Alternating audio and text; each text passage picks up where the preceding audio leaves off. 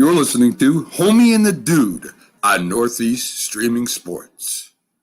All right, we are here. This is Homie and the Dude. As someone who is constantly told don't meet your heroes, I say fuck that, meet your heroes, because some of them are incredible. We got a fucking Olympian. I know. On the podcast. It's crazy. Let's talk about the Olympics. So, China, like, just to put the disclaimer out there, I love China. Got into stoicism about three or so years ago. You know, when I fought at the London Olympics, I'd been doing judo for 20 years already. You're a young guy, and it was probably a pretty like substantial thing in your life. Yeah, boy. All right, hold on. This is the non-crying moment right here. We're right in that zone, the non-cry. Bah! Right? Guy number 1 gets another like, bah! The guy number 50 gets another like, a battle out to be like, boom, boom, boom, Yeah. right? This stuff, stab. So when you hear like a waving song comes up, you're gonna be doing a waving style, you know what I mean? Or if you're doing something where there's hitting on the beat, or if you're top rocking because it's a funky song. Yeah. Black, you know what I mean? Oh, another quote is, you are already the supervillain in someone else's story, and you don't know it. That is amazing.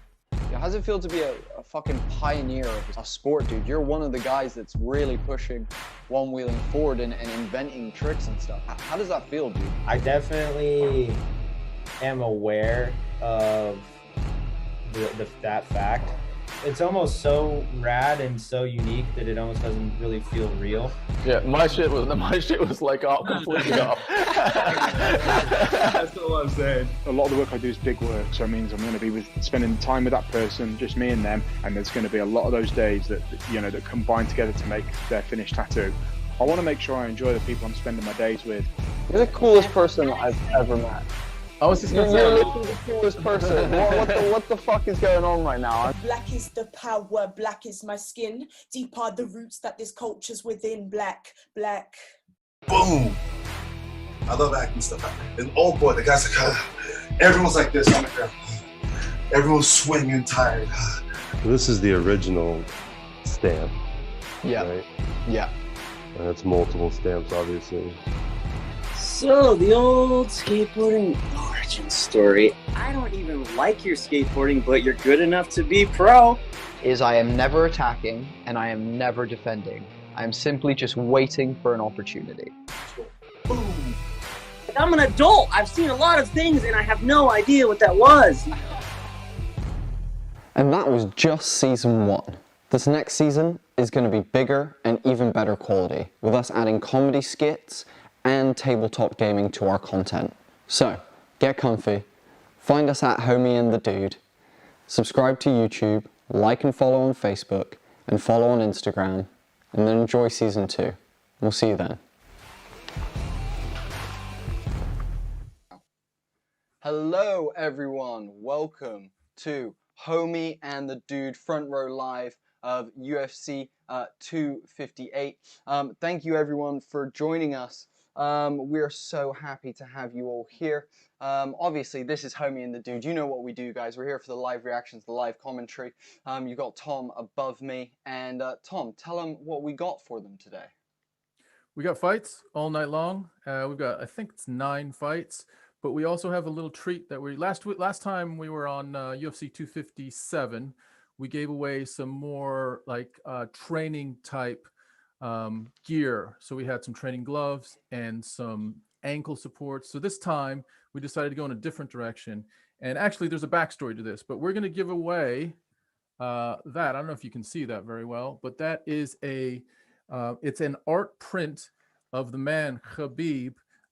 In his Russian, I don't even know what that what that hat's called, but he is the quote in the front is "Smash, Khabib, smash." So that is going to be given away tonight to anyone that donates up to just £1. So if you donate £1, your name's going to be thrown in the pot, and then at the end of the stream, after the main event, we're going to pull a name out of the hat, and if your name is pulled, then wherever you are in the world, we're going to pack that print up and send it to you and then you'll have it. Hopefully, it depends how far away you are in whatever part of the world you're in. So that is what's in front of you as far as a donation. Otherwise, guys, we're here to do what we do, which is play-by-play, color commentary, talk about the fights. We got a banging card today, so really, really happy to be here with you. Yeah. So, guys, if you are wanting to donate, the links are pinned in both of the chats. Also, guys, we are going to be showing you some live stats as well. Let me pull those up for you guys. So, as you can see, in a moment, we're going to be getting into this first fight of the evening, which is going to be Mr. Ewell versus Gutierrez. So, guys, who's excited? Who do you reckon is going to be winning the night side? Tom, you're strongly leaning towards Burns, aren't you? I wouldn't say strongly. I think that Burns. Here's the thing: Burns is more of a finisher, and Usman is more of a controller. So Usman just dominates, but he isn't really looking to take someone out, except if your name is Colby Covington, then he is looking to I guess push it a little bit more.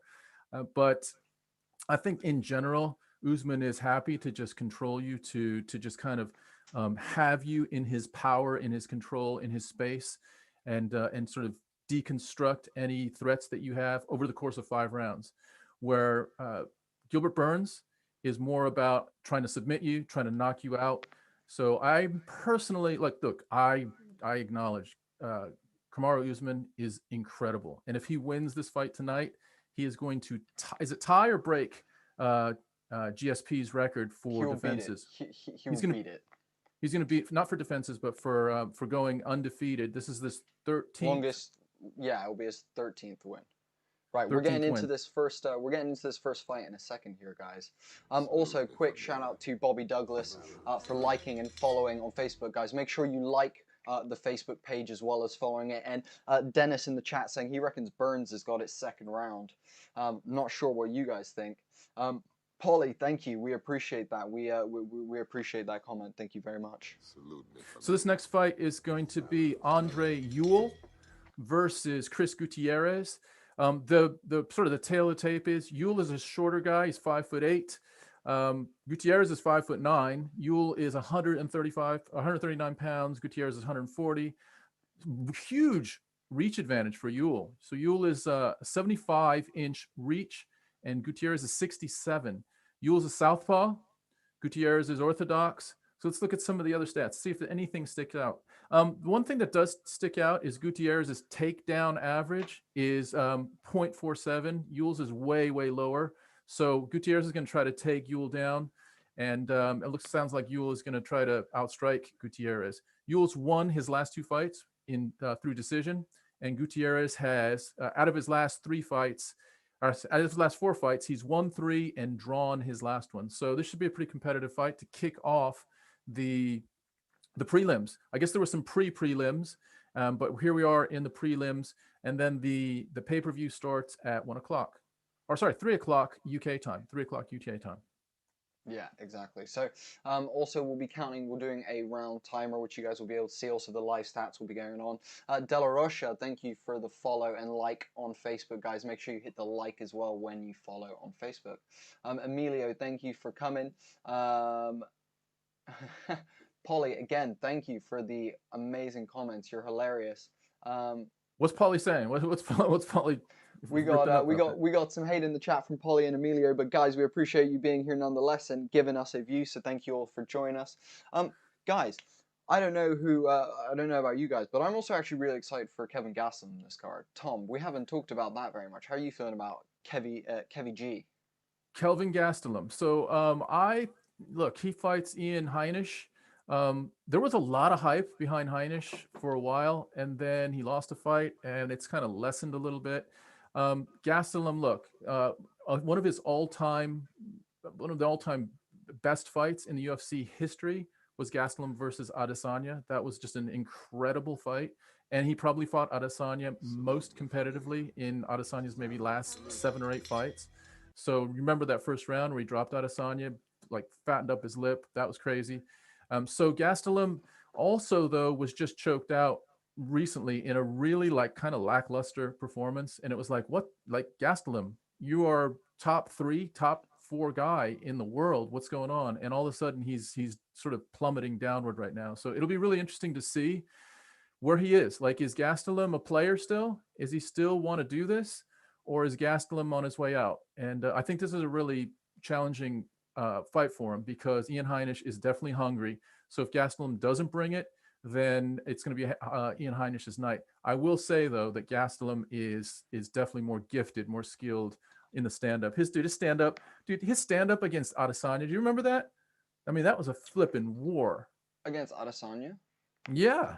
Oh, yeah, dude. His stand-up... Oh, dude, he hung with Adesanya. He was swinging. Don't get me wrong, he got dropped a couple times at the end. But, dude, he was very much in it to win it. He was going for it the whole time. It's not like he was tapping out at any point. He was game and swinging with Izzy, who, as we know, is one of the greatest strikers ever. At this point, you know, we've all kind of accepted that, yeah, he is one of the greatest strikers ever. Yeah, so, I mean, and that actually contextualizes Gastelum. You know, you look at what Adesanya did to Paulo Costa. You look at what Adesanya did to Robert Whittaker. He fights in about 3 weeks against Jan Blachowicz, and I mean, I think he's going to probably. I mean, you have a different opinion on this, both, so we can definitely get into that maybe later on in this card. But Adesanya is like literally as good as it gets in the stand-up, and Gastelum stood with him. They did not go down to the ground much at all. So I mean, he is top tier when he wants to be, but from what I hear about Gastelum, is he has some motivation issues. He likes to smoke some weed. He likes to eat some food. He is finding it hard to figure out how to be a true professional, like what you need to do to be like top level. So that's the lowdown, sort of the on the street word. But let's see where he is. Let's see. You know, he made weight, which is huge, because Gastelum has trouble with making weight. Here we go, though. We've got Andre Ewell against Chris Gutierrez. Walk-ins are happening. Bruce Buffer, wow. Bruce Buffer is completely replete in a shockingly red, but it's also kind of got like some filigree, some like filigree. It almost looks like, what is that called? That design that's, you can see it kind of, but you can't see it on this red, beautiful sport coat that he's wearing. Bruce Buffer is a classy guy as far as his wardrobe is concerned. Also, guys, Will Smith asks when the fight going to start. It's about to start. The Gutierrez fight is about to start. Also, guys, we are happy to let you know that we were able to talk to an incredible UFC fighter, Arnold Allen, 9th ranked UFC fighter. And that's on our YouTube channel. You can hear us chat to him for about an hour about his amazing career and how he's currently doing and how he's feeling. We have another couple of big UFC guests coming up, guys, so please keep your eyes peeled in the next couple of weeks. Hit that notification bar if you're on YouTube, like and follow on Facebook if that's the best way, or follow on Instagram, whatever it may be, guys. But we've got some very big UFC guests coming up in the next couple of weeks, so keep your eyes peeled. And this is about to start, guys. So we're gonna get into it. Andre Ewell looks confident. He's kind of laughing. He's pretty confident. Pacing back and forth, heavily tatted on his shoulders and down his arms. One arm is completely sleeved up. Holy shit, he's like fully tatted. His back as well. Nice oblique kick there from Ewell. Ooh, double jab with a right behind it from Ewell in a quick exchange there. Now Ewell is a southpaw, but he tried to switch up there a little bit, sizing each other up. Gutierrez controlling distance quite a bit. Gutierrez, he just switched up a little bit as well. Switches again. Gutierrez wearing he's wearing ankle wraps. The giveaway that we had last week, guys. The ankle wraps, showing those professional ankle wraps again. Both these guys kind of just measuring each other out. Lots of feints. Nice, again, that kind of stomping oblique kick that John Jones brought into fashion, coming out from Ewell there, and then he's throwing a long straight to the body, which just kind of glances off of Gutierrez's stomach. Gutierrez has got almost like flesh-colored ankle wraps, so I didn't even notice them both. Like when you like called him out, I was like, oh yeah, he's wearing ankle wraps. But he's getting a little bit friskier now. Looks like Ewell's, now remember, Ewell has a huge reach advantage, And you can really see it. You can really see the reach advantage. He's just a lot longer. That little oblique kick coming from Yule as well again. That oblique kicks aren't bothering him. Oh, big body shot there from Yule. Big right hook to the body. But he is really stomping that front leg of Gutierrez, and you can see it's hyperextended once or twice, and actually he's not enjoying it anymore. Will Schmitz, thank you so much for the follow and like on Facebook, my dude.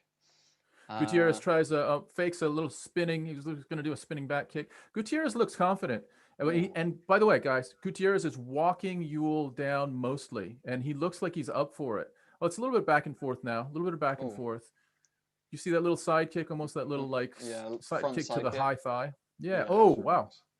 Big overhand left there. Sneaky, very sneaky. They trade front kicks. They almost block each other with front kicks. They're both looking to see who's going to take advantage of the stand-up, and no one has a clear advantage right now. Oh wow, interesting. Gutierrez goes for almost like a half Imanari roll, but Yule moves out of the way, so he abandons, get back to his feet. They're now back in the center of the cage. Outside leg kick there from Gutierrez. Being given to Gutierrez from Yule. Yule is very much measuring himself. Lots of feints. You can tell Yule is very much a counter striker. He's got his hands low, and you can tell he's looking for the counters most of the time. He's not really initiating much of the encounters. He does have a looping left hand. Remember, guys, he's a southpaw. He's got a looping left hand, and that's sort of how he sort of delivers his strength punch, which is interesting. And I've just lost my feed a little bit, so I'm gonna. So as they're basically standing in the middle and trading, lots of feints coming in. Oh, big 3 jabs coming in there from Yule actually. Oh, body kick coming in from Gutierrez, a mid body kick, and he swings for a inside leg kick but misses.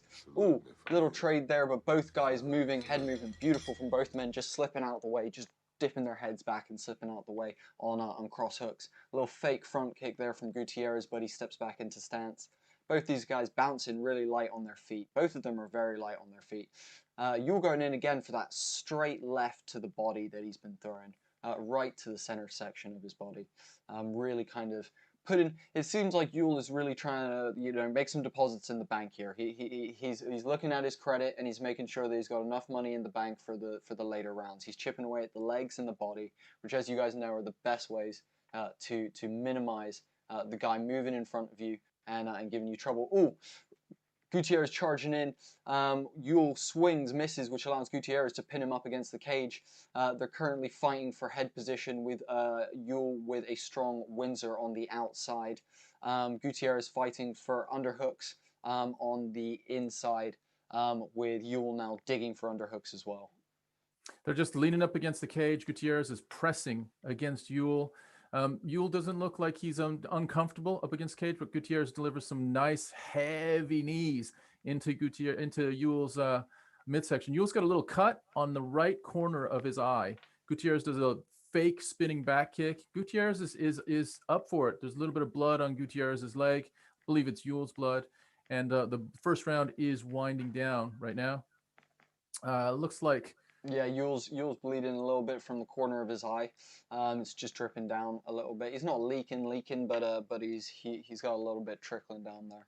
Oh, big Yule kick! Gets dropped. Big head kick by Gutierrez. He Gutierrez hurts him. with 2 big rights, and the round ends. Yule is tagged, and he acknowledges that he is rocked as the round ends, guys. Wow. At the end of that one, as you guys can see, the strike percentage is actually Yule with more significant strikes, but wow, at the end there, that flurry from Gutierrez really changed it up. And Mario, thank you for the like and follow on Facebook. Uriah, thank you for the like and follow. Guys, remember, if you're on Facebook, like the page as well. Likes are what Facebook care about, and we care what Facebook cares because they care. Yeah, something like that. Yeah, it'd be good to chuck that our Facebook page right on the chat stream. Yeah, dude, that last kick, Gutierrez delivering the left, it was almost like a fake. Delivered the left, clocked him upside the head, and then he actually contacted with about 3 or 4 more good punches. So that was nice. That was real nice. Gutierrez looks good. End of the first round. clearly a Gutierrez round by how he dominated like the last about 10 minutes, or sorry, 10 seconds of the last round. So here we go. Starting here's the kick now. Let me just see how this goes. I'm gonna break it down for you. Oh, it's a knee. Yeah, it's a knee and a foot. Basically what happened is Ewell dropped like a down almost takedown. like he was gonna shoot, didn't he? Yeah. And here we go. Start of the second round. Gutierrez is stalking a little bit, trying to mix things up. Lots of feints. Gutierrez, another low kick.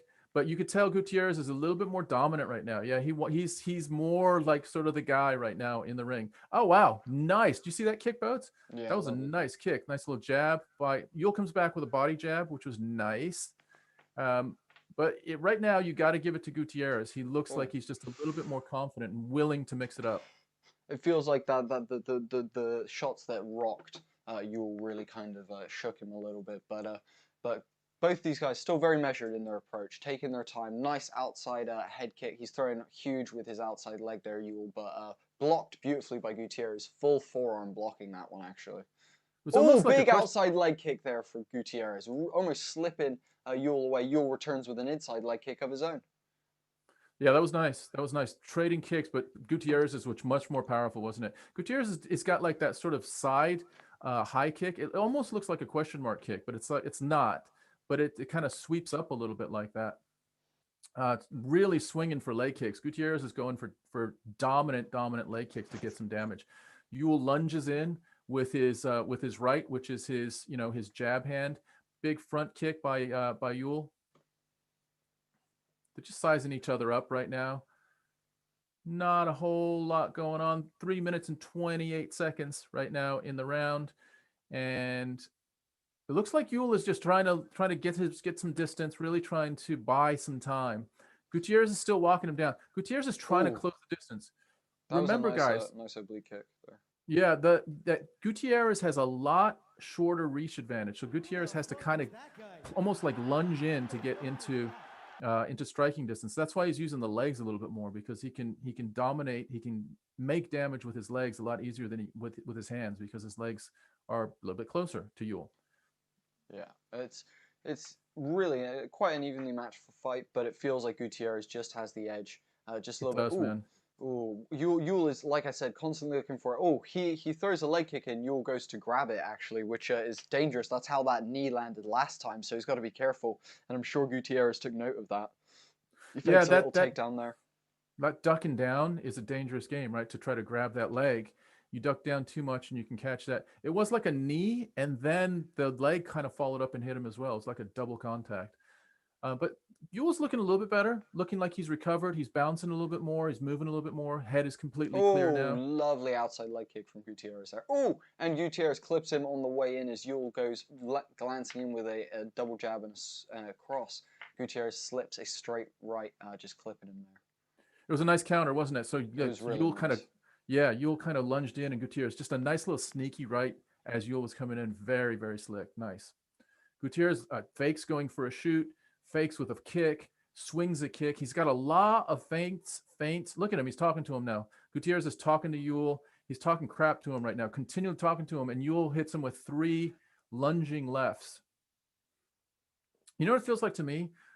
That Ewell is actually a right-hander. Nice left there from I feel that too. Ewell with a lovely left clipping him on the Doesn't it feel like his right is his more powerful hand, even though he's as a southpaw? Because his left is just not. Oh, nice little spinning back kick by Ewell. Minute and 19 seconds left, guys. Ewell is bouncing up and down almost like a karate stance. His legs are down. He's trying to catch. Gutierrez lands a sweeping right. Yeah, kick. it's very close. Ewell got his hand to it, but it's still, the toes still clipped the back of his head. Exactly. Yeah, just under a minute, guys. Gutierrez is probably, I don't know, this round is probably 50-50. Gutierrez won the first round clearly. Nice front kick right into the body by Gutierrez. Gutierrez still looks like I'll tell you what, it's still, I wouldn't say a 50-50 fight, but Ewell is still definitely in it.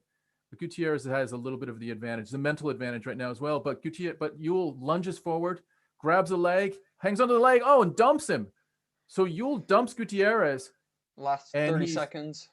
Yeah, standing on top of him. He's actually going for a leg submission. He actually almost pulls guard to try and get a leg submission. He's looking, yes, he's got his leg in, he's going for a heel hook, and it's deep, it is very deep. He is wrenching that, he just doesn't have it right under the correct place. We have 10 seconds left, and it is not exactly doing what he wants it to be doing. He doesn't have it set on the right side of his body, and he's not twisting the ankle in the right way, so it's not quite getting the leverage he wants, and Gutierrez survives the round, guys. As you can see, Ewell is very much in the lead in terms of strikes landed, but it feels like Gutierrez has been more dominant, in my opinion, Tom. How about Well, look you? at the Linda, leg kicks thank as you for well. the show. Gutierrez has got 22 attempts and 12 strikes on the legs. Ewell's only attempted 10 leg kicks and landed 6, so it's 12-6, double in leg kicks. And there's not a lot of ground control because neither one of them have been on the ground much, so that's not a real factor. It is the strikes though, and Ewell has thrown a lot more punches and actually landed more than Gutierrez, but you wouldn't think so. So the stats are a little bit misleading. Going to the last round, I'll tell you, whoever wins this last round wins this fight. That's where I am, because I have a feeling they may have given Ewell that second round just based on that last takedown and almost sub on that leg lock. Can I say something quickly?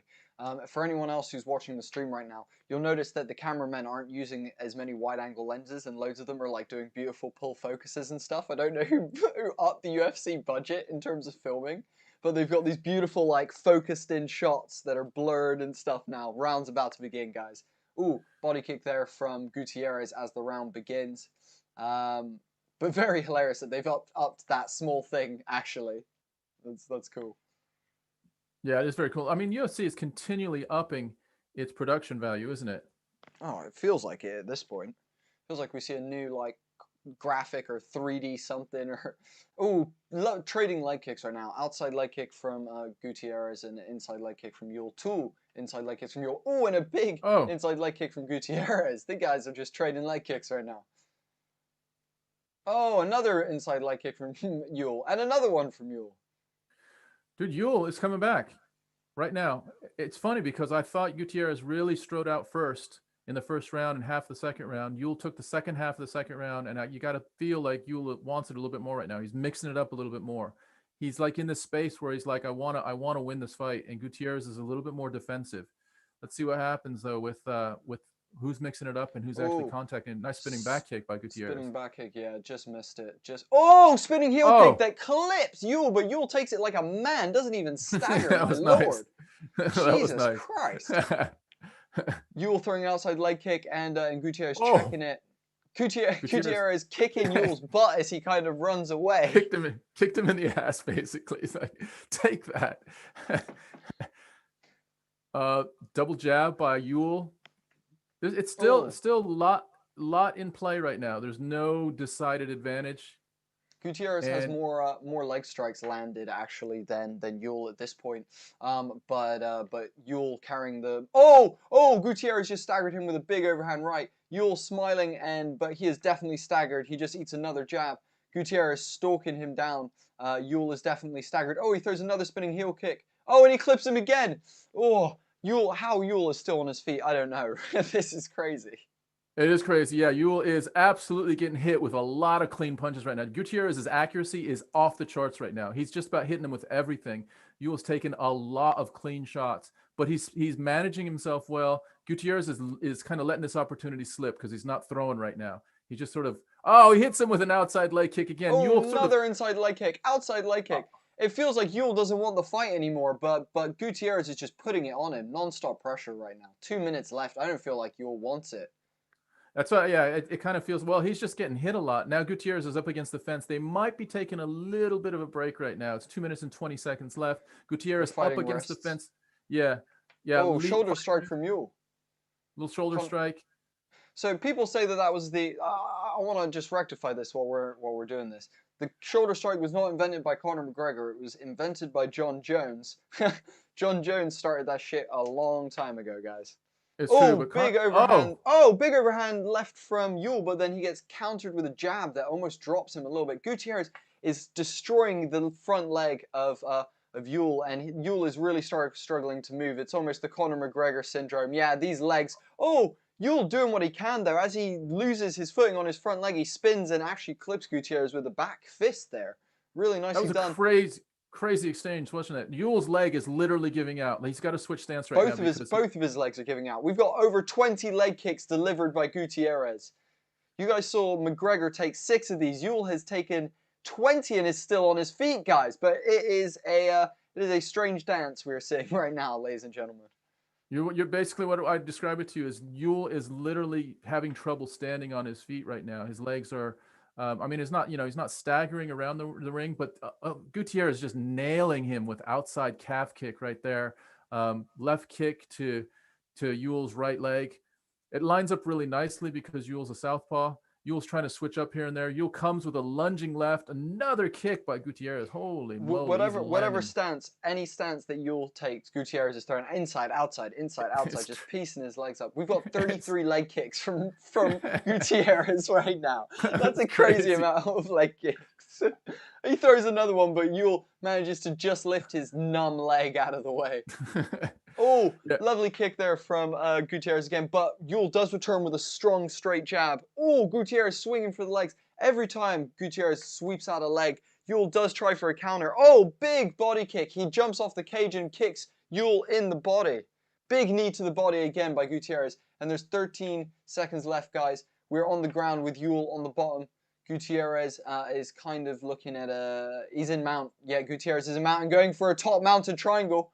He's going for a top mounted triangle. Oh, and the fight is over. Wow. Wow. What a last half of the third round for Gutierrez. Chris Gutierrez put it on in that last half of the third round, and I think he won it by doing that. That was a great man. Dude, have you seen anyone get lit up by those legs like that for a while? That was crazy. That was absolutely wild. Yule's legs are pretty skinny as well. He's got like John Jones legs. And he got lit up, I mean, all over the place. Inside calf kick, outside, up on the thighs, behind him, like everywhere you could think of. Yule was getting lit up, and Gutierrez really invested a lot in the leg kicks, and I think it paid off for him. He's not going to want to sit down tomorrow. Yeah, Gutierrez wins that. No, dude, can you imagine how, like, let's just hope Yule lives in a one-story house, because, stairs tomorrow? Nah, dude, that's not going to happen. Payman, we will let you know who won immediately the moment it comes up, my dude. But currently, if you're looking at the stats, guys, you can see that Gutierrez actually ended up getting total strikes way more. Ended up beating Yule by 20 total strikes, guys. Those leg strikes really being the main factor in that. So what we're gonna do is we're gonna just switch back, and we will actually I'll hold it up while we're doing this.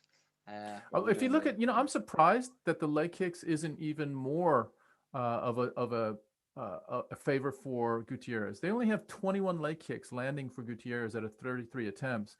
Dude, I had him landing way more than 21. But hey, that's the stat. Here we go. Here's the decision, guys. Referee is holding both of their arms. Decision is being called out. Gutierrez is kind of raising his hand, thinking he's going to win. He is kind of pounding his chest. Let's see what the final decision is, and Gutierrez's hand is raised. Guys. Gutierrez wins, guys. Nice little one there from Gutierrez. We love a good bit of that. Now, guys, as you know, we have a special little giveaway today. Tom, do you want to tell them what's going on and how they can be a part and get a chance to be a part of our giveaway today? Go for it. So this is in between fights, guys. The next fight is going to be Rodolfo Vieira versus Anthony Hernandez. So we'll keep you up to date when their walkouts start on that one. Don't worry, you won't miss anything on the fights. But for tonight, we like to have a different giveaway, a different donation giveaway for each of these live streams. And tonight's is a little bit different than last time. And basically, this is based on my birthday. It was last week. I had a birthday, and Bodie actually gave me one of these. And we thought, you know what, this is so damn cool that we're going to use it as a giveaway for the live stream for 258. So this is a print. Hold it up of. More, hold it up higher. Can you see that? Can you see that? Yeah, perfect. Up a little bit more. Okay. Yeah, nice. Is that good? It's hard for me to see. Yeah. So basically, guys, what that is, it's a Khabib. It's kind of like an artsy feel to it, and it says that you can read. If you can read, it says "Smash Khabib, smash Khabib Nurmagomedov." He's wearing his hat. He's looking up. It's fucking awesome. I absolutely love it. Thanks, Boats, for this, by the way. Not a problem. Yeah, after this live stream, I'm going to put it up on the wall. But for now, I just wanted to put it here so I don't have to like take it off the wall the whole time. So here's the deal. We're going to give one of these away to whoever qualifies at the end of the night. And the way you qualify is you donate a pound, 1 English pound to us through that donation click at the top of the comments. So if you donate a pound, it's like putting a raffle ticket in a bucket. And after the end of the main event tonight, we're going to pull out one of those raffle tickets and someone's going to get this. And wherever you are around the world, we're going to put it in a package and we're going to send it to you and you'll be able to hang it on your wall. So there you go, guys. I'm going to put it away now and we'll talk about it again at the end of the next fight. So that's for you guys to think about. The link is at the top of the comments and it's strictly a PayPal situation. So you go in, if you have a credit card or PayPal, pop in, you know, at least a pound. If you want to pop in more, hey, all the better. But that is the giveaway for tonight's pay-per-view. Yeah, guys. So we got dude, Joe Rogan's back. Hey, Joe. Joe Rogan's back, guys. Let's talk about who we've got next, Tom. So what's next on the card? Tell me what we've got next. We've got Rodolfo Vieira. Now I don't know if you've seen much of Vieira, dude, but he has an insane ground game, and his nickname is the Black Belt Hunter. He's fucking insane on the ground. He has some like Rodolfo's not next. Next we've got next we've got P. Viana versus M. Martin. Ah, okay. Oh yeah, Viana versus. Yeah, that's right. Viana versus Martin. Okay, so that's a girls' fight, and that is a little bit of a different type of fight. So Martin is I think she was dropped in her last fight. Her name is Mallory Martin. She was dropped, but she recovered and she won that fight through a decision. She's kind of an all-rounder, Mallory Martin. She's pretty good at just about everything. Maybe not great at anything, but really good. She moves around. She's kind of smooth and fluid in her movement. Polyana Viana, she's scrappy and her game is on the ground. So this is going to be a test to see if Martin can keep it standing and striking, then it's probably going to be an advantage for Martin. If it gets to the ground, then Viana has the advantage. That's kind of how I see it. We've just had Gutierrez be interviewed by Joe Rogan. Dude, there was discussion. I mean, there's been some stuff going on about Rogan these days. He's taken some heat about not being completely on his game and like maybe being a little bit distracted and all this shit. Like John Anik came out last week talking about almost like defending Rogan because Rogan's getting some heat from the MMA community about just not being as sharp as he used to be. What do you think? I don't know, dude. I personally still love Joe Rogan's commentary. I think it's some of the best out there. I think it's hard. I do too. I think it's hard to beat Rogan, honestly, but that's what we're here trying to do, and I think we do a pretty good job of it. Tom, are you watching Mallory kick right now? I am watching her kick, dude. Cool, amazing. No, I just want to check because I lost my stream for a second. I just wanted to double check.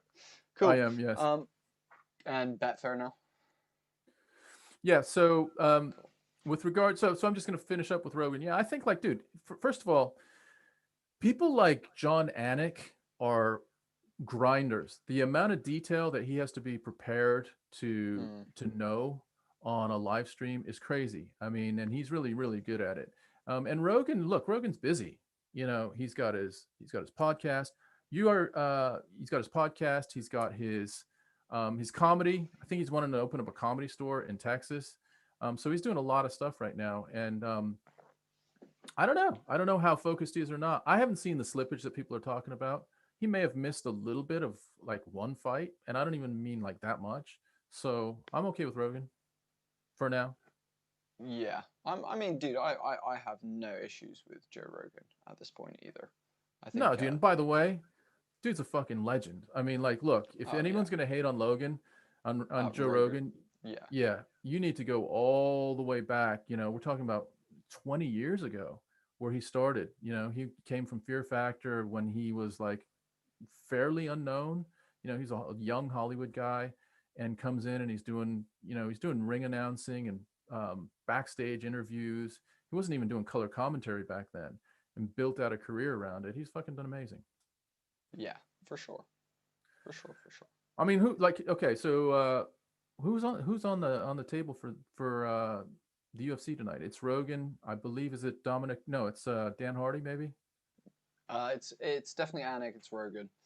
So guys, they're kind of showing us the rankings at the moment for the welterweight division. You got Gilbert Burns and Kamaru Usman topping the division with Colby Covington right underneath.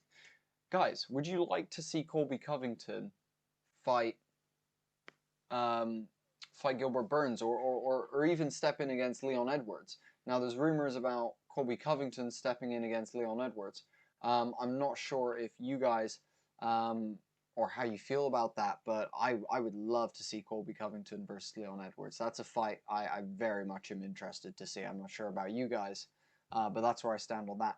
Adnan, in response, dude, I'm moderating Facebook. Don't worry, I'm getting rid of all the links. But thank you, dude. I appreciate it. I'm not sure if there's any way that we can do. If I can in the future, I'll work out and let you know, my dude. And if we can, we'll get you sorted with it. But if not, for the moment, I've got it. Don't stress. But thank you. What do you think about? So when you say Covington versus Edwards, I agree. Like, I'd rather see Covington versus Edwards than Covington versus Masvidal, simply because I think Edwards deserves it more than Masvidal does. I mean, I know there's a lot of like bad blood between Covington and Masvidal, and that's going to sell more. But as far as competitive MMA fighting, Edwards deserves that shot, and Covington deserves it as well. Like, they're both 1 and 2 in my book. And Masvidal, like, what has Masvidal really done in the welterweight division? Like, honestly, he just got mushed by Kamaru Usman. And he did knock out Darren Till, but he's lost to Wonder Boy. It's a bit of like, he wins a couple, loses a couple, that type of thing. He hasn't been dominant in the welterweight division. He beat Nate Diaz, but that was at 170. But what was that? That was BMF, and that wasn't anything to do with like trying to get into the conversation to be a legitimate title contender.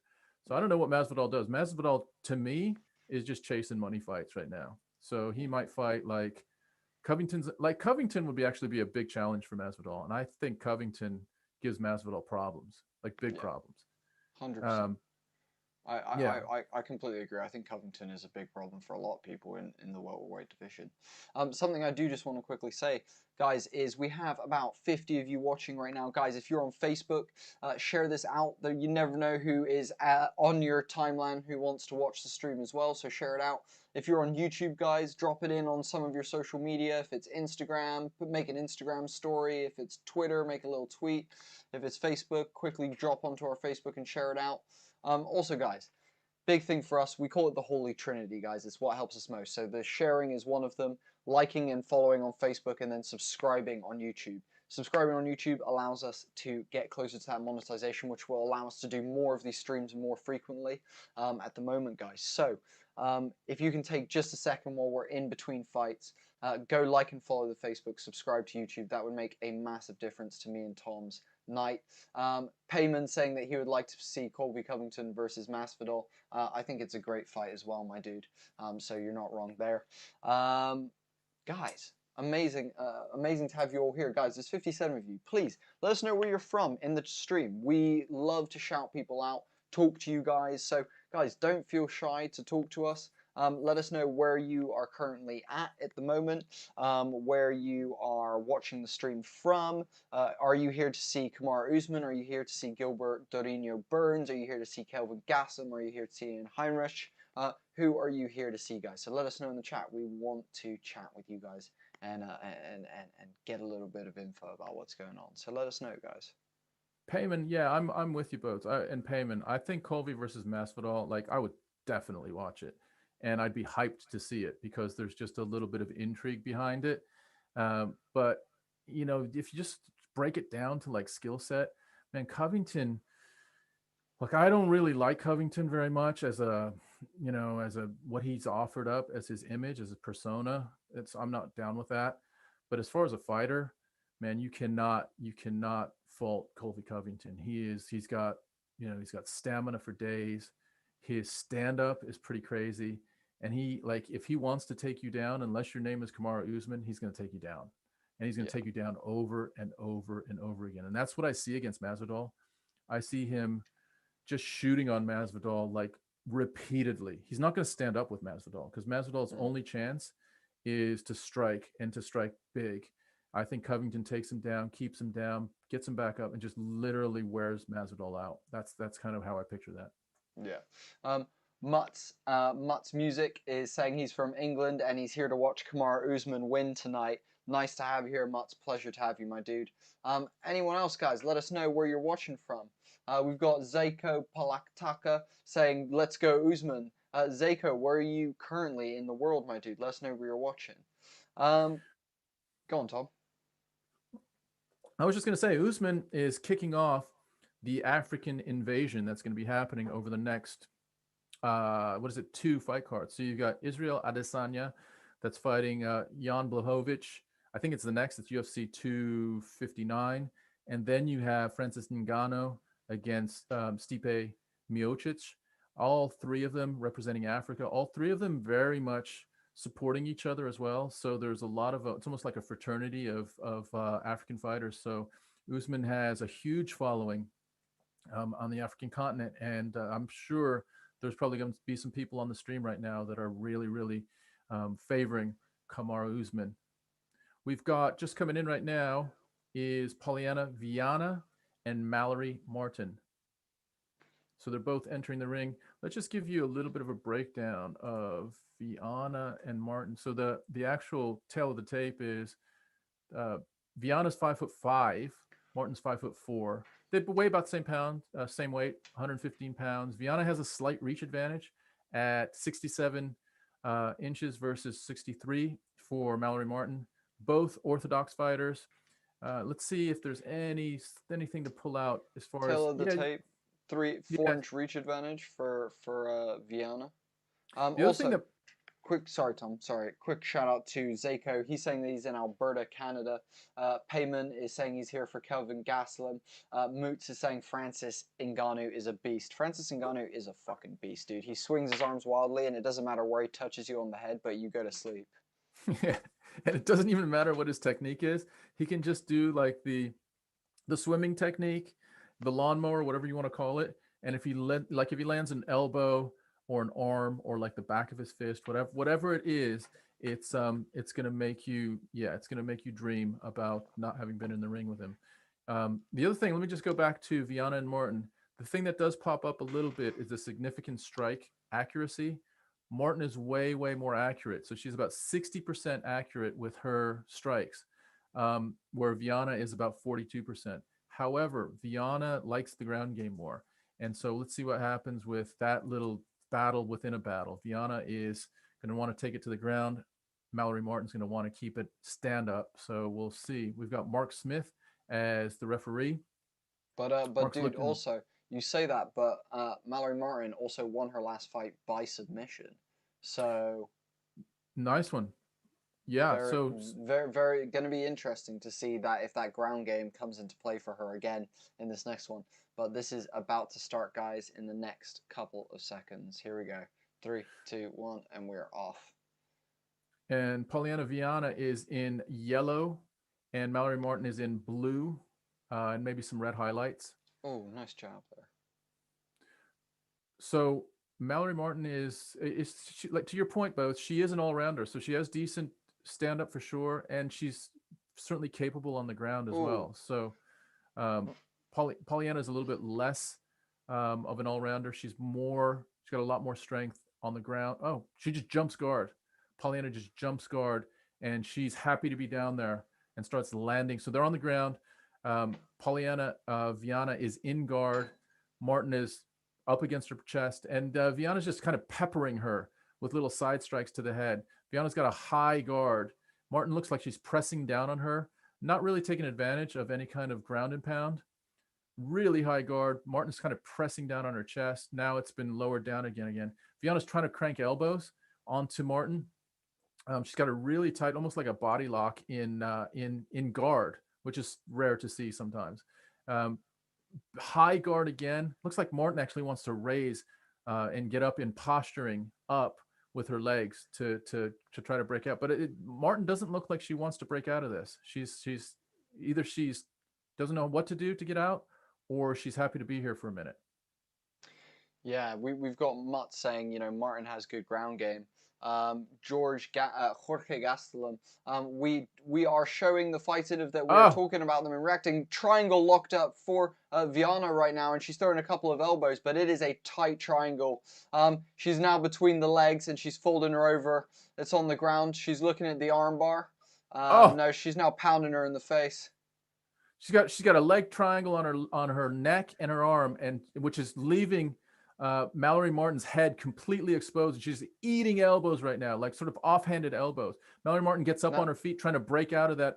But Viana counters the stand up with a lovely ankle pick there. Oh yeah, very nice. Oh, she might Martin slam her tries up. to slam her. Yeah. Mallory Martin sort of picked her up and tried to slam her down. It wasn't much of a slam. I'll tell you what, Viana's elbows are hurting. She's smashing elbows that are uncontested right now. This might be hugely damaging. There's 2 minutes and 30 seconds left. Mallory Martin's in trouble. She is in trouble. That triangle is pretty tight. What Viana needs to do right now, she needs to pull her head down and really squeeze those knees together. If anything, she could also wrap her arms around her knees like this, create an S-lock and squeeze her knees together to cinch in all that blood and put Mallory Martin out.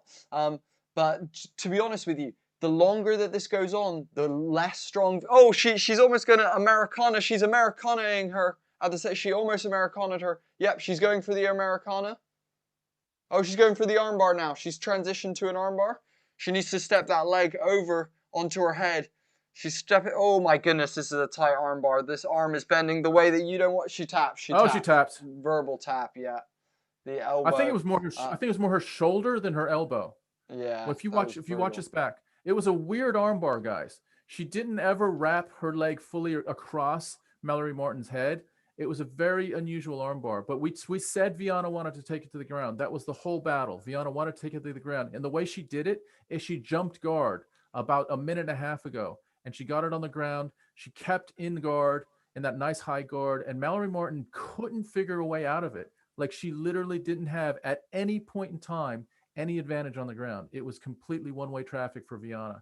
Viana's being held by her coach, leaning over the fence to congratulate her other coach. And she's super, super happy. Watch this. Nice body kick by Viana. And she just jumps guard right here. Look at that. And drags her down. And that's it. That's the fight right there. She jumped guard about a minute and a half in, locks this triangle, almost gets slammed. Mallory Martin's only chance was when she stood up for a moment and tried to drop Viana down, but it wasn't enough. Elbows. Those elbows. Ricardo Garcia, thank you for the like on Facebook. Guys, go over to Facebook, like and follow us to find out who our guest will be for next week's podcast. It is a MMA themed podcast. We have someone from the UFC, guys. So please like and follow on Facebook if you want to get updates for when that's happening. Also, guys, we interviewed 9th ranked UFC featherweight Arnold Allen last week, guys. That is live on YouTube right now. Go check that out as well when you get a chance. It is a great podcast. He opens up loads about some great stuff. Not to mention, guys, he trains at TriStar, where GSP trains. So there is a great video clip that we have on there as well of him talking about training with GSP, the legend George St. Pierre, guys. So go check out our YouTube channel at Homie and the Dude and hit the subscribe button and check out those podcasts, guys. Yeah, Arnold Allen is coached by Faraz Zahabi, which is he's a legend. And Arnold Allen is from the UK, so he took a big jump from the UK to basically move his entire life to Canada, to Toronto, Canada, to train at TriStar. And he's been trying to get a fight for the last year and a bit. He had a fight with Jeremy Stevens that was canceled. He called out Edson Barbosa. That didn't happen in December.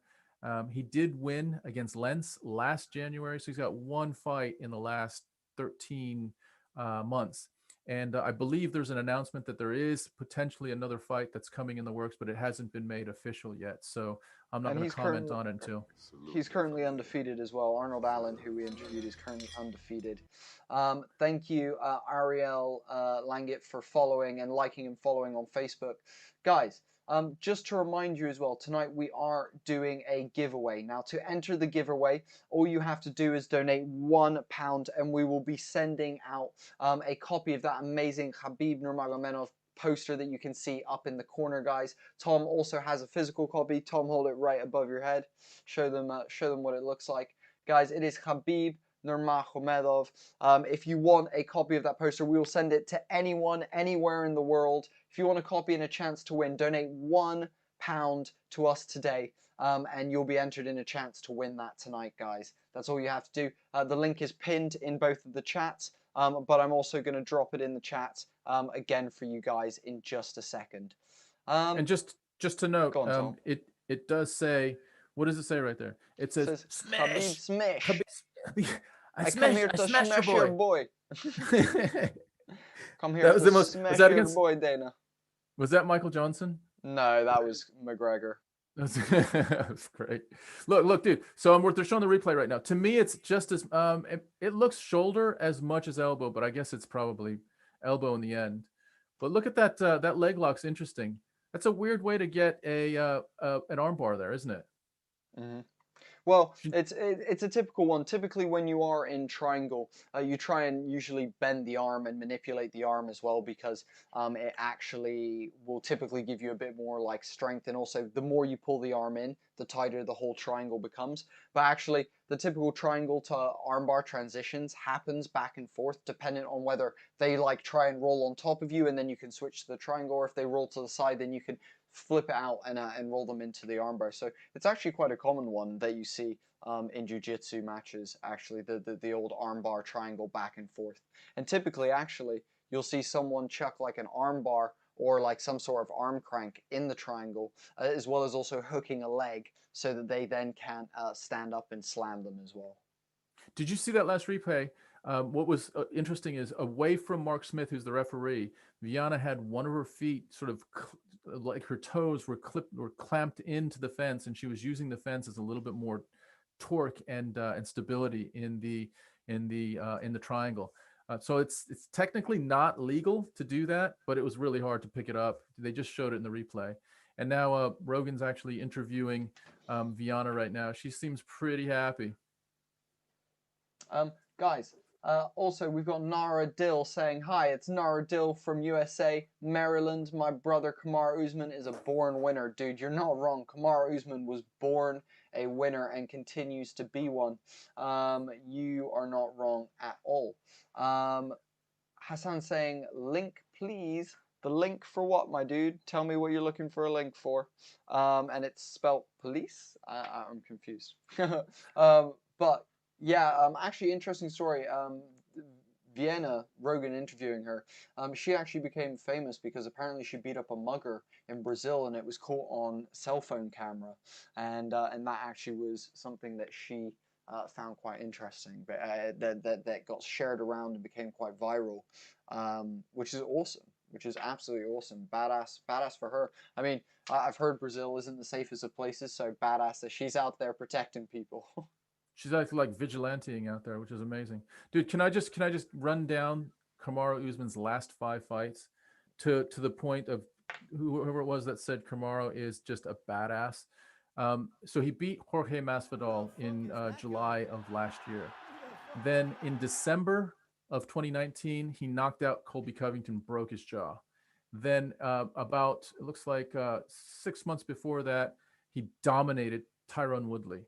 And Tyron was, at that point, was looked at as one of the greats of all time in the welterweight division. Before Tyron Woodley, he dominated Rafael Dos Anjos.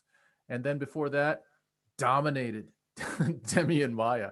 That is a flippin' murderer's row of competition, and he just steamrolled all the way through it. There was literally, like, the toughest fight of all of that was Colby. Yeah, and also shout out to Nelson Rosario for sharing the stream and liking it. Guys, remember, like and follow on Facebook if you want to find out who our UFC guest is for the next week's podcast. Also, guys, please subscribe to the YouTube channel. That is the biggest thing that helps us at the moment. Get us closer to that monetization. It really does make a massive difference to us, guys. Thank you all for being a part of this. Guys, there's about 50 of you amazing people across Facebook and YouTube at the moment. We're so thankful to have all of you here. We love that we can have people of different nationalities, different races, different religions, different beliefs all come together and watch fights and hang out. So guys, If you are new to Homie and the Dude, let us know in the chat. We want to shout you out. If this isn't your first Homie and the Dude stream and you are a returning La Familia member, if you are a Familia member, also let us know in the chat. We want to shout you guys out. Please, guys, give us some comments. Let us know what is going on with you tonight. Also, are you chilling with your buddies? Are you by yourself? Are you with your dog? Who are you hanging out with while you're watching the fights, guys? I'm hanging out with Tom, my dad, by the way. You know, I'm not sure if you know, but we do a father and son podcast. We're called Homie and the Dude. That's Tom, and I'm Bodie, guys. Yeah, welcome, guys. Guys, just to let you know, the next fight is Belal Muhammad versus Diego Lima. Diego Lima is Douglas Lima's brother. Douglas Lima is the current Bellator welterweight champ. Diego Lima is 17-7. He's got 5 first-round finishes, and that is some serious fighting stock in that family. Belal Muhammad is a shorter, stockier guy. That's just he's a banger. He wants to go in there and scrap. So, and he's just a tough dude. So this could be a really interesting fight. Interesting that it's also in the prelims. So is this the headliner of the prelims? I believe let me have a look, Tom. I think it might be. Yeah, this might be the headliner of the prelims. Yes, I believe so. Also just quick shout out, free 1 second, free in the chat saying, is this for real? Yeah, it's for real, my dude. And do we show the fight? Yeah, dude, we show the fight in of that we react to the fight and you get to hear what's going on, and we do play-by-play commentary and all that. Batman is Mexican with a cat emoji. What's up, Batman is Mexican? I didn't know Batman was Mexican. That's awesome to hear. Like and share nice stream content on the channel. You won't regret it. Thank you, Nelson. Nelson giving us some props, saying to like and share, guys. We really do appreciate anyone who does have a chance to like and follow on Facebook. It does take just 2 seconds, and a quick subscribe on YouTube. Trust me, guys, we have had on our podcast world champion wingsuiters. We have had judo Olympians, Commonwealth Games world gold medalists. We've had professional skateboarders. We have actually had the stuntman for Spider-Man on our podcast. Guys, why wouldn't you subscribe is the real question. You're already here. If you're father and son, why are you not in the same room? Great question, Batman, from Mexico. Well, the answer is because in the United Kingdom, where we are in the UK at the moment, it is what they call lockdown. And during coronavirus times, you are not allowed to leave your house. Now, Tom and I live separately, so we do this stream across the internet. Typically, though, you are right, we do this in person. And it is a lot of fun in person, but we're giving you the best that we can at the moment until lockdown's done, which we're hoping will be in the next couple of weeks before 259, which is, as you guys know, possibly going to be the biggest card of the first half of this year with 3 title fights on. Me and Tom are hoping to be back in the same room together. So we look forward to possibly doing that as well. Nelson, I just wanted to say, Nelson, lovely to see that. What's up? Characters of Zorro, Batman were based on real Mexican called Joaquin Murites. Oh, awesome! Zorro and Batman. Well, it's pronounced Zorro. Let's get it correct. Zorro was Batman was based off of that. Very interesting. Off of a guy called Joaquin Murites. Tom, did you know that? I did not know about that at all. What I was doing, I just wanted to shout out Nelson. I know you've been here before, so in previous live streams. So thanks for joining us again, Nelson. Really, really appreciate you coming back, and hopefully you're enjoying the evening. Yeah, the Batman thing, I did not know it was part of some sort of Mexican lore. I'm not sure I believe it, dude. I mean, prove it. I mean, look, there's different costumes, and there might have been like a Mexican styled costume that had to do with like pointy ears or something, but you're saying that he was like he was Batman? No, he's saying that he was based. No, he's saying that the character of Batman was based off of a guy called Joaquin Murites. And also Batman says he's Batman from Mexico, saying he's watching from Washington DC. Dude, how is Washington DC at the moment? You guys have had some crazy civil unrest in the last couple of months. I hope you're safe. I hope everything in your life is all right, man. We know it's some crazy times over there. So wishing you the best. I agree. Yeah, guys, stay safe out there.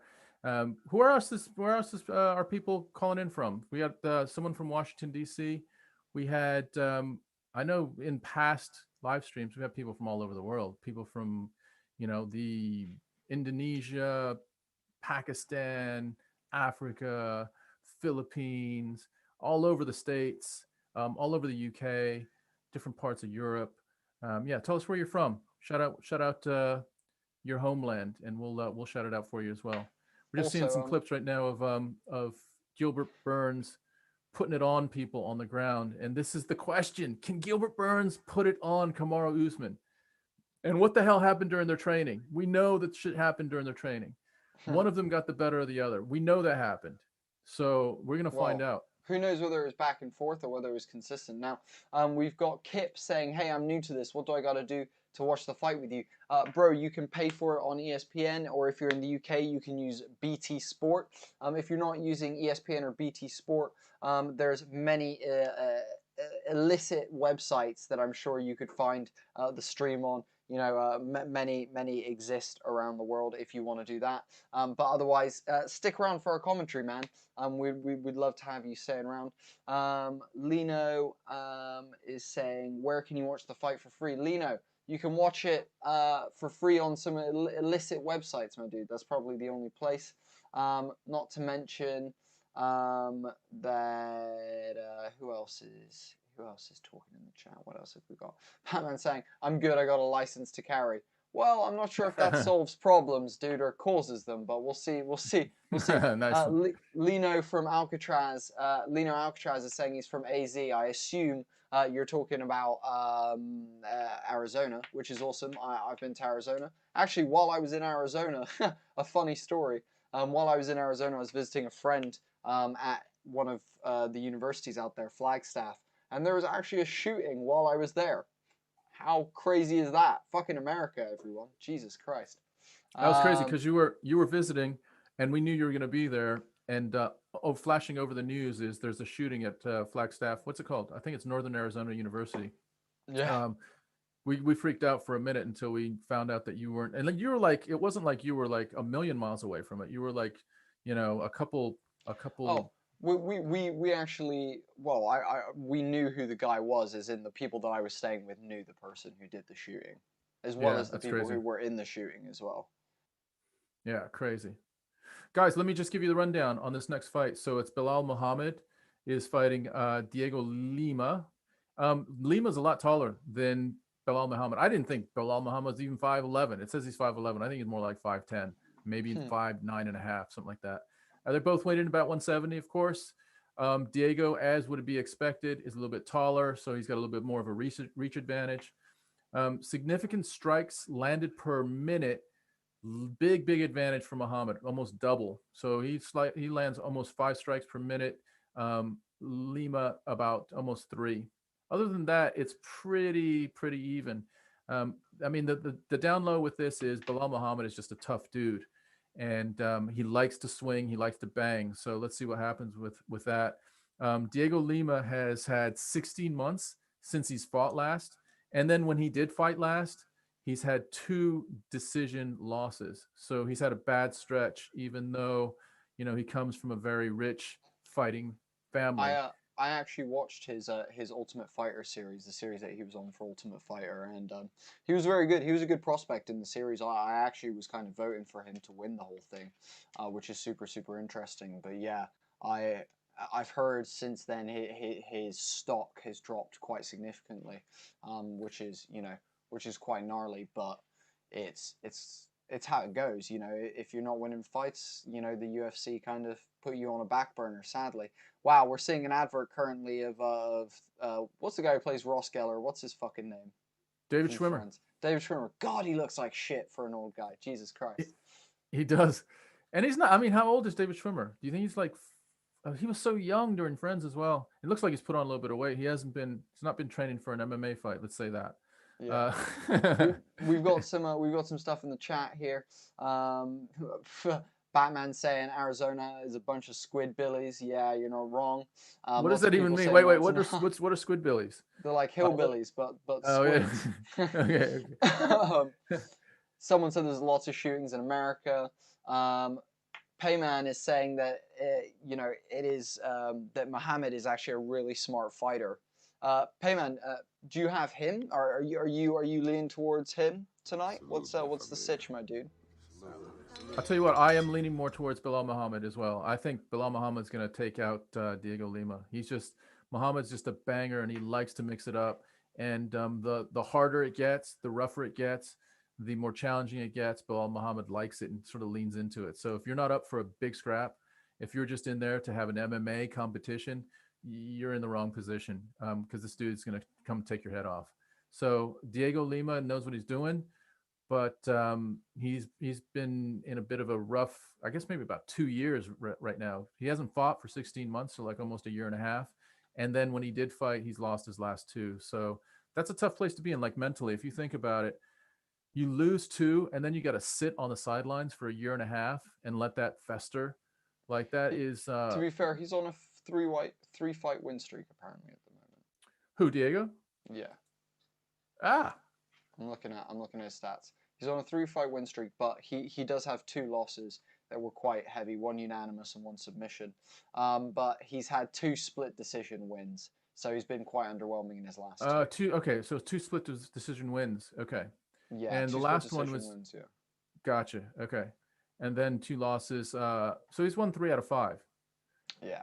And Muhammad is quite accurate. He's almost 2% more accurate than Lima, but they're both orthodox.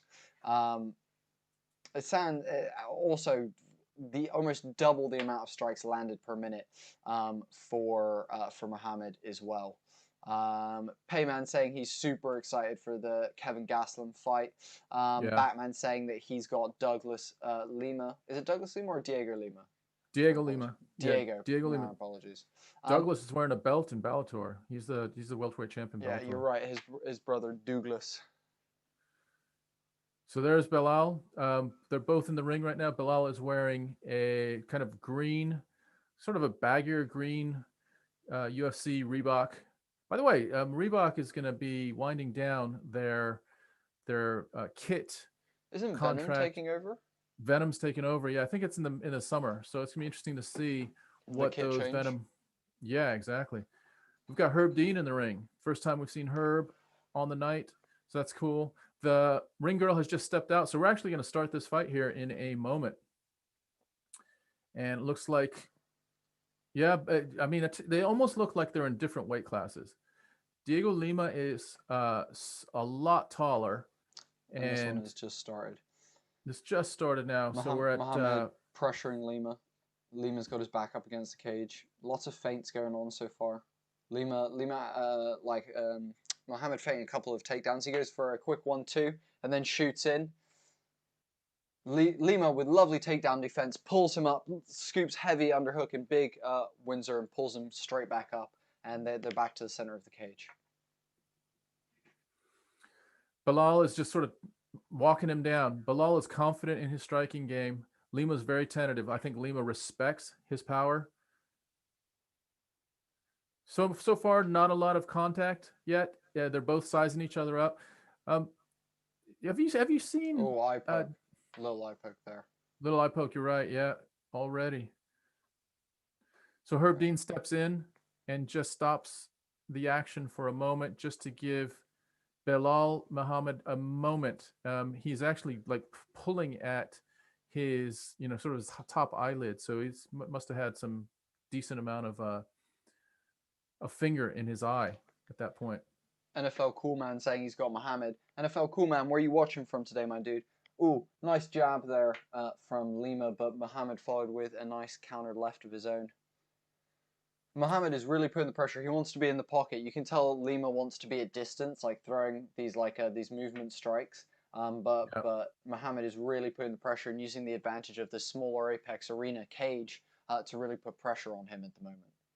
Yeah, that's a good point. The Apex cage is about a yard smaller all the way around, and it is definitely at the advantage of Bilal Muhammad right now. He's able to walk down Diego Lima quite a lot easier. Oh, he just hit him with a side kick with his left foot, and then followed that up with a right cross. He's really walking him down, and you're right. The battle right now is controlling distance, and Bilal Muhammad is winning that battle. Ooh, Diego lovely Lima outside with a leg big kick. outside leg kick. Yeah, that was nice. Huge outside leg kick right there, really chopping away at the tree. Ooh, big body kick though from Muhammad that rips the liver of Diego Lima. Didn't he look like Joe Rogan on that body kick? That was like Mm. it was from the hip, dude, when he launched that. Oh, lovely outside leg kick again from Lima. Lima forcing. Do you know what? Muhammad's kind of striking looks very similar to Khabib at the moment. He's got that almost like square stance, and he's very solid on his front, and he keeps switching his stance because those leg kicks are there's two now that have landed very, very heavily. Carlos Jean, thank you for the like and follow on Facebook, my dude. Yeah, so Bilal Muhammad, you're right, dude. His stance is very, it's almost like shoulder to shoulder. There's not very much. I mean, at times it is orthodox, but then he'll just straighten up and get shoulder to shoulder just so he can reach with his right hand a little bit easier. But right now, Bilal Muhammad is controlling the space. He's just got a little bit more power. He's throwing with quite a bit more power. Yeah. And there he goes, closing distance. Oh, big right by Bilal Muhammad. It didn't hurt Lima.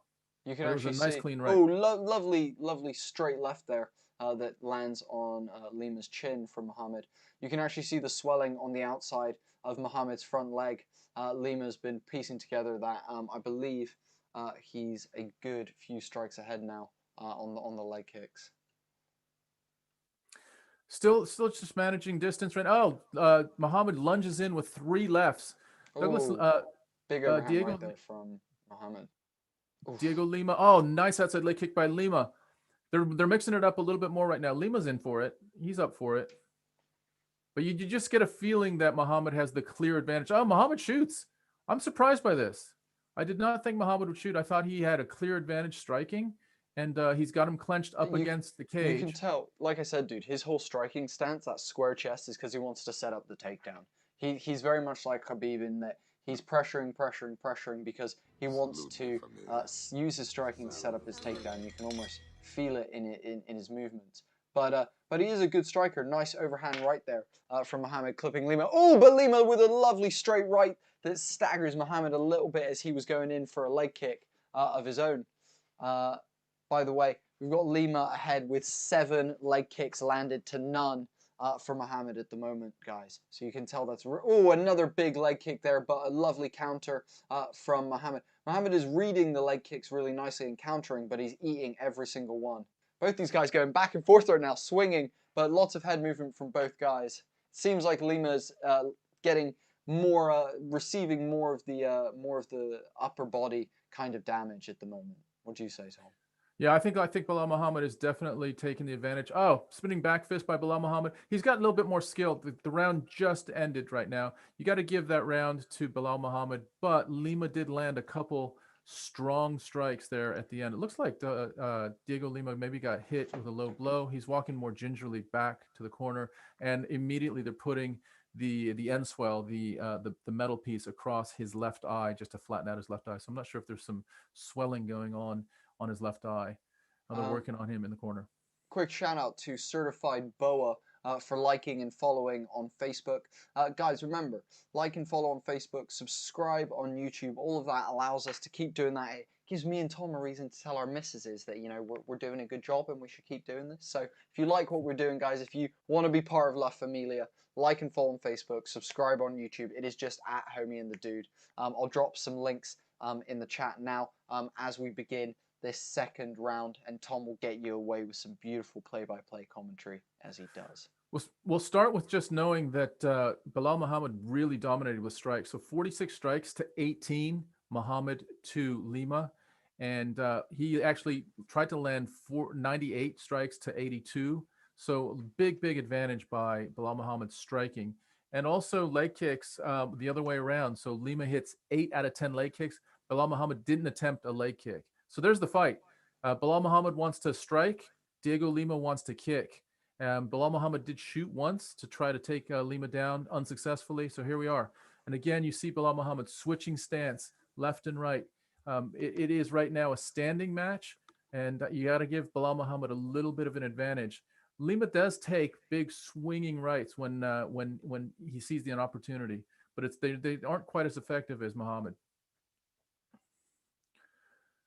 Still sort of gauging each other. Not a lot of damage. Oh, nice outside leg kick. Oh, lovely head kick there from Lima, but it was blocked partially by Muhammad, so not getting through quite how he wanted.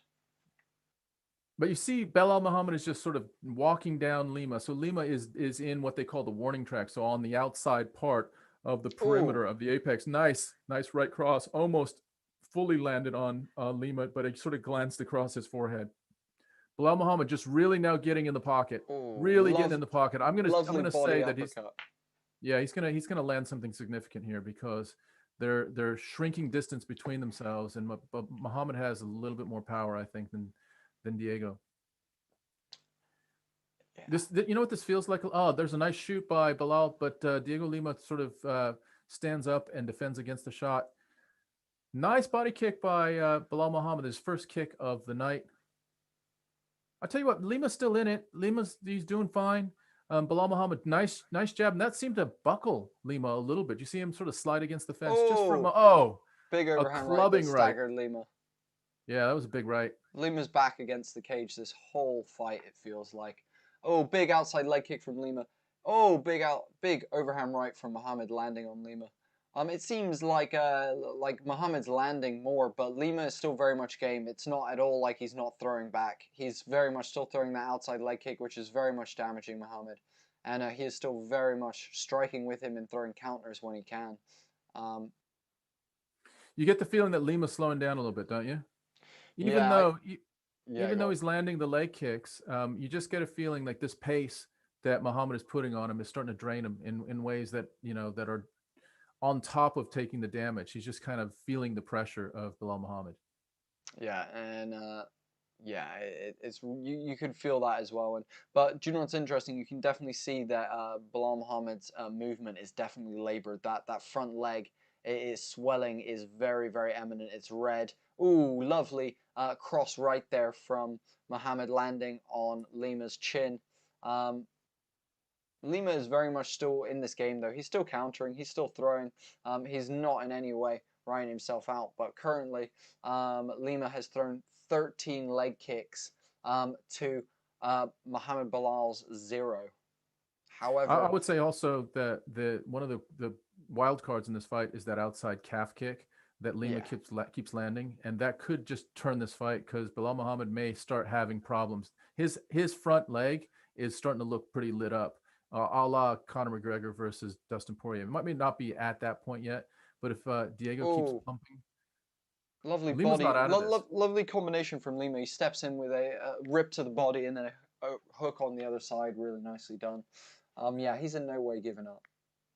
No, not at all. This fight is getting really interesting.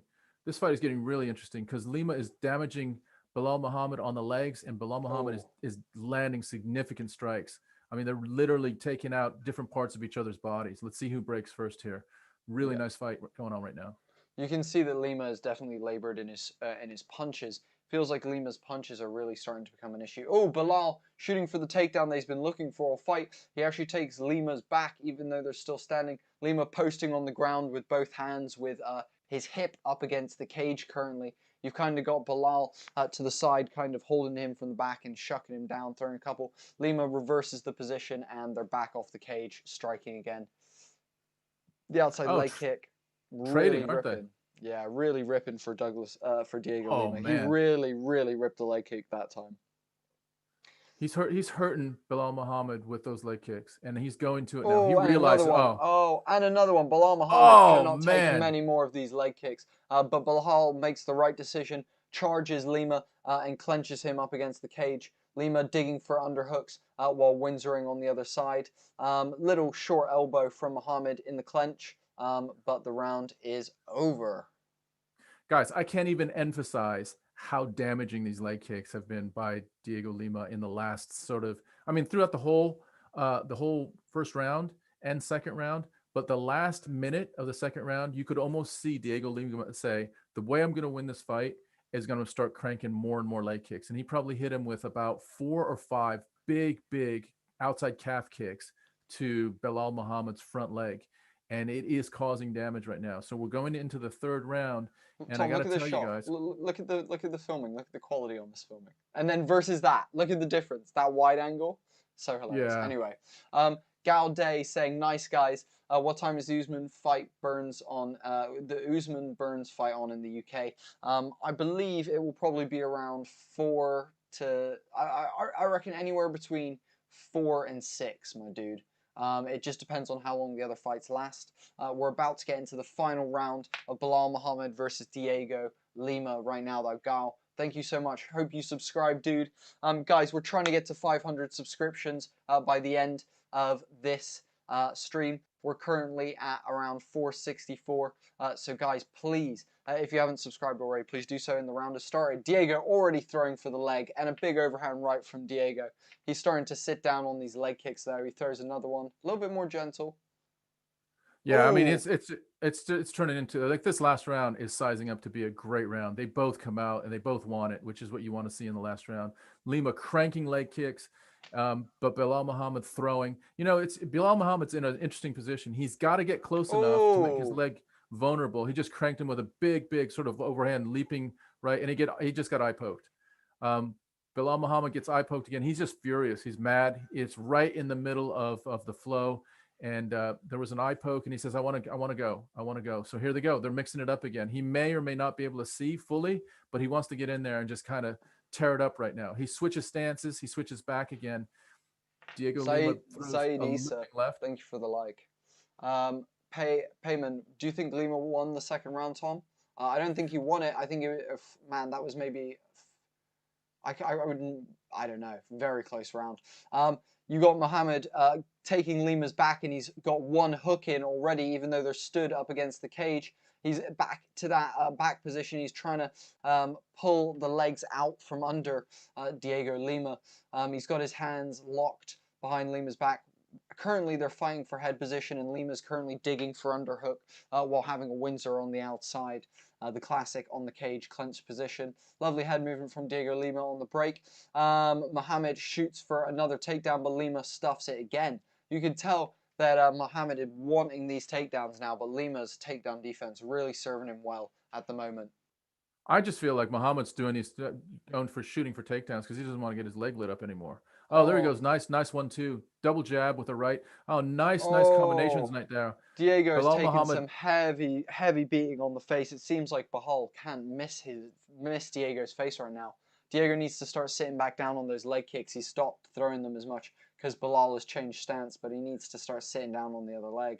Oh, dude, guys, this is getting wild right now. Belal Muhammad is absolutely tagging him. His accuracy has gone through the roof. He shoots again. I'm really confused why he shot just now. He was 2-on-1 by Diego Lima, and he pulls him up. Body kick by Diego Lima on the break.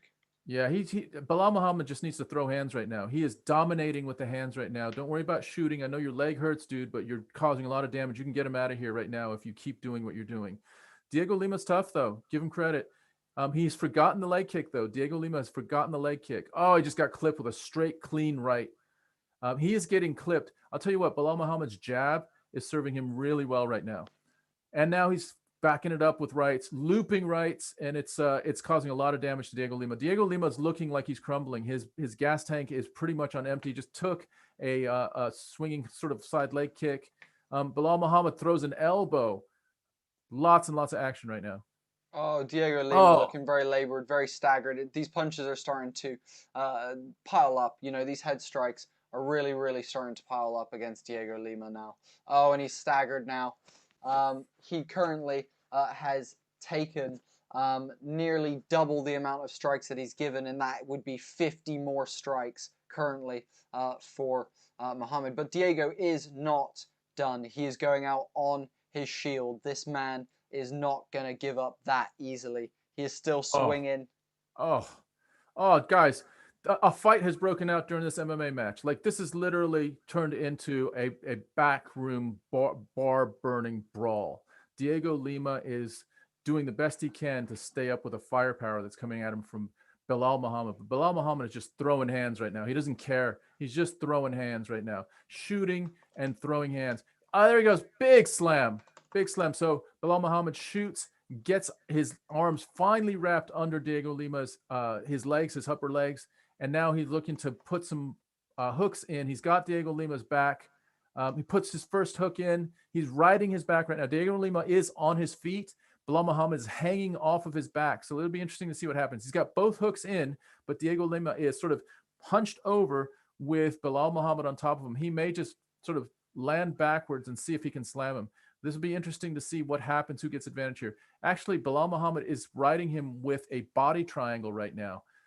Interesting. Let's see what happens, how this plays out. We still have quite a bit of time left. No, actually, we only have 20 seconds left in the third round. It looks like he's trying to drop in a rear naked, but he's not going to have time. He's just not going to have time. And it looks like Diego Lima is just shaking him, trying to shuck him off right now.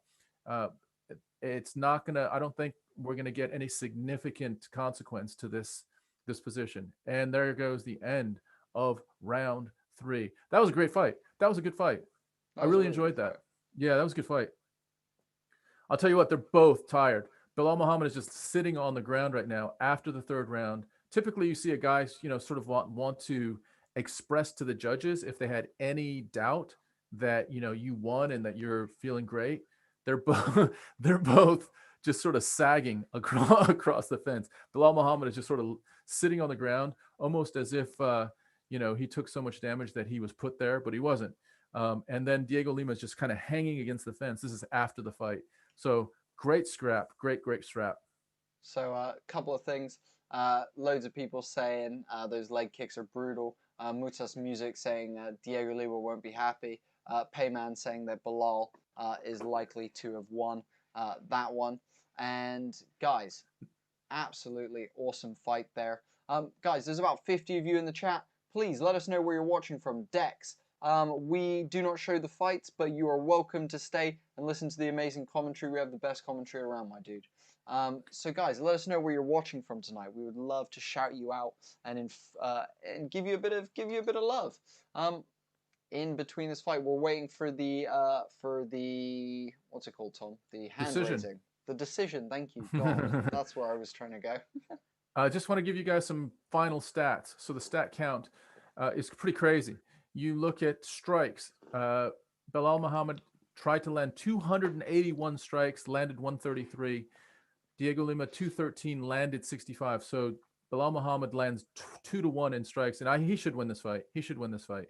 Unless you really favor leg strikes, it's a Bilal Muhammad's fight. He won that third round, and his hand is raised. His hand is raised. So Herb Dean raises his hand, and the victor is Bilal Muhammad. But guys, look at this, man. This was a really good scrap. They give each other a lot of props. They kind of come together. They're laughing with each other. They're talking to each other. And you got to give Bilal Muhammad credit, man. He's a tough cookie because he was getting his leg lit up. We'll just finish these stats.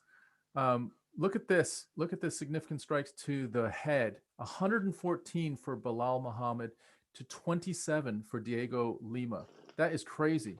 I have the final at 125 actually for Bilal to 64 for Lima. So exactly double.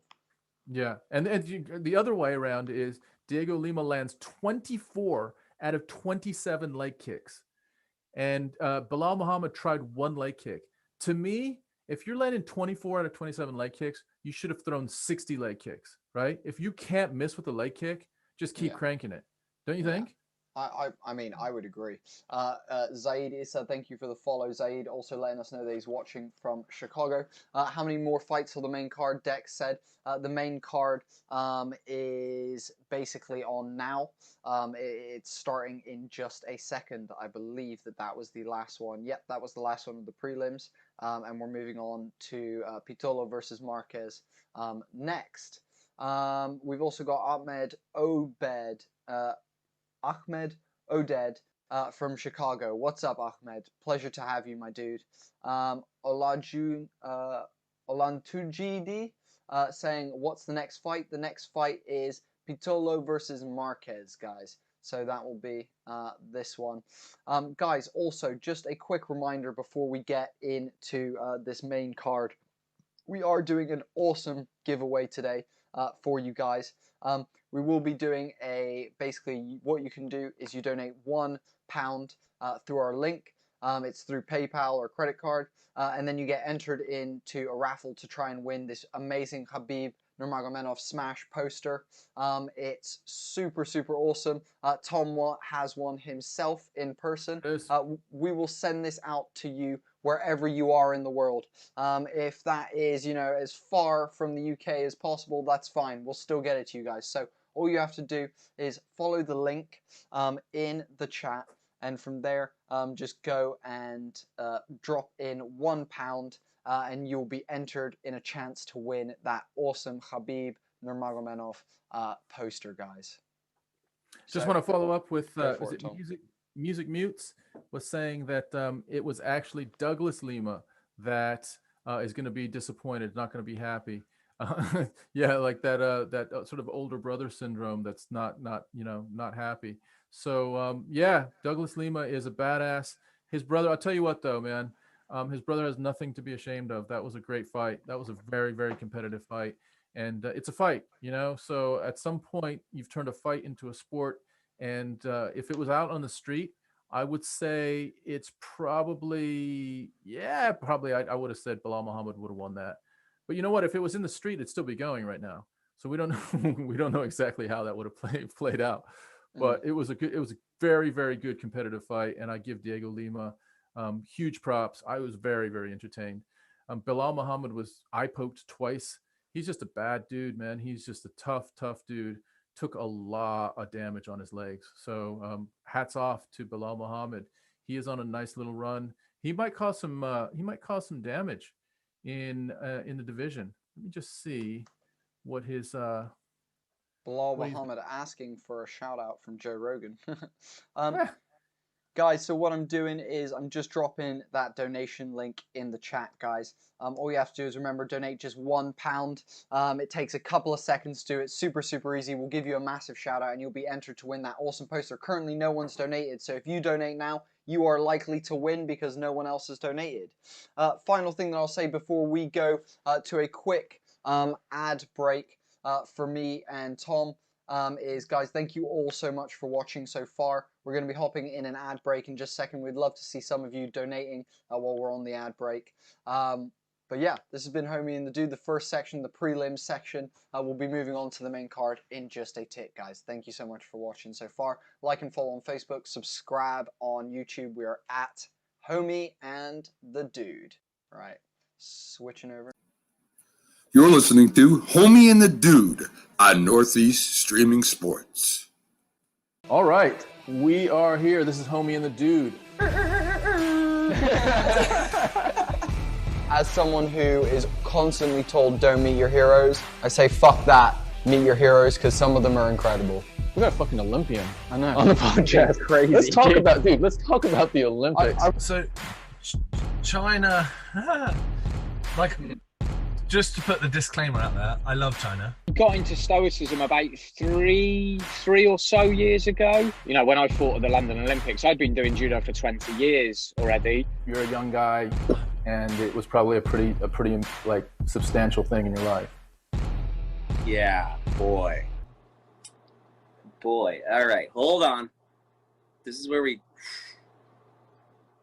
the non-crying moment right here. We're right in that zone, the non-cry. Bah! Right? Guy number 1 gets another like, bah! The guy number 50 gets another like, That'll have to be like, boom, boom, boom, yeah. Right? This stuff, stab. So when you hear like a waving song comes up, you're gonna be doing a waving style, you know what I mean? Or if you're doing something where there's hitting on the beat, or if you're top rocking because it's a funky song. Or black, you know what I mean? Oh, another quote is, you are already the supervillain in someone else's story, and you don't know it. That is amazing.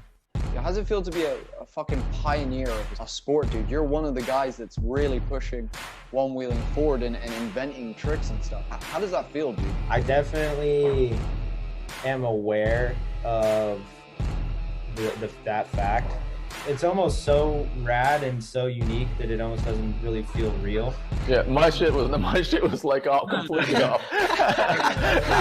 That's all I'm saying. A lot of the work I do is big work, so it means I'm going to be spending time with that person, just me and them, and there's going to be a lot of those days that combine together to make their finished tattoo. I want to make sure I enjoy the people I'm spending my days with. You're the coolest person I've ever met. I was just gonna say, you're literally the coolest person. What the fuck is going on right now? Black is the power, black is my skin. Deep are the roots that this culture's within. Black. boom. I love acting stuff. And oh boy, the guys like, everyone's like this on the ground. Everyone's swinging tired. This is the original stamp. Yeah. Right? Yeah. And it's multiple stamps, obviously. So, the old skateboarding origin story. I don't even like your skateboarding, but you're good enough to be pro. Is I am never attacking and I am never defending. I am simply just waiting for an opportunity. Boom. Like, I'm an adult. I've seen a lot of things and I have no idea what that was. And that was just season 1. This next season is going to be bigger and even better quality, with us adding comedy skits and tabletop gaming to our content. So, get comfy, find us at Homie and the Dude, subscribe to YouTube, like and follow on Facebook, and follow on Instagram, and then enjoy season 2. We'll see you then.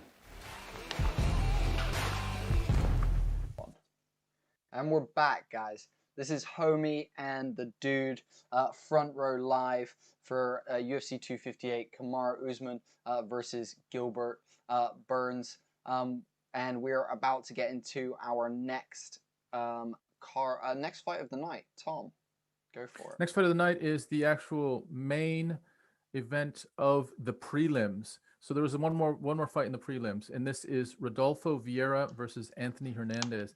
Vieira, guys, is a badass on the ground. He just is a straight up submission musher on the ground. He'll just crank any kind of submit, but he's just powerful, man. He'll just crank you, and he's very, very methodical in his different approaches to progressing position on the ground. So keep that in mind. His nickname is the Black Belt Hunter in grappling, at least. Anthony Hernandez is, he's new to the UFC. Vieira is 7-0. Hernandez is 7-2. Hernandez is very, very aggressive. So let's see if that works to his disadvantage, because if he gets on the ground through his aggression, then it could prove to be a problem. Keith Peterson is in the ring. They've both been introduced, and we are going to start the first round. So here we go. They're both ready to go. And right out of the gate, Vieira shoots across the ring, looking to get position. Oh, he shoots. Immediately shoots for a single on Hernandez. It was almost instantaneously. Oh, and he grabs Hernandez and dumps him on the ground. This is a very, very bad start for Hernandez. This is where Vieira loves to be, and already he's just imposing. It's like he weighs 50 more pounds than people in his own weight class. How do they do that? I have no idea. But he, there's I think Tony Ferguson called it the wet blanket sort of feel with Charles Oliveira. Vieira now has 2 hooks in. He may be submitting here in less than a minute. Literally might be submitting less than a minute. He has 2 hooks in. He's just dropped in a rear naked choke. He looks like a neck crank. It's more of a neck crank than a choke. And this is very, very close to a tap here. He's now got full mount. So he turned it from a rear naked, just turned it around, and now he's in full mount. And he's just sort of stabilizing his position in full mount right now. He's dragging Hernandez out away from the cage so that he has a little bit more space on either side. Hernandez is doing the best he can just to hold Vieira as close to him as possible. Hernandez is using the cage to almost plant himself to get a little bit more space. But Hernandez has no space. Like, he has nothing. It is about as difficult. Oh, here we go. A little bit. This is going to be difficult right now. This is a move that we've seen Vieira use before. So he's using a bit of a neck crank. Now he's in full mount and he's looking to strike. Look at Hernandez. Hernandez is actually doing a decent job. Looks like Vieira's trying to get an arm bar here. He's in a weird position, but he's digging for an arm right now. Digging for an arm. This is just a tough position to be in for Hernandez. Vieira loves this type of fight. So Hernandez has absolutely got his work cut out for him. Vieira's still trying to dig for an arm. Hernandez sort of scrambles out. Vieira mushes up against the fence. That was a great recovery by Hernandez. But Vieira's now got double legs, down low again, and he dumps him again. Almost the exact same dump. And Hernandez is down on the cage again. How many times or how much can Hernandez deal with this? Because this is Vieira's game. He's a beast. He's a beast on the ground. Doing the Khabib. He's doing the Khabib leg wrap. He's trying to. Vieira now throwing some ground and pound while Hernandez is trying to stand back up. And again, still pummeling for that takedown. He's reaching for the double leg. but is now switched, and he's kind of come back up. They're now back into a standard clinch. With Look how Hernandez with the powerful! wins over the top. Look how powerful Vieira is, dude. Just against the fence there. Yeah, so strong. Also, Jamil Roman, thank you so much for the like and follow on Facebook. Hisham, how many fights till Usman's? I believe after this one we have 1, 2, 3, 4. 4 more fights until Kamaru Usman's after this one, my dude. They break away. Hernandez instantly throwing hands with Vieira because he knows that he can. He doesn't feel like he can handle it. Nice jab there from Vieira, but oh, beautiful head movement. Oh, Hernandez hurts Vieira there. Clipping him a little bit. Unbelievable. He's got him in. He's got him in a choke actually. Hernandez was putting him in like a guillotine choke, but Vieira rolls out of it. He's looking for guard, but Hernandez is getting out. He's trying to rotate to the back. He's almost got like he's looking for almost a darce, but he moves to like a modified guillotine, and now they're back on their feet with Vieira with a Windsor. They break. And Hernandez is hopefully going to try and clip him again. Vieira diving in for another takedown. You can tell Vieira does not want to stand with Hernandez. He knows that it's a problem. And he keeps shooting. Hernandez very strong. Oh, clips him with a takedown as Vieira goes in for a takedown. But you've got Hernandez going in for a choke. He rotates around his back and is going for back control. And he is just smashing Vieira. Vieira is definitely out of it right now. Even though he's a ground fighter, he is so out of it that he's not even dominant on the ground at this point. Very staggered. Hernandez is very accurate with his hands as well. Oh my God. He cannot miss. 3 big punches. Oh, a huge hook. He's just landed 3 hooks on the chin of Vieira. But Vieira gone for a takedown. Hernandez takedown defense right now. You got to give it to Hernandez. He has defended 4 big takedowns right now. But now they're on the ground. You got to. He's got a triangle. Hernandez has got a triangle on Vieira right now. He's got a inverted triangle on Vieira, and he's trying to choke him out. But there's 5 seconds left. Vieira is still very much conscious. The round ends with Hernandez almost choking him out and dropping him a couple of times. Vieira barely stands up. Hernandez stands over him while nodding at him, almost acknowledging that he knows that he's given up at this point. I got to say, Hernandez really amazed me that round. It was incredible. Hernandez, within 5 seconds, was on the ground to start the first round, and it looked like it was just going to be utter domination. I was thinking Hernandez was going to be submitted within the first minute, like legitimately. And then he gets out of that, scrambles in a couple different ways, but Vieira is putting on pressure positions on him. Hernandez gets out of that and gets dumped a second time within 2 minutes. And at that point, you're thinking, well, Hernandez is going to be done here. Any minute he's going to be done. And all of a sudden he gets out of that again and he lands a couple big blows on Vieira. And then his accuracy standing was unbelievable. Hernandez doesn't even sit down in between rounds. Hernandez is very, very confident right now. And by the way, his takedown defense has gone up a huge amount. And you got to look at Vieira's body. He is so stacked and so powerful. I wonder if it's going to be a compromise with his conditioning. We're going to see how much Vieira has in this second round, but Hernandez is up for it. He's willing to get in there and to strike. He looks like he's got an advantage and he likes where he is right now. Also, quick shout out to Pete Dapkus on YouTube and Tucker 457. Thank you guys for subscribing. Anyone who can subscribe right now, it means an absolute world to me and Tom.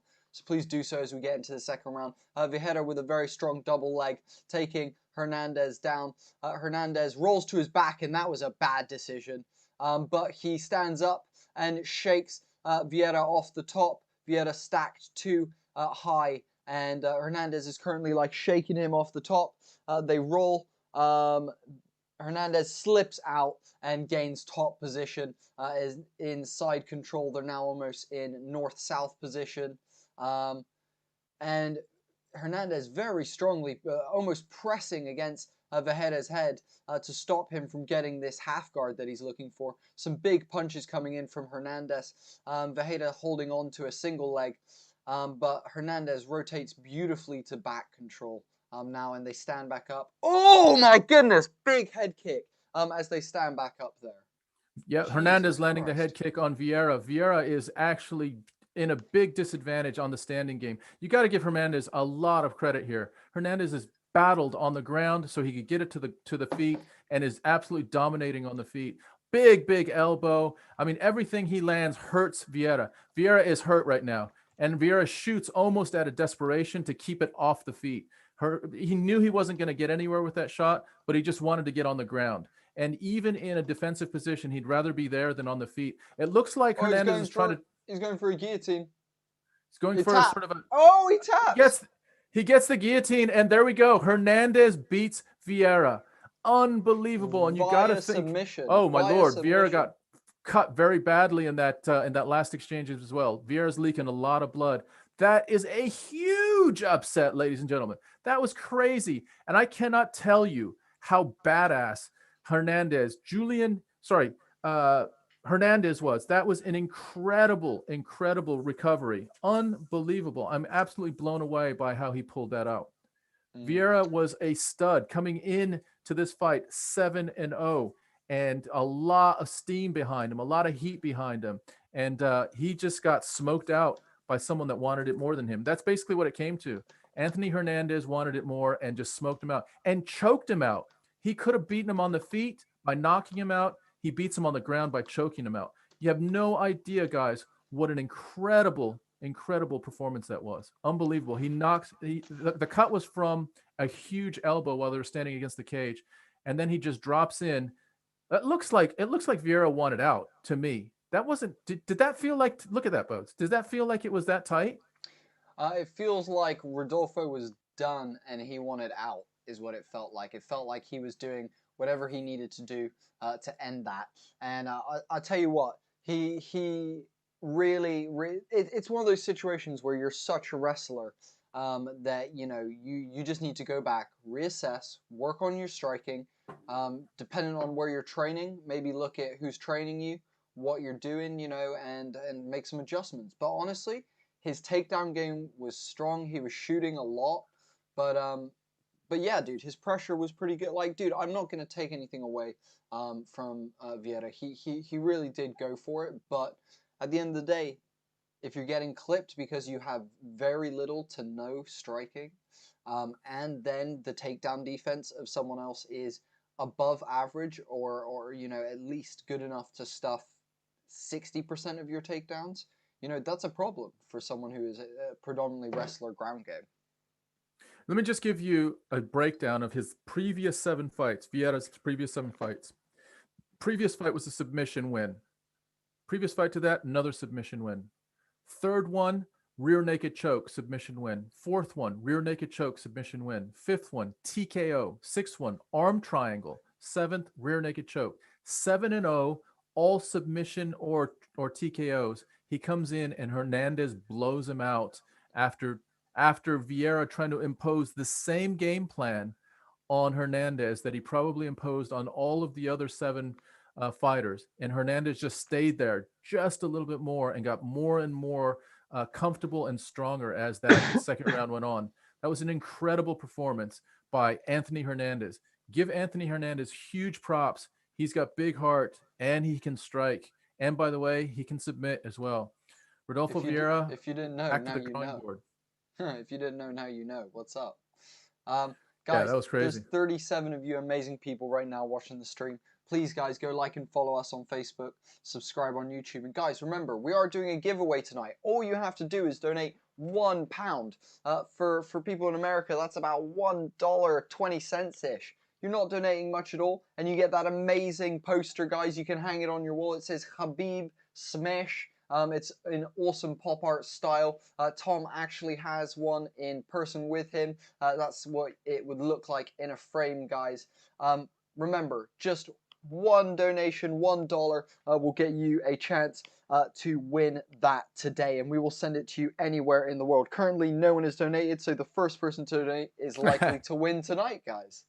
Whoever donates first has got the inside track. By the way, I got this as a birthday present from Bodie a couple, I guess maybe it's been 2 weeks ago now. So that's pretty cool, man. I fucking love it. And I'm going to hang it somewhere. I was going to hang it, it's been hung actually. So I replaced it just so I could show it to you and not have to sort of take it off the wall. But this goes up on the wall, pride of placement. Very cool. Khabib is our guy and he likes to smash. So yeah, if you like Khabib, It's very cool. Like it is a sort of like a pop RT type style, which is very cool. Yeah. So so far all you need to do really is just pop in a pound in the donation box, and all you do is you go into the top of the comments. There's a link.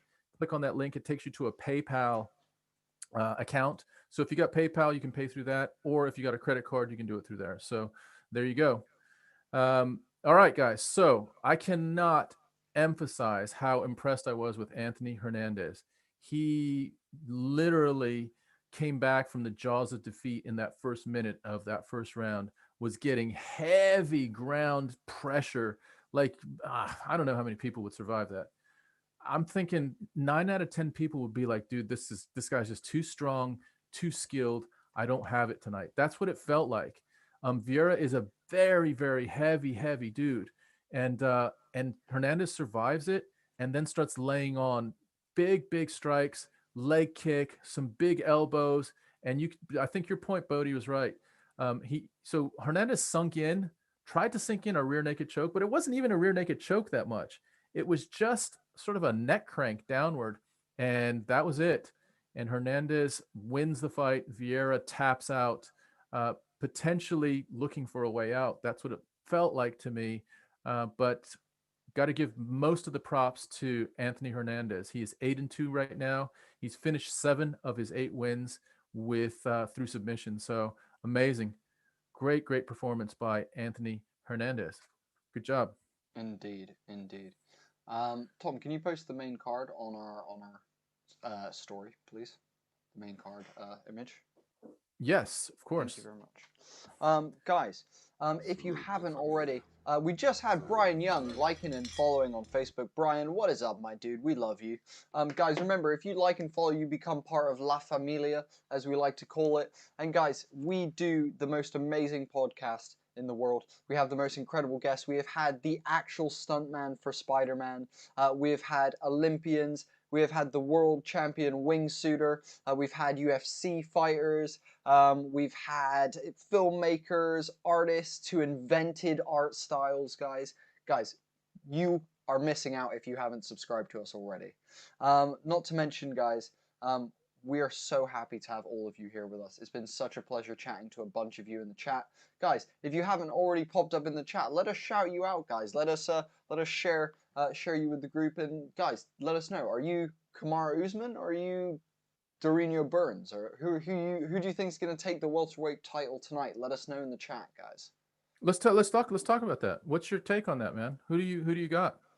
Well, I mean, for me, I always come back to, is it dumb to bet against a sure bet like Kamaru Usman? Is it dumb to bet against someone like that, like Khabib or an Israel Adesanya, people like that? And I say, yes. I say I'm not betting against Kamaru Usman. Kamaru Usman is the Nigerian nightmare and is an absolute badass. I fully expect him to come out with the win tonight, whether it be by unanimous decision or by TKO.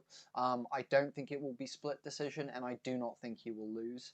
However, Durinho Burns is his strongest adversary yet. Now, Colby Covington stood and they struck with each other, and they threw the entire fight. But Durinho Burns has a more well-rounded game. He is got some crazy power in his hands, and he has been looking really dangerous in his last couple of fights. So, do I think Kamaru Usman has an uphill battle? Yes. Do I think he can win? Very much so. That's where I stand. What about you, Tom? I'm leaning more towards Burns, and I know it's not the if I were gun to head and this was my last dollar, like where would I put my money? I'd probably go Kamaru Usman, because that feels like that. If they fought 10 times, I think Usman would win like 7. Let's say that. But I also think the 3 that Burns wins, he wins by either a submission or a knockout. And I just got a feeling that it's Burns' night tonight. Usman looked incredible during the weigh-in. I mean, he always does. He's just like such a specimen. But Burns looked pretty, in shape as well. The fascinating thing to me is like what happened during their training sessions.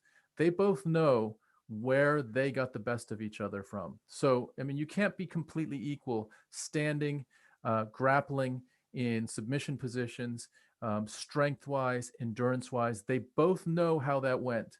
and they both have different aspects of the game that they want to take it to when they get to that fight, that they feel like they have an advantage. So that's where it's going to be really interesting to see how that all plays out. I'm going to go with Burns just because Usman has, if Usman fights the same fight that he fought against Colby Covington, I think he gets knocked out. I think he has to take Burns to the ground. I think he has to fight more of a fight that he fought against Tyron Woodley. That's the fight he has to fight tonight. But here's the difference. You can take Tyron Woodley to the ground and sort of ground and pound him and control him on the ground. Burns is a world-class submission artist. Like, dude, he competes in like, yeah, dude. So like, you take him to the ground, you risk getting choked, right? You risk getting submitted.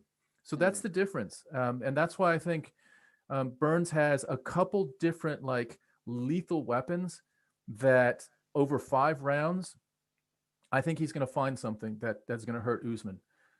I think that's not the popular. I think the interesting thing is that he's got more opportunities. I think both men are top level athletes, and I think realistically what we're looking at is who makes the mistake. I feel like, to your point, I think Durinho has a chance of catching him with more things due to his very well-rounded game. So the chance of him catching Usman with something that during a mistake would be more likely, I guess. But I don't know, dude. I stand by Usman. I think he's an absolute beast. Shout out to Clinical Cynic and Ryan Stubbs for liking and following on Facebook. Guys, become part of La Familia. Like and follow us at Homie and the Dude on Facebook, or subscribe to us on YouTube. We're at Homie and the Dude. Oh, yeah, we are. Next fight, guys, is Maycee Barber against Julian Marquez. So Maycee Barber comes out of the Contender Series. Julian Marquez is just a straight up banger. He's super, super strong and has some serious power. Barber's 13-7, so it's not hugely impressive record, but he is on the main card, so the fight matchmakers have seen something in him. Marquez is 7-2. Let's just dip into what their previous fights were, just to make. I'll go into Barber first. So all right, then I'll do Marquez. Barber is coming off of a 2-fight losing streak, actually. He lost to D. Stewart and Kasangawayi. Both those were on fight nights. And he's looking to regain that winning streak and to get back on that winning track. He is 13-7 in the series at the moment. And he's pretty much, it labels him as a mixed martial artist. So someone who's all over the place and is happy to take it where it needs to go in any situation. Where his opponent, Marquez, if I'm looking, Julian Marquez. He's 7-2 currently, and he is on a 1-fight losing streak. However, prior to that, he was on a 4-fight win streak. So the guy's got some power, but we'll have to see. This will be his 4th fight in the UFC ever. So this is a big one for him. This is probably a big moment for the guy. They call him the Cuban Missile Crisis. If you remember, he had that amazing knockout where he posts off the guy's head and soccer kicks him in the side of the face. If you remember. Yeah, it'll be an interesting one because if you look at Barber, he his record isn't impressive. Marquez has a better record. They're both coming off losses. Marquez won 4 in a row before his last loss, but Marquez hasn't fought since 2018, July of 2018. We're in 2021, guys. So that is, 2 and a bit years since Marquez has fought. So that has to be a little bit of a concern. I'm just going to give you guys the tail of the tape here. The old ring rust. Yeah, dude, the old ring rust could be a thing, but let's look at the tail of the tape as well. So big height difference. It looks like Marquez is 6'2", Barber's 5'10", so that's 4 inches. That's decent. The interesting thing, this is crazy. So Barber is 4 inches shorter than Marquez, but has a 3-inch reach advantage. So he's got like long ass arms, and Marquez probably has short arms. That's crazy. The other things that stick out is takedown accuracy, Pitola is 66.6% takedown accuracy. And Marquez is 0%. So I guess anyone that tries to, does that mean that anyone that's tried to take down Marquez takes him down? No, it That he means just, take or he's down the- defense. Maybe he's not had anyone shoot on him. Yeah, Also, Jaden Gonzalez asking when. I assume you mean the Gilbert Burns fight. We assume that's what you mean. It's going to be in probably like 20, 30 minutes. No, probably a bit more. Maybe like an hour, Tom. Hour, 2 hours? I don't know. I think so. If we look at just time wise, I think that main event is going to be at about 5. They're usually about 5 o'clock. The card usually ends at about 5:30 or so. So if you think it's about 25-minute fight, that's what I'm thinking. And Brian Young asked, is the fight free? It is free if you have BT Sport or ESPN. However, if you are unfortunate enough not to be able to afford or have such a service, there is some illicit ones online. But if you're happy to stick around and listen to the commentary while you either listen to that, or if you can't get access to that, we'd love to have you, Brian. So guys, please like and follow on Facebook, subscribe on YouTube. It's been a pleasure having every single one of you here tonight. Remember, guys, we are doing that giveaway. If you donate £1, you get a chance to win the Khabib Nurmagomedov poster that we're giving away. Currently, we have no one entering, so the first person to enter is likely to win so far, guys. Remember, it's just £1. All you have to do is hit the link in the chat. It takes a couple of seconds, and bing, bang, bomb, you could have a Khabib poster by your front door next week. That would be awesome. I kind of like the poster. I'm wondering, it might be that people have other preferred fighters that they're just like, yeah, I mean, if it was like John Jones, I would do it. Or if it was like, Dominic Cruz, I would do it. But it's a cool poster to put in, like, I'm going to put it right here in my office because I think it's banging. So, but hey, to each its own. If it is something that you like, you literally have the inside track right now if you put £1 down. So that's awesome. Also, guys, just wanted to shout out Brenda for liking on Facebook. Really, really appreciate that. Adnan, my dude, thank you for being our moderator again. Everyone, big shout out to Adnan over on YouTube for moderating for us again. He is the absolute dude. So show him some love in the chat. Guys, there's 50 of you here. Tell us where you are right now. Tell us who you are here to see. Are you here to see Kamaru Usman? Are you here to see GIlbert Burns? What is the reason that you are watching the stream tonight? Are you a Kelvin Gastelum guy? Let us know. Jesus Jimenez, thank you so much for the follow, my dude. We fucking appreciate you. Welcome to La Familia, my brother. And we are getting in to this main card. They're showing us loads of clips of Kamaru Usman smashing people and GIlbert Burns doing the same. They're just getting us hyped, guys. I'm not sure about you, but I am very, very hyped. Let us know, guys. Are you team Burns or are you team Usman?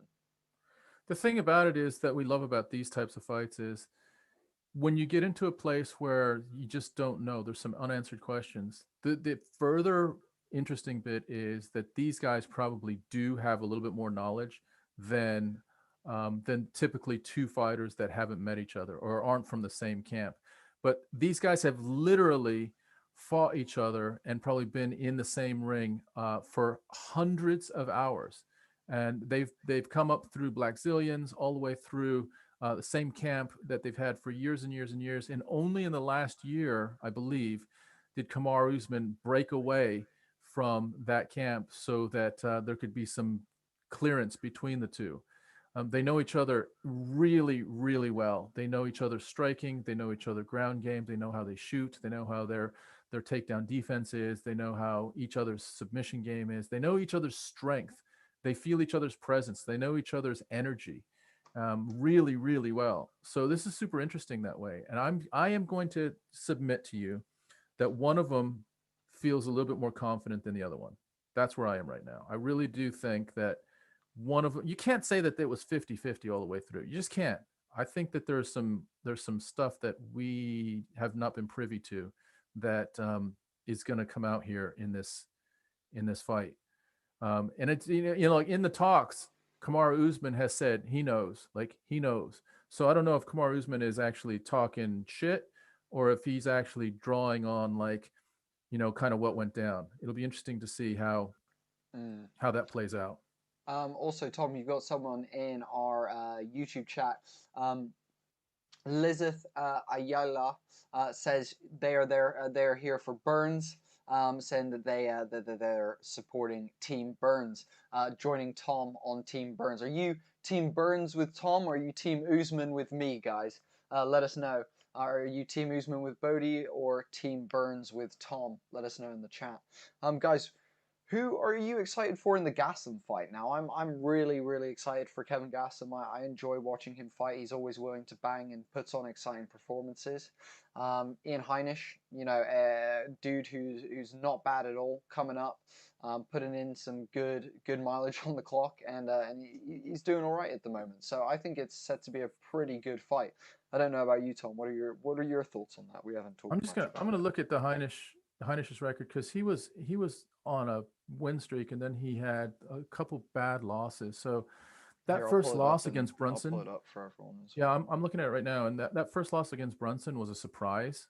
I think people thought he was going to beat Brunson, and people thought he was really tracking to be at the very top of the division. He could be at the top of the division, and then he loses to Akhmedov as well, an unanimous decision. So he comes back against Meerschaert and beats him in June of 2020. You remember Meerschaert got smoked by Khamzat Chimaev. I think that was probably in November. It was basically a one-punch fight, about a 20-second fight. So, I mean, Meerschaert is a veteran and knows what he's doing.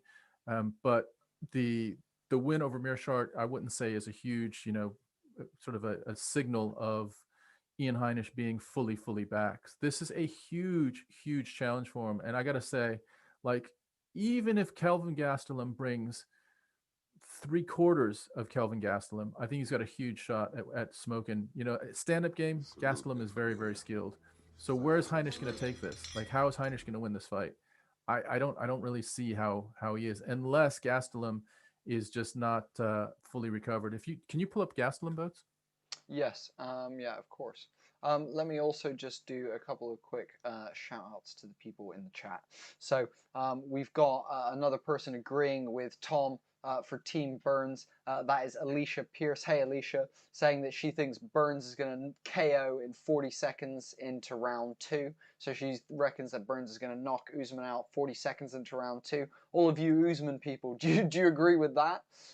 We've got Ojalun D saying, is the Usman-Gilbert fight next? No, this is the first fight on the main card, dude. So we have a lot of fights yet to come, my dude. So please stick around, Olanjundi, Olatujundi. I hope I pronounced your name correctly. God, I'm terrible with names, but thank you for joining us nonetheless. Also, Victoria, thanks for sharing. Stanley Nook, thank you for liking and following. Guys, if you can, if you're on Facebook, share it out, guys. We love people sharing the stream out, getting more of your people involved. Guys, let us know where you're watching from tonight. And quick reminder, we are doing that giveaway, guys. A £1 donation will enter you in a chance to win this Khabib Nurmagomedov smash poster to hang above your bed, to hang next to your mirror in your bathroom to gain motivation, you know, to hang on the back of your girlfriend if, you know, you need to. Wherever you want to hang it, guys, feel free to. Or boyfriend. Victoria, yeah, or boyfriend, exactly. Victoria says, thanks for this. I'm so happy I can see this, watching from Charleston in South California. Victoria, awesome to have you, dude. South Carolina. Oh, I said South California, didn't I? I meant South Carolina. Amazing. Thank you for joining us, Victoria. We really appreciate having you. Like and follow on Facebook, subscribe on YouTube. You know what's up, Victoria. Become part of La Familia. There's no other reason why not to. And we got the walkouts. You've got Marquez feeling very chill right now, it seems. He's got a very interesting walkout song, I must admit. Julian Marquez is doing that walkout where you're like, oh man, let's hope that he's not. Let's hope he's thinking about fighting right now, because he's so loose and so like vibing to his walkout song. By the way, he's a specimen. Look at his legs. Like, he is a trunk, man. Big old, seriously strong, powerful dude. So he's gonna be fighting Maki Patola, who was part of the Contender Series. Julian Marquez is he almost looks like one of those, you know, farm guys that just like throws hay bales all day long. He's that, you know, he's got that kind of like deep bone strength type of guy. But he is so loose right now. He's just kind of, he's getting the Vaseline being rubbed on him right now, and he's doing a little bit of a dance, which I don't particularly like. Like I'd like at some point to start clocking in that someone is going to try to take your head off here in a minute. But the other side of it is everyone has their own style, right? So, you know, if this keeps him loose, if this gets him to feel like he can get into that flow state a little easier, then let's see what happens. But we are going to make a point that it's been a very sort of not very focused walk-in. He looks a bit distracted right now. That's all I'll say. Also, guys, we've got some stuff going on in the chat.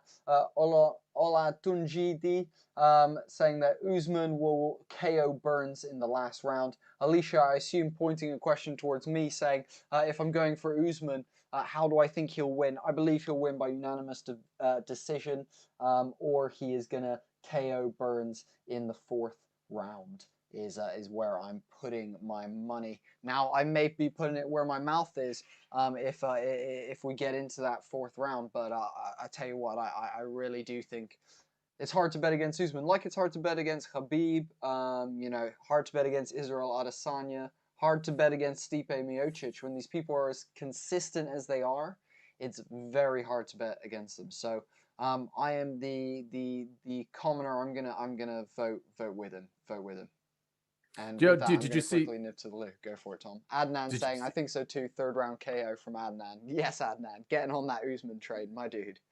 Nice one, Adnan. I don't know if anyone knows what Maki Patola's his sort of handle is, but he's from Honolulu in Hawaii, and his handle is, what is it? Coconut Bombs. So that's pretty funny. Did you see that that Marquez's name is the Cuban Missile Crisis? Yeah, dude, that's 2 of the best nicknames that we've seen in a while. Right, I'll be back. Coconut Bombs against the Cuban Missile Crisis. So this should be fun. Maki Patola, by the way, has ear plugs, like pretty wide ones. So he's had to tape up. It looks like he's got tape.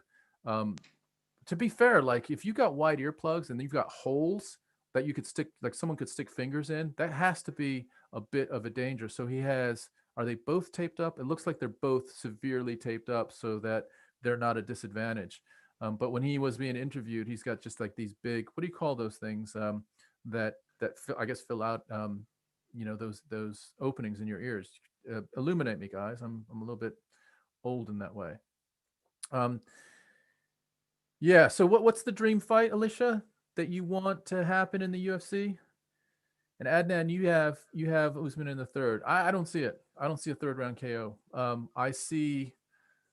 I could see Usman winning. I could definitely see Usman winning, but I would look at it as a gradual deconstruction of the will and the body of GIlbert Burns. I don't see it as a dynamite crack of power or a submission. I just don't. I don't know if Usman. I don't know if Usman's in that mindset. Usman is in. He's more about controlling you and then breaking you slowly than he is about just starching you and making a statement. It's a much more methodical and actually a more successful strategy over the course of many different styles. If you look at all the different styles he's fought against, Tyron Woodley, a stand-up striker, he just took him against the fence and destroyed him. Demian Maia, a submission, possibly the most prolific submission expert, jiu-jitsu genius on the ground, and Usman sort of rendered that whole strategy pretty ineffective as well. Rafael Dos Anjos, Colby Covington, all these are very different styles, and Usman typically uses a very similar, I'm going to get into your space, I'm going to control you with my power, and then one way or another, whether it's going to be ground and pound or with stand-up with Colby Covington, I'm going to slowly break you down. If you look at his record, he doesn't have a substantial amount of finishes in his on his record. 100%, yeah. Ashley Pierce asking us a question. She's saying, what would be the dream fight you would want to happen in the UFC? This fight is about to get underway, Ashley, so we'll answer you in between this 1st round and the 2nd round, but I've definitely got an answer for you. Donald Ansky saying, I believe Usman is going to be winning. I believe so too, my dude. Christina, thank you so much for the like and follow on Facebook. Travis, thank you so much for the like and follow on Facebook. Guys, we're about to get this one started, and here we go, round one underway. Oh, big. Oh, these two instantly going at two big head kicks from Pitolo. He throws the same combination, head kick, 1-2. Marquez grappling, but Pitolo strong, turning him, and they're clenching up against the cage. Marquez trying to reverse it. Maki Pitolo's in yellow. He's got the sides, sort of the outside sides of his yellow trunks slit up. Typically, guys do that to have a lot more less flexibility, friction. Yeah, with high kicks, and he came out swinging high kicks almost from the beginning. Marquez is in green. Oh, big elbow on the break there. That seemed to stagger Marquez. Right, yeah. Big drop. Pitolo drops for a double leg and slams Marquez down. He timed that beautifully. Clip him with the elbow and then drop for the takedown. He's almost got like it's like a half guard with one butterfly hook in for Marquez at the moment, with Pitolo on the top. Not much ground and pound or anything. Pitolo is actually like pressing against Marquez's face, like smothering his breathing and just kind of obscuring his vision and his hearing from his coaches. He's trying to pummel to get like some sort of full mount position, but at the moment he's not quite made it. Ashley, thank you for the like and follow on Facebook. We really, really appreciate it. What's up, Ashley? Welcome to the family.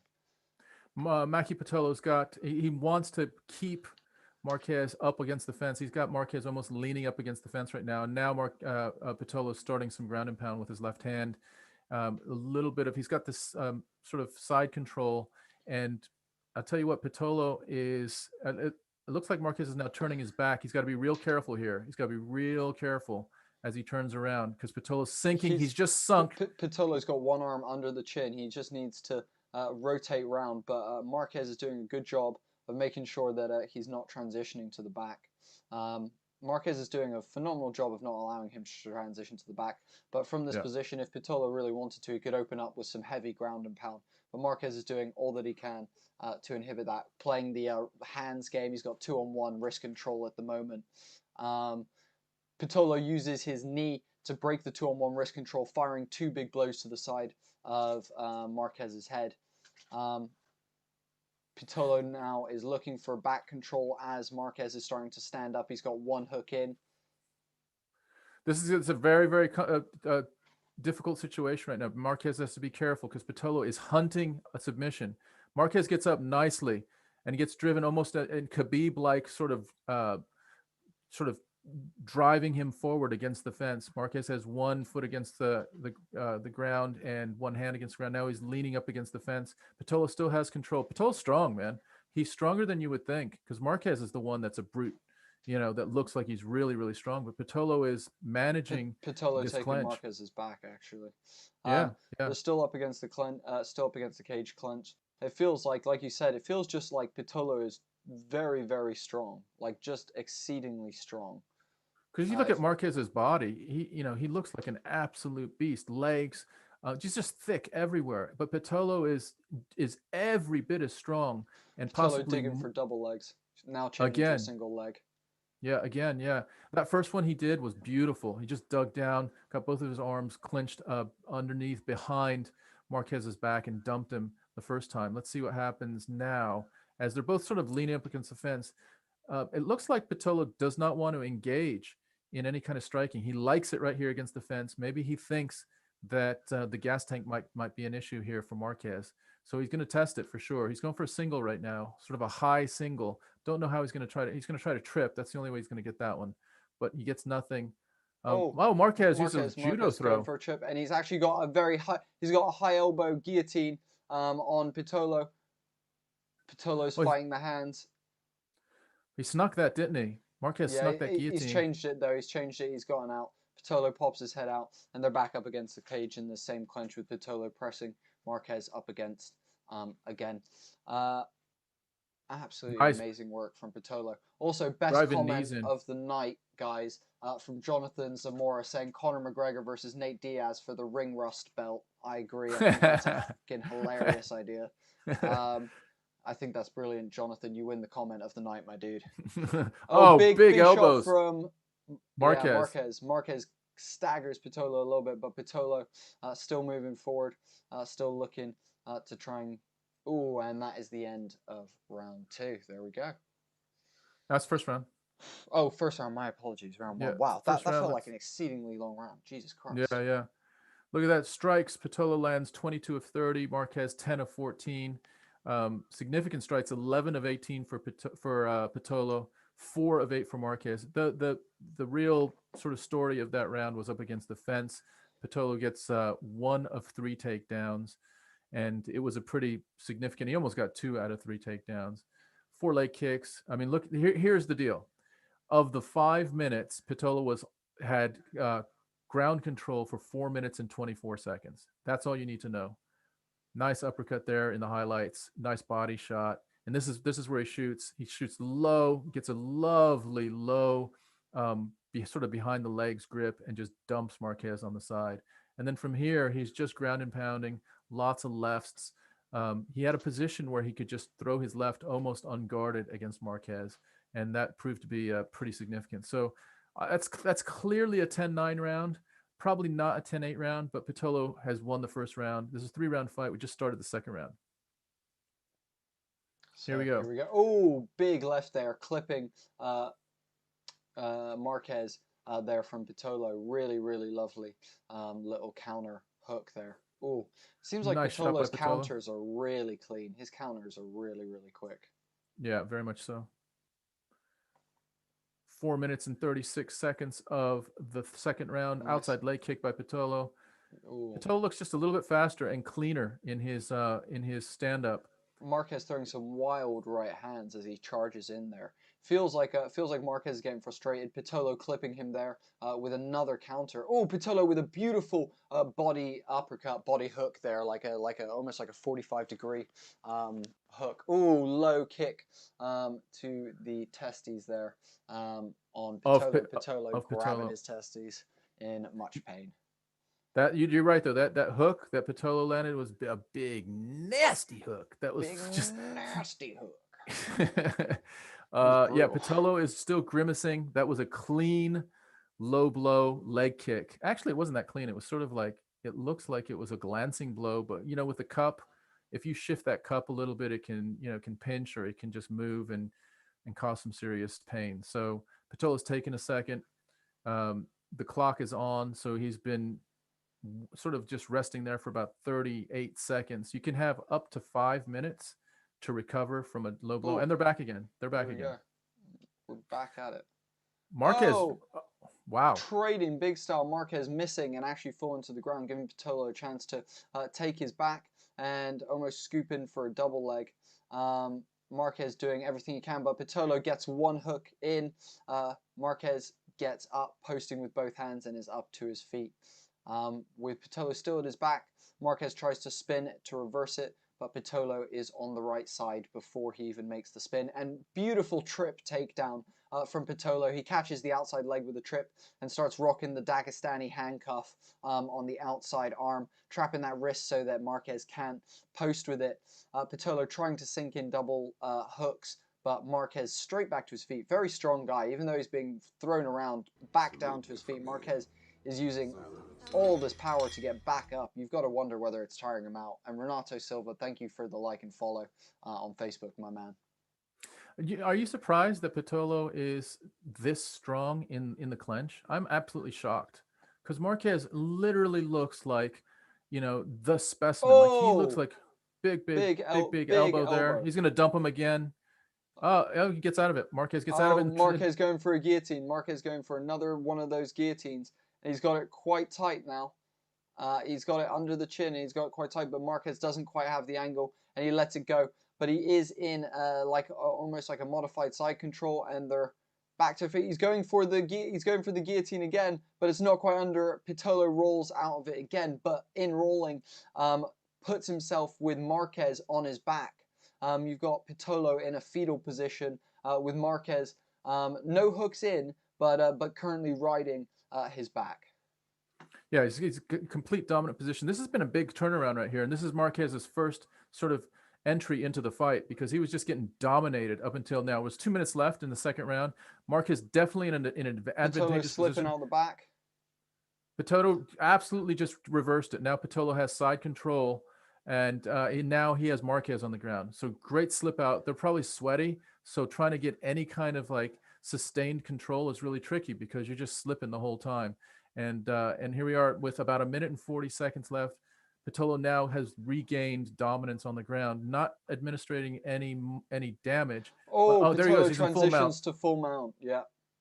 Transitions Full to mount. full He's got a mount. bit of an under body lock underneath Marquez and just pummeling body Marquez's his body shots right now. Pitolo's flattened out. He's looking for a head and arm choke. No, he's now just looking for almost like a modified, like almost like a rear naked, but from the top, a very interesting position here. So like a shoulder choke. I guess, yeah, it'd be like a pressure choke with his shoulder. Look at Marquez's left hand. Almost He's looking like an completely Ezekiel. Yeah, Almost like Ezekiel, like Owen St. Preux kind of, but a little bit different in how he's placing it. The only way that would work is if Marquez slipped his hand and tried to almost like slip it in the guillotine position. Then we start looking at that Von Flue, Owen St. Preux choke. Pitolo squarely inside control right now, has really turned it around. I tell you what, Marquez had advantage for about a minute, and then Pitolo just took it back. I mean, just swiped it back and is now completely in a dominant position again. I am absolutely, look, he's just pummeling with his right hand into the ribs of Marquez. I'm telling you, that has to hurt. He's probably hit him about 15 times in the ribs. Marquez is just in a position where he cannot defend that side of his body, and he's just getting pummeled in the ribs. Marquez trying to post up, but Pitolo using that Dagestani handcuff to cinch that wrist up, meaning that he can't post on that outside hand. Marquez actually throwing some nice elbows to Pitolo's head at the end of that one, and that is the end of the second, guys. End of the second round. That was a very close round compared to the first one, which I would have given almost like a 10-8 to Pitolo. I would maybe even call that a draw, that second one. Yeah, I agree. It was back and forth, definitely back and forth. Pitolo controlled the first part of that second round, and then Marquez got himself into a position where he had control on the ground for a minute, and then Pitolo turned it around and got. If you're going to give someone the round, you're going to give it to Pitolo because he had probably, well, here we go. Marquez had no ground control in the first round, so Marquez has a minute of ground control in the entire fight. Pitolo has 7 minutes and 33 seconds. So Pitolo had another like 2.5 minutes of ground control in the second round. You got to give him the round.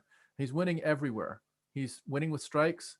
He's winning with leg kicks. He's winning with ground control. He's winning with takedowns. I mean, like the stats are loaded on his side. I don't know, I don't know how you could give anything to Marquez if you're just looking at the stats. It's closer than that, but not a lot closer. Third round, you got to think Marquez has to get a finish here, and I don't know how he would do it because he hasn't done anything in the stand-up. Oh, wow, that was a powerful spinning back fist. Holy mo! Oh, hits him with a nice straight right. Right. He may have hurt him. From Marquez to Pitolo. Marquez is hurting Pitolo right now. Yeah, another right from Marquez. Catch him. Pitolo still countering. Really nice. Pitolo's counters are really, really clean. You got to give Marquez a lot of credit because he knows he's got to stop him, and he comes out throwing punches to stop anything. He'd stop a truck right now. Oh, big left hook by Pitolo. They're trading heavy blows right now. Lovely inside leg kick. Fucking chops Marquez down. Crazy. Really There's the big shots, but whether it's punches, strikes, or kicks, both lots guys of tagging damage each other right now. there. Jab from Pitolo and then an overhand right from Marquez. Oh, another big overhand right from Marquez. You can see Pitolo has got a chin on him and a half. But they are swinging. Just trading right now.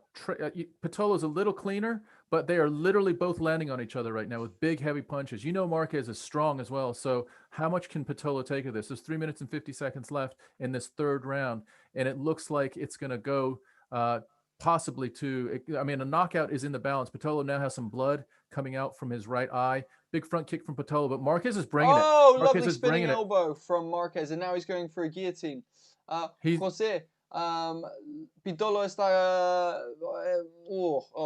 es 50-50 ahora, José. Si eso te Oh, ayuda. Marquez is definitely. Oh, there Pitolo shoots again. I think out of desperation because he's Beautiful getting. shot. Yeah, he's getting hurt, like really damaged right now. Beautiful takedown from Pitolo. Marquez Pitolo's on the with his top back up again. against the cage. Yeah, Marquez with his back up against the cage. But he does have a butterfly hook in. He's got both butterfly hooks in at the moment, with Pitolo in butterfly guard. Transitions, sweeps into half guard out of butterfly. But Marquez begins trying to post up to try and stand up. Pitolo goes and actually locks in one hook, sweeping the foot from under Marquez, meaning that they have to roll over. He's looking to get the second hook in, but Marquez is doing a great job defending it. His arm is under Marquez's chin, but Pitolo's got it. He's got it under the chin. He's locking it under there. It is tight. It is very tight. He doesn't have the second hook in, so Marquez is able to roll out and is now back on the back of Pitolo. A small little scramble ends with Marquez back on the top, throwing some big ground and pound to Pitolo as he tries to stand up. Crazy scramble right there. Now Marquez has the advantage. He's on top. This is just a back and forth fight. Great last round. They're both tired, and they both know the value of winning this last round. But it looks like it's not going to go. The first part of this round was just both of them just banging on each other, and they've decided to take it to the fence and clench and see who is going to be superior to take it to the ground or in this clench. And right now it's 50-50. Like, one of them is getting a little bit of an advantage than the other. Here we go. They've just broken away. 1 minute and 35 seconds left. I think Marquez is best suited to stay away, to have distance. He was hurting Pitolo, but he goes in for the clinch again. I really question that strategy by Marquez. He should have brought it to the middle of the ring and just let hands go. I really question that. He had a good chance of really hurting Pitolo here in the last bit of this fight. Let's see if he can break away. Right now, I would break away if I was Marquez. I would. There's no way he's going to knock him out from that position. There we go. Marquez Here we throwing go. some big shots now. Oh, there we go. He's hurt Pitolo. Pitolo is hurt now. Big knee to Pitolo's big knee. head. Oh. Pitolo shooting for the takedown. Marquez Pitolo shoots he's looking to lock up a guillotine right now. Is Marquez, and he's looking for that guillotine. Oh, he rolls with the guillotine, but it's not quite there. And he's now looking for a darce. He's looking for a darce. It's real tight. It's a real tight darce. Oh, and he taps. Oh my goodness, Pitolo taps to a darce. Oh my goodness, Marquez locking up a darce in the last 30 seconds of that one, guys. Absolutely wild. That was crazy. Absolutely wild. Crazy. 42 seconds left. Literally, Marquez, well, he knew more than anyone. He knew more than anyone what he wanted to do there, because from my position, Marquez was most effective getting distance and just throwing hands. He went in there, he clenched, he was scrambling sort of and I guess draining Pitolo of energy, broke away just for a minute and landed a couple big shots again, and then came in through the clench and wrapped a darce up, and Pitolo taps with 42 seconds left. Guaranteed Pitolo was winning that fight. Guaranteed he was winning that fight. He's gonna think about this one for a long time, ladies and gentlemen. Long time. That's gonna hurt. That one's gonna hurt. That was a very good fight. Very well done from Marquez to secure that. He took advantage of Pitolo being stunned. Him being stunned in that, managed to take advantage, get him to the ground, and sink in that. He started with the guillotine, which Pitolo actually defended well, but then he modified it to a darce and slipped it under the arm, and that was it. Ko Mayo, thank you for the like and follow on Facebook, guys. Please. There's about 71 of you guys. Let us know where you're watching from tonight. We'd love to hear if you're here for Team Usman, which is what I'm on, or Team Burns, which is what Tom is on. Let us know who you're with in the chat. Final thing that I'll say, guys, before we move in to the next section, before they raise hands, is, guys, remember today we are doing a giveaway. All you have to do is donate £1 and you get a chance to win this amazing Khabib Nurmagomedov poster. It is absolutely awesome, and we will send it anywhere in the world to you guys. Tom has got one there on screen, as you can see. So all you have to do is find the link in the chat. It should be pinned in the chats, but I will be posting it now all you have to do, click that link, go donate £1, and you're entered to win that amazing Khabib Nurmagomedov poster. They just raised Marquez's hand, and he is shaking Pitolo's hands before looking to leave the ring.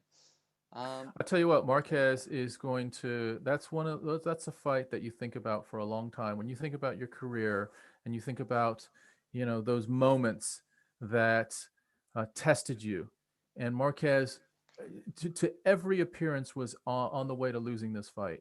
He was dominated in the first round, was dominated in the second round, came out in the third round and landed a few strikes, but then it looked like Pitolo figured out how to last the round out by just clenching, keeping it up against the fence, and Marquez still figured out a way to end that fight through a Darce.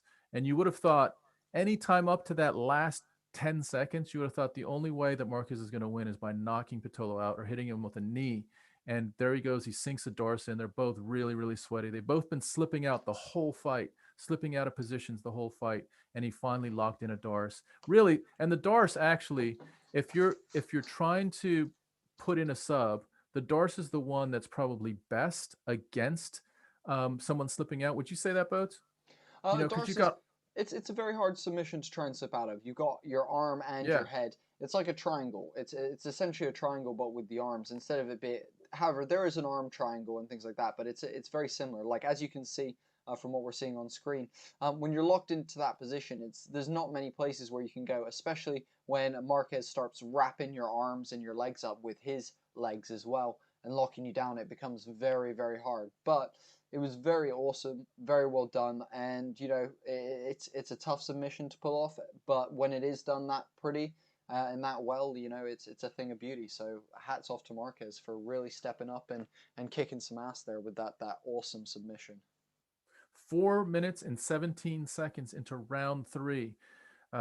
It's Julian Marquez with a Darce submission over Maycee Pitolo. That takes Marquez to 8-2 on his record, and it drops Pitolo to 13-8. Pitolo is better than 13-8. I got to tell you. I don't know why. I don't know what's happened, but he's a better fighter than 13-8. And maybe actually what happened in his previous losses is possibly a little bit of what happened in what we saw today. He had control. It seemed like he was superior in the striking, definitely superior in the ground, and he ended up losing the fight. And if you look at the stats, remember that Pitolo was dominating everywhere. Marquez sort of closed the gap across the board. So significant strikes. Actually, Marquez had more significant strikes at the end of that fight, 54-35. Head significant strikes, 64-26. To the body, it was Pitolo. Leg kicks, Pitolo. Ground control, Pitolo. Takedowns, Pitolo. Win, Marquez. Crazy fight. And one that Marquez will remember for a long time and Pitolo will remember even longer. It was one of those where if you lost that fight, man, you just go back to the dressing room and you are devastated. You're devastated that you got tapped out with 42 seconds left. Yeah. So he's going to have to come back from that or not. He's 13-8 right now, right? I mean, let's be honest. He is 13-8. Let me just see. He lost 2 fights before this one. So this is 3 in a row. He's lost 4 out of 5. That's not great. That's not a recipe to stay in the UFC. So Maycee Pitolo, I loved what I saw in the first 2 rounds, and somehow he let it slip away, which is a big bummer. Hopefully he comes away from that and gets a bit of a rest and can regroup and put himself back in contention again. But he's going to have a long, long road to get back up through the middleweight division, through Murderer's Row in the middleweight division to get back to any kind of contention in the upper part of that middleweight division. Yeah. Also, shout out to Tyler Greason for liking and following on Facebook. Guys, there's 57 of you amazing people in here today, irregardless of where you are in the world, what your belief system is, what race you are. We all love MMA. We all love fighting. Thank you all for being here and joining Homie and the Dude for one of our awesome Front Row live streams. We really, really appreciate every single one of you that is here today. Guys, if you have enjoyed any portion of the stream, whether it's been commentary, whether it's been us talking about fights in between, whether it's been the nice graphics that we have on screen, or just the interaction as a group. Please, guys, go like and follow on Facebook and subscribe to the YouTube channel. That really, really helps us out, guys. And it takes 2 seconds of your time. If every single one of you goes and does that, we will easily hit our 500 subscriber goal by the end of today, and that would make a massive difference to me and Tom's lives, guys. So please, 2 seconds of your life can really help and change me and Tom's for the better. Sencor Edward saying, love you guys 100%. Hey, we love you, Edward. Please like and follow my dude. We really appreciate every single one of you guys, and any of you that have liked and followed and subscribed tonight. You are part of La Familia. Welcome to being part of La Familia, and we can't wait to continue bringing you awesome content in the next couple of months. Not to mention, guys, you've seen our channel trailer a couple times tonight. You've seen that we do amazing podcasts, but we are going to be adding very, very soon some comedy skits starring the amazing Tom Camboris above, and not to mention we're also going to be releasing some tabletop gaming that has been written and invented by me and Tom, guys. So we're super, super excited to bring you that. But for the moment, let's get back to UFC. Who do you guys have? Are you Usman or are you Burns? I'm Team Usman. Tom is Team Burns. Let us know what you are. Yeah, the other thing, guys, just to let you know, we have a couple very, very exciting guests coming up in the UFC world. We just had Arnold Allen, who is the number 9th ranked lightweight in the UFC. Featherweight. He's on a Featherweight. featherweight in the UFC. He is on a 7-fight winning streak, and definitely an up-and-comer. That is just a murderer's row above him, and below him there's some old legends as well. So he's right in the thick of it. And we just had a great conversation with Arnold for about an hour. So he is. We have the full podcast, and we also have a clip of how his experience has been training at TriStar Gym, which is GSP's home gym, and where Faraz Zahabi is the head trainer. So have a look at that. That's really interesting. But Do you know what? I'll actually drop a link to the GSP video right now for everyone to make it nice and easy for you guys. You don't even have to go. I'll send you the link. Don't worry, guys. It's only about it's about a 5-minute clip, and it's just Arnold talking about what he's learned from being around GSP up there at TriStar. And then the second thing I'll say is we have a couple more surprise UFC guests that are coming up that I promise you, you're gonna say. You're going to say, damn, homie and the dude. Damn, how the hell did you guys do that? And to be fair, we're probably saying a little bit of that as well. But, you know, it's a sign of things to come. We are now sort of really sort of, if you look at it as tendrils, our tendrils are extending out into the UFC community, whether it's with fighters or other people, coaches, and managers and people around the UFC. And so we're really excited about what's ahead of us with regard to upcoming guests. So thanks for being with us tonight. But definitely, if you subscribe, you get the heads up on when these guests start flowing through. And literally our next one is going to be launched probably in a couple weeks. And then we'll probably have 2 that will drop before UFC 259. So keep an eye out for that. And we are psyched to keep doing this. Not to mention, big shout out to Jesse Figueroa for liking and following on Facebook. My dude, welcome to La Familia. We've got NLA Lossie saying hi. Hello, Mr. Lossie. It's a pleasure to have you. Guys, we've got Ellie Mamduo saying Usman is the king. Welcome to the chat, Ellie. Currently. Usman is the king currently. I concur with what Tom just said. But guys, he's got a tough battle ahead of him. Let us know, are you Usman or Burns in the chat? You can do hashtag Team Usman, hashtag Team Burns. But please, guys, let us know. And guys, there's 30 of you amazing people on Facebook. I would like every single one of you that is live right now on Facebook to share this out. Let everyone on your timeline have an opportunity to join the Homie and the Dude family, just like Sean Gilligan just did. What's up, Sean? Thank you for joining La Familia, my dude. Thanks, Guys, Sean. we're getting into these next couple of fights. very, very, very soon. I believe the next one is Brian Kelleher versus Ricky Simon. Ricky Simon, and yeah, Kelleher is a badass, isn't he? He's As been is around Ricky. for a while. As is Ricky, yeah. These are both. This is going to be a good fight, guys. This is a really strong fight ahead of us. This is going to be a great fight. It's in the featherweight division. Ricky, would you say Simone or Simon? Sorry for the pronunciation. I believe it's Simon. Yeah, Ricky Simon is 17-3, and Brian Kelleher is 22-11. I think that 22-11 is a little bit misleading. Kelleher he's just an assassin with his guillotine. He's a tough old boot. He's 34 years old. But I wouldn't say that he's past his prime. He's just been in wars, and what you're going to get with Brian Kelleher. He's gonna scrap. And Ricky Simmons, he's a good wrestler. He hammers really heavy low kicks. He's got good fundamentals, and he might be a little bit more powerful than Kelleher, but Kelleher probably has a little bit more skill, just a little bit more of that veteran, that savvy veteran experience that's going to oftentimes be a little bit of the difference. They're both 145, a little bit of a reach advantage for Simon. It's interesting. Simon is an orthodox fighter. They list Kelleher as switch. So he's, half the time he's orthodox, the other time he's switching to southpaw, which is interesting. Here. Guys, quickly, couple of shout outs. Kirkin Edwards asking, how do we think Israel Adesanya is going to do against John Blachowicz? Well, I'm very happy to weigh in on that, guys. The way I think that's going to go down is John Blachowicz is a badass striker, and he is a very heavy-handed striker. Israel Adesanya is one of the best in the world.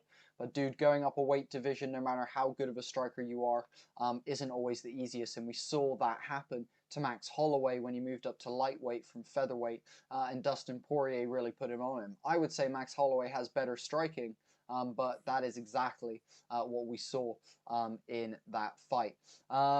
We have a bunch of people saying, Dylan, what's up? Dylan Kane saying, hey, I'm late. What's up, dude? Dylan, it's a pleasure to have you back, my man.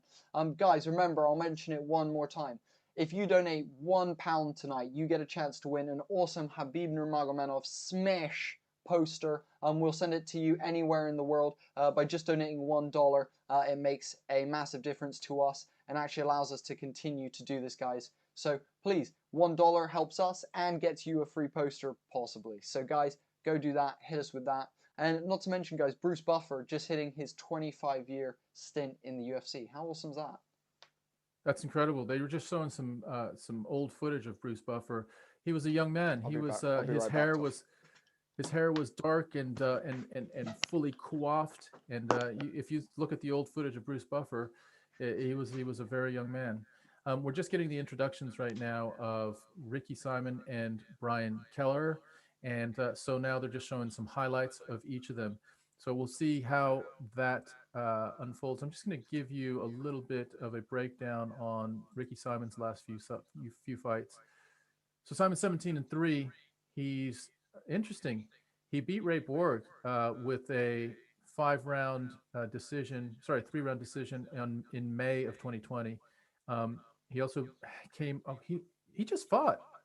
He just fought on January 20th against Perello. So this is not even, what is it, 4 weeks? Less than 4 weeks, and he's fighting again. Interesting.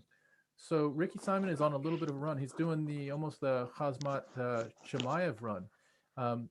So before Borg, he did lose to Rob Font. He did lose to Uriah Faber in 2019. So let's see what Ricky Simon has. He is on a little bit of a run right now, but he's fighting an old, wily veteran. And I don't mean old as in age. I mean, Kelleher is 34, but he is, what I meant is he's more of an experienced, sort of a savvy, clever, really, really slick Brazilian Jiu-Jitsu specialist. Kelleher has won a lot on the ground, and he's got just a nasty guillotine. So let's just see. I'm just going to look at his record recently. His record isn't greatly impressive, and it's typical of a 22-11 record. It's very mixed.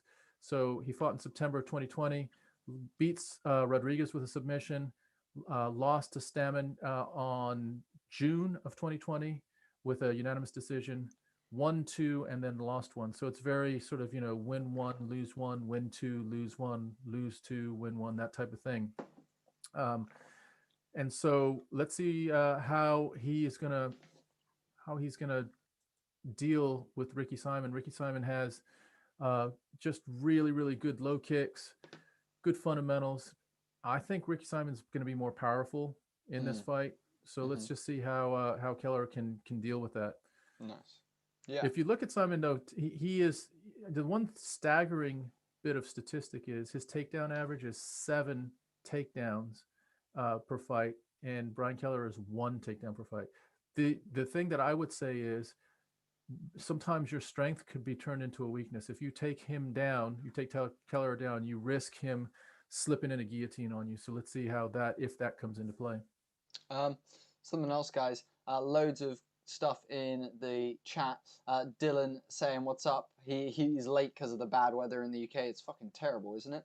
Also, Tyler saying that I followed you on everything and also liked on the ones that I can.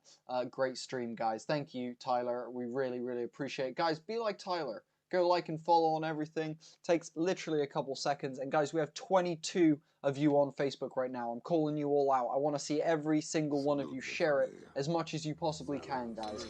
Sean with a lovely like and follow on Facebook. Thank you, Sean. We really appreciate you, dude.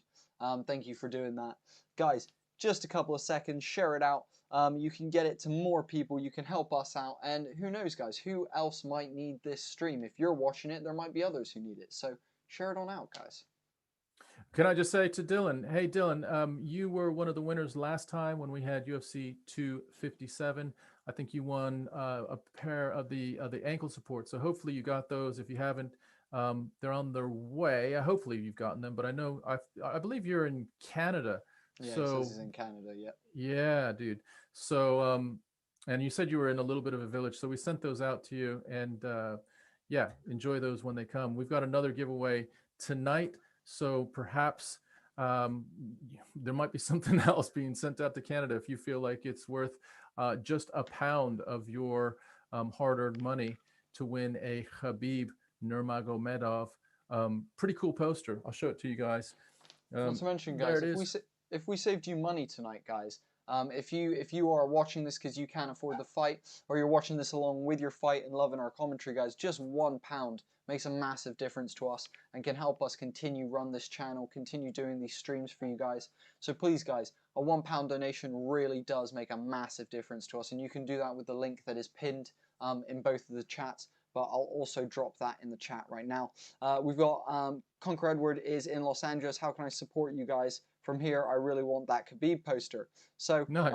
All you got to do, dude, is basically hit the donation link. From hitting the donation link, all you have to do then is follow the steps. It will ask you to write a little message, enter your name with 0 spaces, and you are good to go. From there, you just enter your PayPal info and you can help us out. Guys, £1 donation minimum to win the poster, and you can donate anything up from that. So if you want to do £20, £30, £40, £5, it makes no difference to us, but everything helps massively, guys. So please, please, please, please, we really, really appreciate it. I'm dropping that link in the chat as well. Go for it, Tom. Yeah, let me just be very clear about how that works. So Bodie's dropping the link in the chat. You click on the link and it takes you to a PayPal sort of pay checkout. So if you got PayPal, it's one step basically. You put it in through PayPal. If you don't have PayPal, you can use a credit card. It's literally 2 different steps for a credit card, 1 step for PayPal. Bodie's point is it'll ask for your username or your name. Just put that in with no spaces. Otherwise, it'll kick it back to you. And that's it. Completely secure. So if it's for you, if this is for you, cool. Then we're going to send it to someone. Not this one. This one stays on my wall because this one's badass for me. But there's another one that's coming to one of you guys. So good luck to whoever wants it. Right. We were back into fight time. So we got Ricky Simon against Brian Kelleher, and the fight has just started, and we're at 5 minutes. Well, the outside leg kick for Kelleher, but Simone actually checks that one really nicely. Turned his So shin we're all the way out for that one. smaller guys, and there goes Ricky Simon right with the takedown immediately, and that proved the statistics. He shoots average of 7 times a fight, and there we go. There was his first shot, and he is successful. Be careful of Kelleher, though. You might get Ricky what you Simon wish with for. strong back control right now, really trying to put the ground pressure on. He's almost got mount at this point. Oh my goodness, Brian Kelleher is split open and is currently bleeding. I'm not sure what cut him, but he is bleeding. And actually, Simon has full mount right now. These two featherweights are going at it. Simon really scrambling. He's hard to keep off his back, really keeping the pressure on Kelleher. And they're back to their feet now, though, with Simon really trying to pressure it and bring it back down to the ground. Yeah, it almost looked like Kelleher was really injured. He was grimacing for about 10 to 15 seconds, but I think it was from whatever split him open. He's still having trouble seeing. He's wiping from his eyes, but Ricky Simon is bashing his knee into the back of Kelleher's leg. Kelleher's in trouble. He's just sort of surviving right now. He's not really coping so well with this pressure. Sort of on the ground position. They're back up again. Oh, Kelleher going for a guillotine, but Simon moving out of it, throwing a big hook there on the ground. It looks like Kelleher has actually been cut above both eyebrows now, and is currently bleeding above both eyebrows. Do you get a sense that he doesn't like it? He doesn't like the blood in his. Oh, I don't know if it's. We're going for an arm triangle. It's actually it's a Von Flue choke. We're looking at a Von Flue choke basically. Looking at a Von Flue choke, but Kelleher passes the hand round, just allowing him to relieve some pressure. He's out. He might be out. No, he's still awake. He's still awake. Kelleher has passed his hand in the right way, but he's really putting the pressure down on that neck and trying to end it. But Kelleher slips out. Simon still really scrambling to keep this top position. Kelleher now on his side with Simon in half guard on top of him. 2 minutes and 37 seconds left. Simon has just been dominating this first round on the ground. He is, we said he's probably stronger, and he has proven that he is stronger. And Kelleher's slickness has not come to bear. The strength is just overwhelming anything that Kelleher could slip out of or could sneak in. It's just not happening. Kelleher is not liking. He's tried to sneak a guillotine in. They might just be too wet already. And so they're standing again. Yeah, back on their feet. Latoya Robinson saying, awesome that you guys do this for everyone. Have a great night. Thanks, Latoya. Pleasure to always have you. You're Latoya, a longtime fan of Homie and the Dude. Thanks, Latoya. Really appreciate it. Thanks, Latoya. Ricky Simon throwing right, left there. Tried to contact Kelleher with nice outside leg kick. Kelleher's trying to survive. Looks like he's trying to just buy some time to deal with this blood on his face. Oh man, Ricky Simon double just leg drives. For Ricky Simon. Yeah. It was almost like he was driving a tackling dummy there. Just drove forward, tackled him at the waist, and just put him down. Kelleher has him in guard position right now, and Kelleher is looking for a sneak. Looking for that guillotine, but every time he goes for that guillotine, he opens himself up to that Von Flue choke. Yeah, and there he is again. Every time he's going for that Von Flue choke, he's trying to make it real tight. Look at that shoulder is just pressing into his neck. It's a very interesting type of choke. It's not necessarily. Yeah. He's getting tighter and tighter every time he readjusts. But but it wasn't tight enough. Kelleher managing to slip out, and Simon still pinning him down.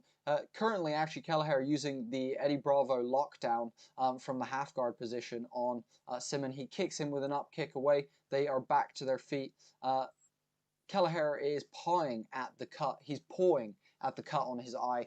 You can see that it's really bothering him. The blood is trickling right into his right eye, so he's struggling to see out of that eye for sure. Simon shoots for another takedown, but gets shucked off by Kelleher. Simon's trying to get his fight average in one round. He's for takedowns. Yeah. I mean, this could very easily at this point be a 10-8 round. It's 28 seconds left, and Simon is absolutely dominated on the ground. Kelleher is just surviving, just trying to find some time to almost like regroup, to figure out a little bit his way through the cut, and also just to get a little bit of a reassessment of a strategy going forward, because Simon has just been dominating on the ground. You got to expect that Simon's going to shoot again anytime soon here. 4 seconds left. We're going to get out of the first round before we get on the ground again. And there we go. And they just give each other a sort of a low five to acknowledge that it was a pretty competitive round. Kelleher looked, he was given signals that I didn't like to see, which was he was grimacing. He kept pawing at his eye. It almost looked like he did not like having that cut so close. It's literally almost in his top eyelid. It's a vertical cut as well, which is very interesting and very rare. You usually see horizontal cuts. This is kind of going from just above his eyebrow into the top of his eyelid, and it's on the right side. He doesn't like it, and he keeps blinking. They're trying to fill it in. They're trying to stop that cut. Let's just see if we can see how it happened.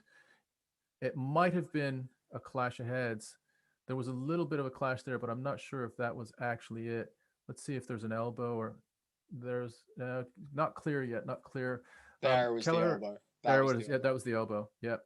So just a sort of a winging left elbow cut open Kelleher's right eye.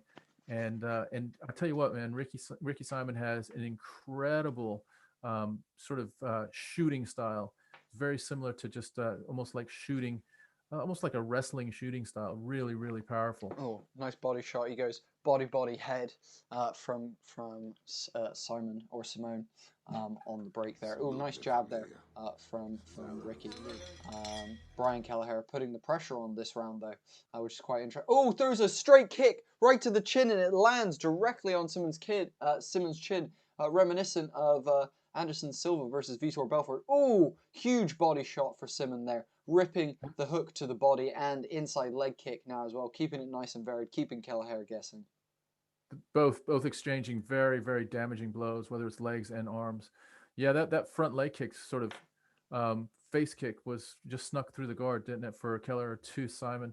Simon still looks the stronger guy, and Kelleher, although he landed one very solid kick, doesn't look like he has the power right now to deal. He's still pawing at his eye. That eye is definitely hurting him. I guess the blood might be running right into his eye. So he keeps pawing at it, trying to clear his eye.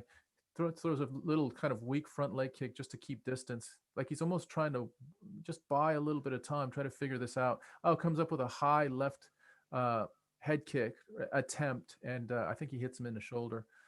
Misses, and they're so slippy right now that any another straight up kick that lands right on the chin of Simone, but he catches it, and Kelleher is looking for a knee bar, but Simone slips out, and they're back to their feet.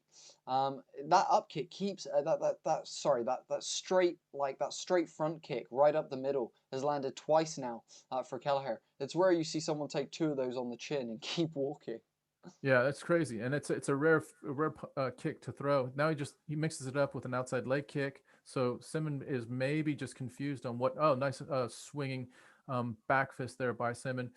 It's a little bit more competitive now as we're going. It was all one-way traffic for Simon, but Kelleher's. I tell you, we said Kelleher's got some sneaky stuff. You know, he throws a front kick to the face a couple times. That's kind of what his strategy is right now. He's not dominating in anything else, so he's trying to throw little cagey veteran things. It seems like they're too sweaty right now to get any kind of. Oh wow, that leg kick was checked super hard. Kelleher was threw a big leg kick, but Ricky turned all the way out, shin to shin, right there. Yeah, that was You even crazy. heard That dissuades you from attempting the leg kick. They're both in the middle of the ring, exchanging leg kicks right now. Kelleher is trying to mix it up, trying to get himself back in this fight, trying to figure out how he can get back in this fight. It's not very apparent. There goes Ricky Simon. Kelleher with a big guillotine. Kelleher with a tight guillotine. But Simone slips his head out. Simon asking how long till the Usman fight. We've got a couple more fights, my dude. This is the second one on the main card. Kyle, thank you for responding to that. Josh, thank you for liking and following on Facebook. Guys, this is the second round of Kelleher versus Simone. Simone has currently got top position and has now got Kelleher's back. Kelleher posted with one hand on the ground, and he's got one knee on the ground with his hip against the cage, trying to almost like stand up as you do. You just get a sense that Ricky is just overwhelming him with a little bit more strength. That was a heavy knee to the thigh, Charlie Horse style. Another one that Kelleher is now just choosing to block with his offhand. Kelleher fights his way up to his feet again, but Simon he just has a little bit more power. And look at Kelleher's deep breathing real deeply against the fence. you get to a position where you're starting to say, man, this is a lot right now. I wasn't really expecting this much, imposition of someone else's will and body and force on me, and I'm not sure what to do with it. Keller tries to sneak in a sneaky knee to the body, but Simon's still right there. Oh, spinning back fist for Ricky Simon as they separate, and they're back to the middle. Lovely Wow. Gorgeous You see that? uppercut That was nice. cross from Simone. Nice Trading in the exchange middle. Yeah, it was nice. 35 seconds left, guys, in round 2. And this has been a more competitive round. The first round was definitely Ricky's round. But I would say Kelleher, it's not, not at all clear that Kelleher won this round. And if I was to give it to anyone, it'd probably be Ricky again. So it feels like with 18 seconds left, Ricky is going to go into the third round with a 2-round advantage.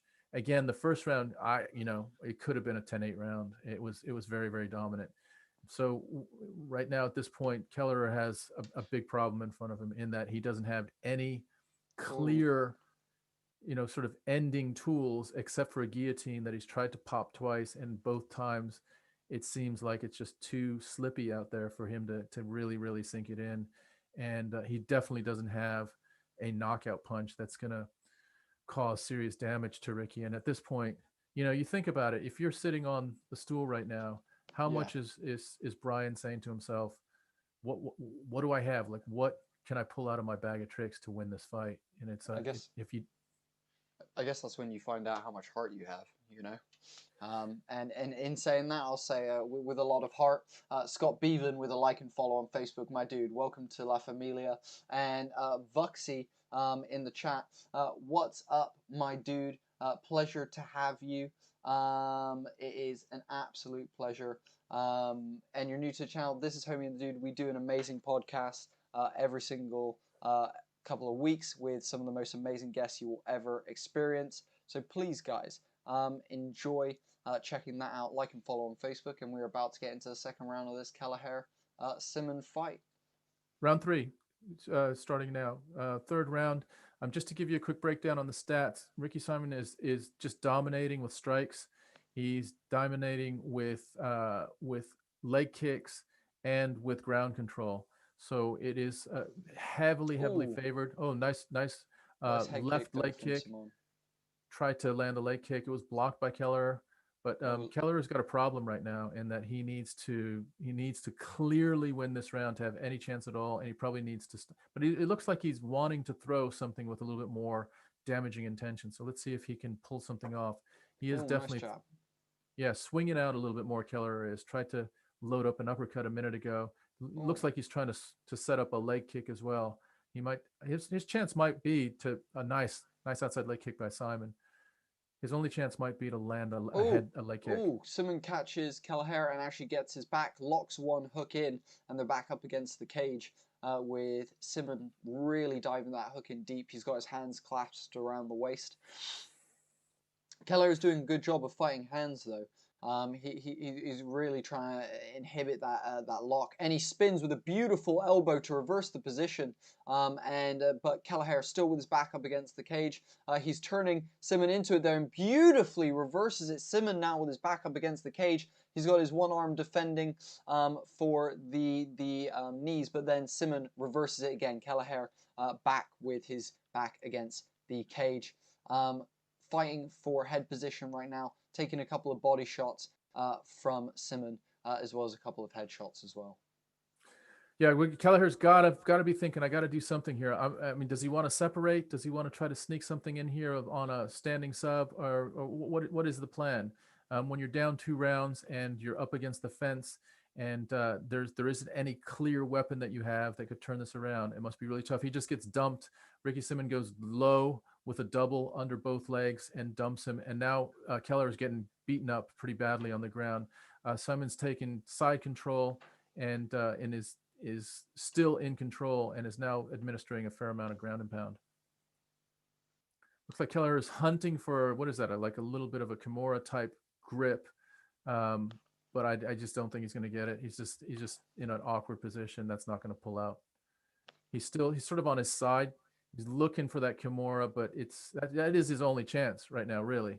And if I was him, I put everything I had into that Kimura, but I don't think he's going to get it. The real issue with the Kimura is he doesn't have any way to leverage the arm out because he's currently in half guard on the wrong side of the body. If he was on half guard on the other side, he would have a better chance. Now, even further than that, if he was in full guard, he would have an even better chance. But because he's on half guard, on the opposite side to the side that he's trying to Kimura, it's going to be very hard for him to crank that in the correct way. And actually, it looks like Simmons going to reverse it and Kimura Ben Kelleher, but Ben Kelleher turns out and they're now north to south with Kelleher sprawled. It just seems too slippy, doesn't it? It's just like they can't stick anything to each other as far as any kind of real submission move. Even nice elbow by Simon as he's got Kelleher up against the fence. Simon's still very much in control. Minute and 24 seconds left. Simon is to some degree could ride this out and comfortably win, but he's still, please give him fair play. He's still aggressive. He's got Kelleher's back right now. Kelleher just looks like he's encountered something a little bit more than he is able to deal with tonight. 3, 4, 5 6 big knee kicks to the back of Kelleher's upper leg, as Simon has Kelleher's back. Kelleher was down on the ground. Simon raises him up off the ground. Kelleher goes back on the ground, and it's a bit of give and take, but Simon generally has more control right now. 44 seconds left. Wow, I just don't know what Kelleher can do. I just don't know what he can do. That's what I said at the end of round 2, and I feel the same way. There's just not a lot of weaponry that he can draw from. His big thing is guillotines, and that went nice spinning back elbow because he was so close to Kelleher that time. Nice left hook by Simon. Kelleher is trying to pull something out with a spinning back fist. Tries the front kick again, lands it, but not as solid as before. And this is winding down. 10 seconds left. Yeah, here we go. Just sort of counting it down, and this is going to be a clear win for Ricky Simon. Boom, and final bell. There it is, final bell. They both meet each other in the middle of the ring. Good sportsmanship. Kelleher has to know that it just wasn't his night, and that's clearly indicated by a pretty big gash on his face right next to his nose, just above his eyebrow, and sort of extending down into his upper eyelid. Lots of mutual respect from these guys. And guys, big shout out to Tom for that amazing play-by-play commentary at the end there. Really, really picking it up and doing awesome. Guys, massive shout out to all 53 of you. Any of you that have stuck with us or that are new to the chat, please let us know, guys. If this is your first Homie and the Dude Front Row Live, let us know. If this is not your first Front Row Live, tell us in the chat. We want to shout all of you guys out. We want to chat with you. So let us know, guys. By the way, 53 of you right now, if every single one of you goes and subscribes, we will hit our 500 subscriber goal by the end of tonight. That makes a massive difference in me and Tom's lives. Now, it literally takes 2 seconds of your life to go and help me and Tom out in that way. But if you can hop over to our YouTube and subscribe. If you're watching from YouTube, just hit the subscribe button. It literally takes 2 seconds. We really, really would appreciate it, guys. And that link is in the chat for you, Facebook people. And you also then get notifications. You also get notifications on our upcoming podcast. Right, where the decision is being going to be announced now by Bruce Buffer. He has got the microphone to his mouth. He's got the card in his hand, and he's reading from the judges' scores. And this is going to be clearly a unanimous decision for Ricky Simon. It was a domination, really, and it must be really tough to get into the deeper part of a fight and just know that unless you land something that is kind of a fluke, you don't have an answer. And so give Brian Kelleher a lot of credit. He tried to land that sort of that front face kick a couple times. He actually landed it a couple times. Tried to land some spinning back fists. But these are high risk, low reward weapons. It's not like he's walking him down with a lot of power or controlling him on the ground. There was none of that, and the result is Simon walks away as a unanimous victor with this fight. Yeah. We've got Jesse Wilkinson asking us what our best money bet is on Maycee Barber versus Alexa Grasso. I would say I'm putting my money on Maycee Barber. I don't know about you, Tom. Not to mention we had TG Ball saying, Simon, just don't quit. He was all over Kelleher. Yeah, for real, dude. He absolutely dominated that one. For sure. There was no doubt in anyone's mind about who won that, if you ask me. Very easy, unanimous decision. Kelleher should have kept throwing the front kick. Simon had no answer for that. I agree. I agree that front kick was damaging, but also trying to time a front kick is hard. TJ Bull. Not to mention the fact that if your front kick gets caught, you're getting thrown on your ass, and that was the last place Kelleher wanted to be. So you can see why he was cautious about throwing that. It does make sense. Absolutely. Ricky Simon's being interviewed by Joe Rogan. Just to answer that other question about Maycee Barber versus Alexa Grasso, I too would probably lean towards Maycee Barber. She's pretty strong. She's athletic. I think she's coached by Duke Rufus, he's a legend in striking, and she's just one of those really. She's a naturally gifted person, and she's young. And so, she is only going to get better and better as she goes. And I just think she's probably going to overwhelm Alexa Grasso tonight. You might remember Maycee Barber was, I think she was about a year ago. She was in a fight where she blew out her ACL right in the middle of the fight. And the doctor came in. I don't know if you remember, both. The doctor came in and was like manipulating her leg in the middle of the fight. And Joe Rogan was like, what's going on right now? Like, there's a doctor doing almost like a medical examination before the fight was called off. And he determined that she had a partially torn ACL, and it turned out that she did have a completely torn ACL. So she's been out for quite a while, and she's back now. But she'll be interesting to see how much she's progressed under the tutelage of Duke Rufus. But before that fight, we got another banger. This is one that I wouldn't say I'm just as excited about, but I'm pretty damn excited about, which is Kelvin Gastelum against Ian Heinisch. It's Gastelum's sort of come back into you must have forgot territory, and Heinisch, wanting to get into the upper echelon of this division. So it'll be interesting. If Gastelum wins this fight, why isn't he back in the mix? This division is pretty light if you think about it. Adesanya steps away. He might be the light heavyweight champion. You got Robert Whittaker. You've got Paulo Costa. You got Darren Till. Gastelum is still very clearly in my mind, a top 10 fighter in this division. So if he wins convincingly, I think he gets a shot at one of the guys, right? He gets a shot at Till, or he gets a shot at the winner of Whittaker. And you also got Cannonier, who's pretty decent, but he's just lost to Whittaker as well. But there's no one in there that you're thinking, oh, that's going to be the guy, right? Yeah. Till's lost. Paulo Costa's lost. Whittaker's lost.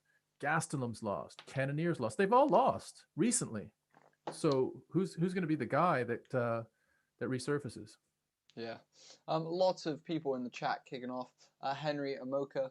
Yes, it is the main card already. We are 2 fights away. Super excited for that main card. Poman, thank you for the like on Facebook. Guys, we have about 60 of you in the chat right now. Please like and follow on Facebook, guys. It takes a couple of seconds. Subscribe on YouTube. And final thing, guys, is we do have a giveaway tonight, and it's super easy to enter the giveaway. All you have to do is donate £1 to Homie and the Dude. That £1 will allow us to keep doing these amazing shows, get better technology, better software, and all that kind of stuff for you guys. So please, if you can help us out with £1, you'll be entered in tonight's raffle to win that amazing Khabib Nurmagomedov Smash poster that you can see in the top right-hand corner of your screen. Tom will also hold up the actual poster. He has one in person. We will send that to you wherever you are in the world, guys. So please send us $1 to get that poster, guys. And not to mention that $1 helps us massively. If we've saved you money tonight or you've enjoyed it, why not, guys? It helps out some content that you enjoy. It's like donating to charity, except we're poorer than charities. and the charity gives you something back, which is pretty cool. Yeah. I'm just going to pop out for a minute, Bodes. I'm going to hand over the full baton to you in a minute. I'll be right back.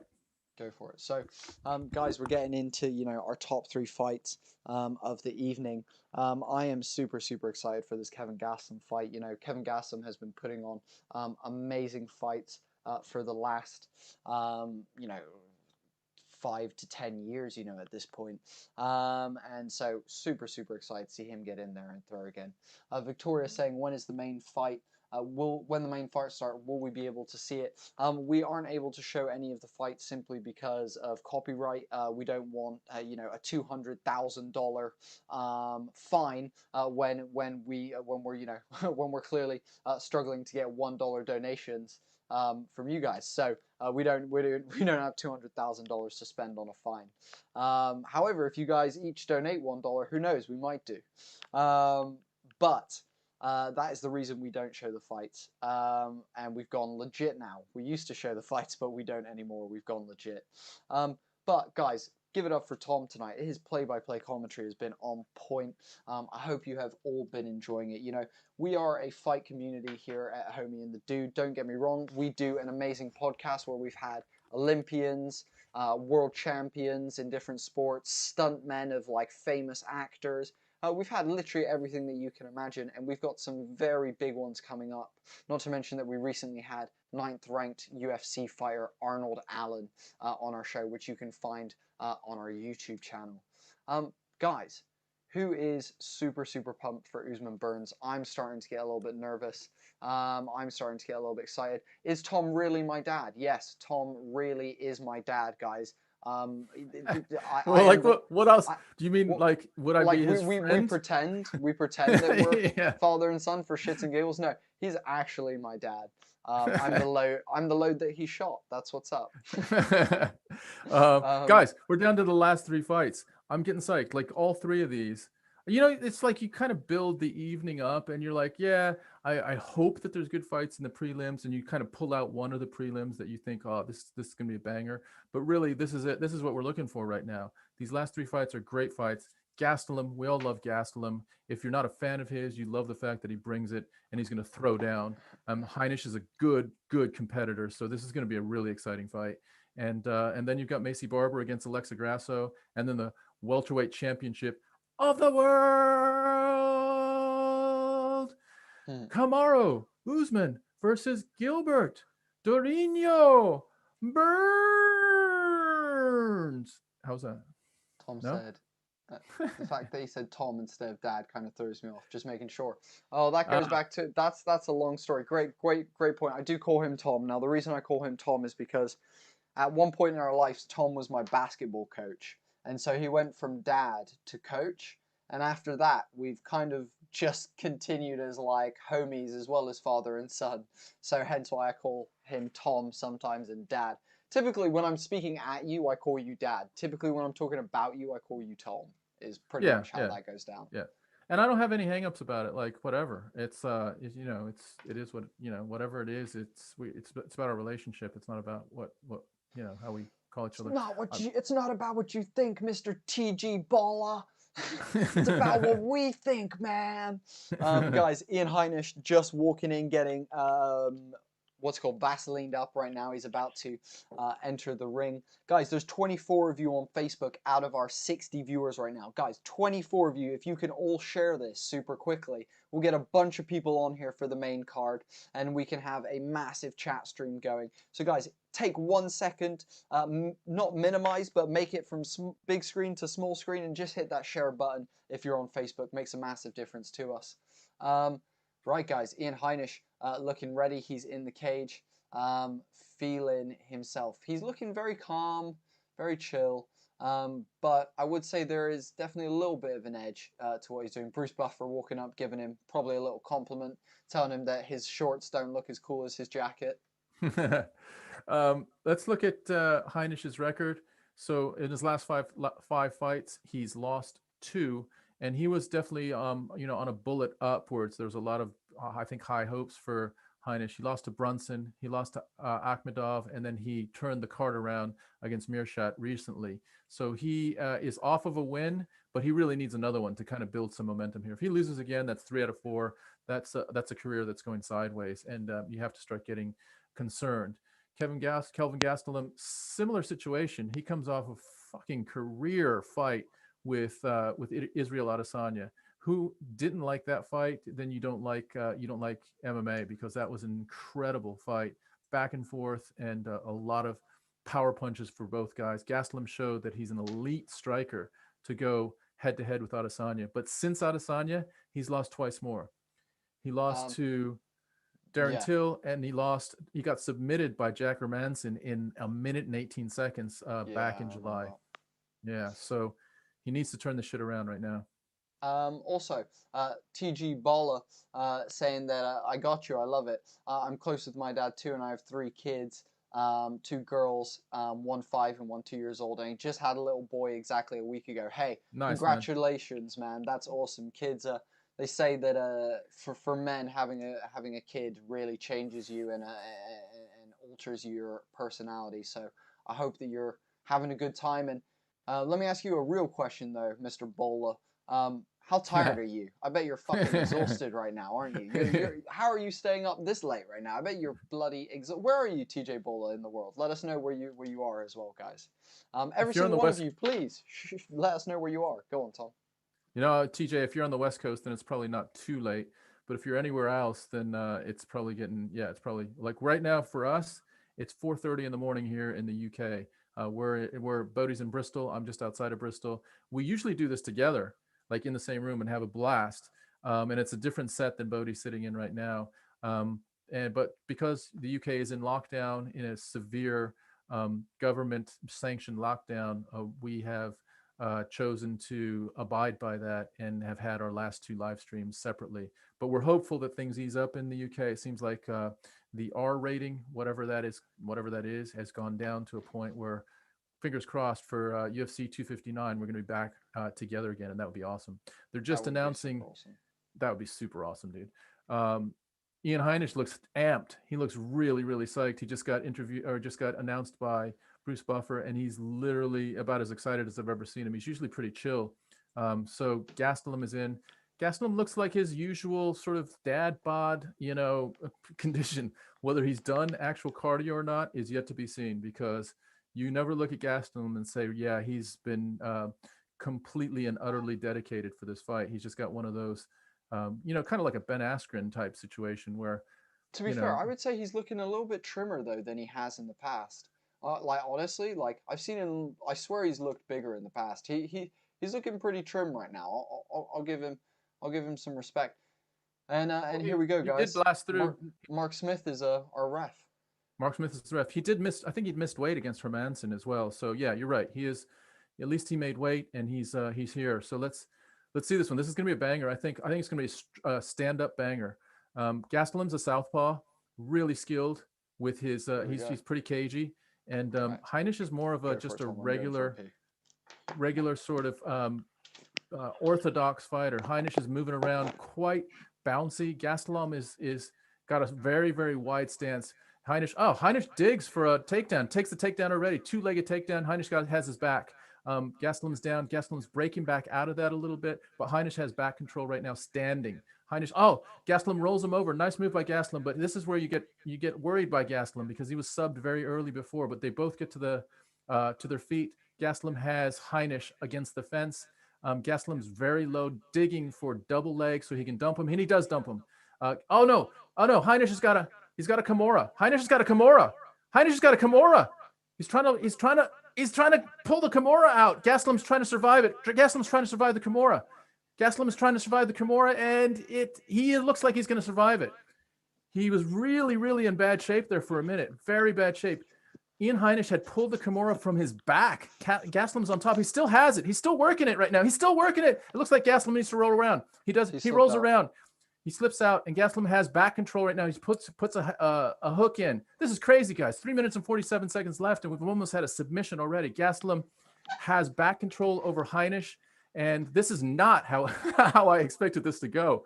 This This is not how I expected it to go. I thought this would be a stand-up bang fest, and it's turned into a submission nearly in the first minute by Heinisch. Gastelum is now leaning up against Heinisch, driving him into the post, one of the posts in the octagon. Tries to lift him and almost slams him down, but Heinisch regains his balance, lands on his feet.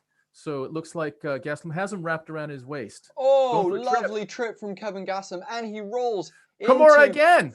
He rolls into full mount, but this Kimura is tight. I think because of Kelvin's position in the full mount, I don't think this Kimura is going to work exactly because of the full mount that Kevin has. But Ian is holding on to this Kimura for all he's got, doing everything he can to tweak it. But yeah, that full mount just too powerful.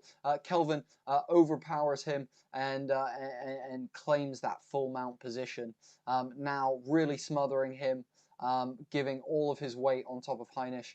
He's trying to break away to give some ground and pound, but Heinisch doing a great job of keeping his arms busy in the middle, making sure that Gastelum can't just loose out and drop some bombs on him. He's starting to get a little bit of distance in the full mount. He just dropped his first elbow on him. He's very. Heinisch tries to. Heinisch scrambles out, completely out. Great scramble out by Heinisch. Very near head kick on the break there. Oh wow, big shot by Heinisch. Big right, clean right. They both exchanged, but Heinisch has landed more cleanly. Heinisch with the leg kick, inside leg kick. 2 inside leg kicks, one from Gastelum, one from Heinisch.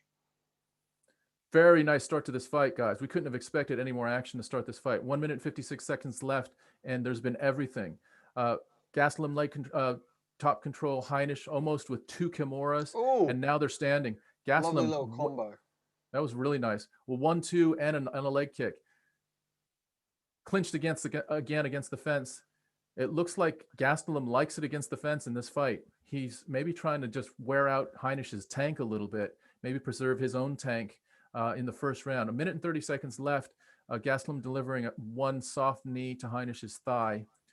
Heinisch trying to do a little judo throw, sort of not successful. And again, Gastelum is just tight against the cage, goes deep and dumps Heinisch again. Not very cleanly, but definitely dumped him down. That's a takedown, guys. That's 2 takedowns by Gastelum. Are you surprised by this? Gastelum has 2 takedowns against Ian Heinisch. I didn't really expect Gastelum to be a takedown. Oh my Lord. Gastelum is technically from a wrestling background. That's a third one, and that was more of a slam. That was Gastelum just has his arms wrapped around Heinisch's waist, and he's used that twice. He hasn't let go of his arms yet around his waist. He's taken him down twice. Heinisch has gotten back up to his feet twice, but Gastelum has never let go of that grip. And right now, I'm not sure if anyone can see, I'm so jumbled with my headphones right now. I've got cables upon cables. Gastelum throws a solid left as they separate. 33 seconds left, and they're back in the middle of the ring. And this is crazy. Gastelum throws a little. It's a kind of a weak little side body kick. Nice stiff left, right. Straight right by Gastelum, a jab. Gastelum is lunging a little bit with his left. Heinisch misses with a left side kick to the calf. And what an interesting round. Not anything like I expected. It looks like they're both willing to ride out the last 10 seconds. Heinisch loops a right that almost catches Gastelum. Both guys swinging for head kicks but missing, and that is the end of the first round. Mark Smith separates them out, and that's the end of the first round. I tell you what, guys, there was a lot of energy expended in that first round.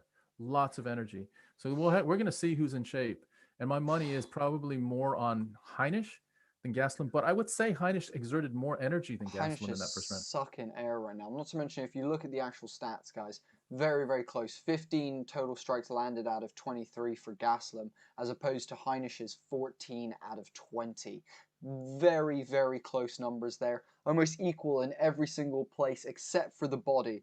Heinisch has landed about 4 more body shots than Gastelum. Otherwise, they're pretty equal across the rest of the board, as you guys can see. Very good fight. Very awesome start. Both guys putting on a show. This is exactly what we were hoping for. Guys, this is Homie and the Dude Front Row Live. We're going into round 2. Kevin Gastelum, Ian Heinisch. Thank you all for joining us. Gastelum's up for it. You know, you had to wonder after that quick submission against Hermanson. Gastelum's here. He's ready to get his name dropped back into the hat of this middleweight division. He's definitely up for it. So this is a scrap because you know Heinisch is going to bring it. So they're standing in the middle of the ring. Gastelum is a southpaw. Heinisch is orthodox, so their front feet are almost touching each other. 2 inside leg kicks from Gastelum. Very nice inside leg kicks. Another, oh, big right by Heinisch. Gastelum actually shakes it off, looks at him and shakes it off actually a little bit. You've got Ooh. it. Lovely takedown defense from Kevin Gastelum as Ian Heinisch fakes a hook and then drops for the double leg, but Gastelum stuffs it beautifully.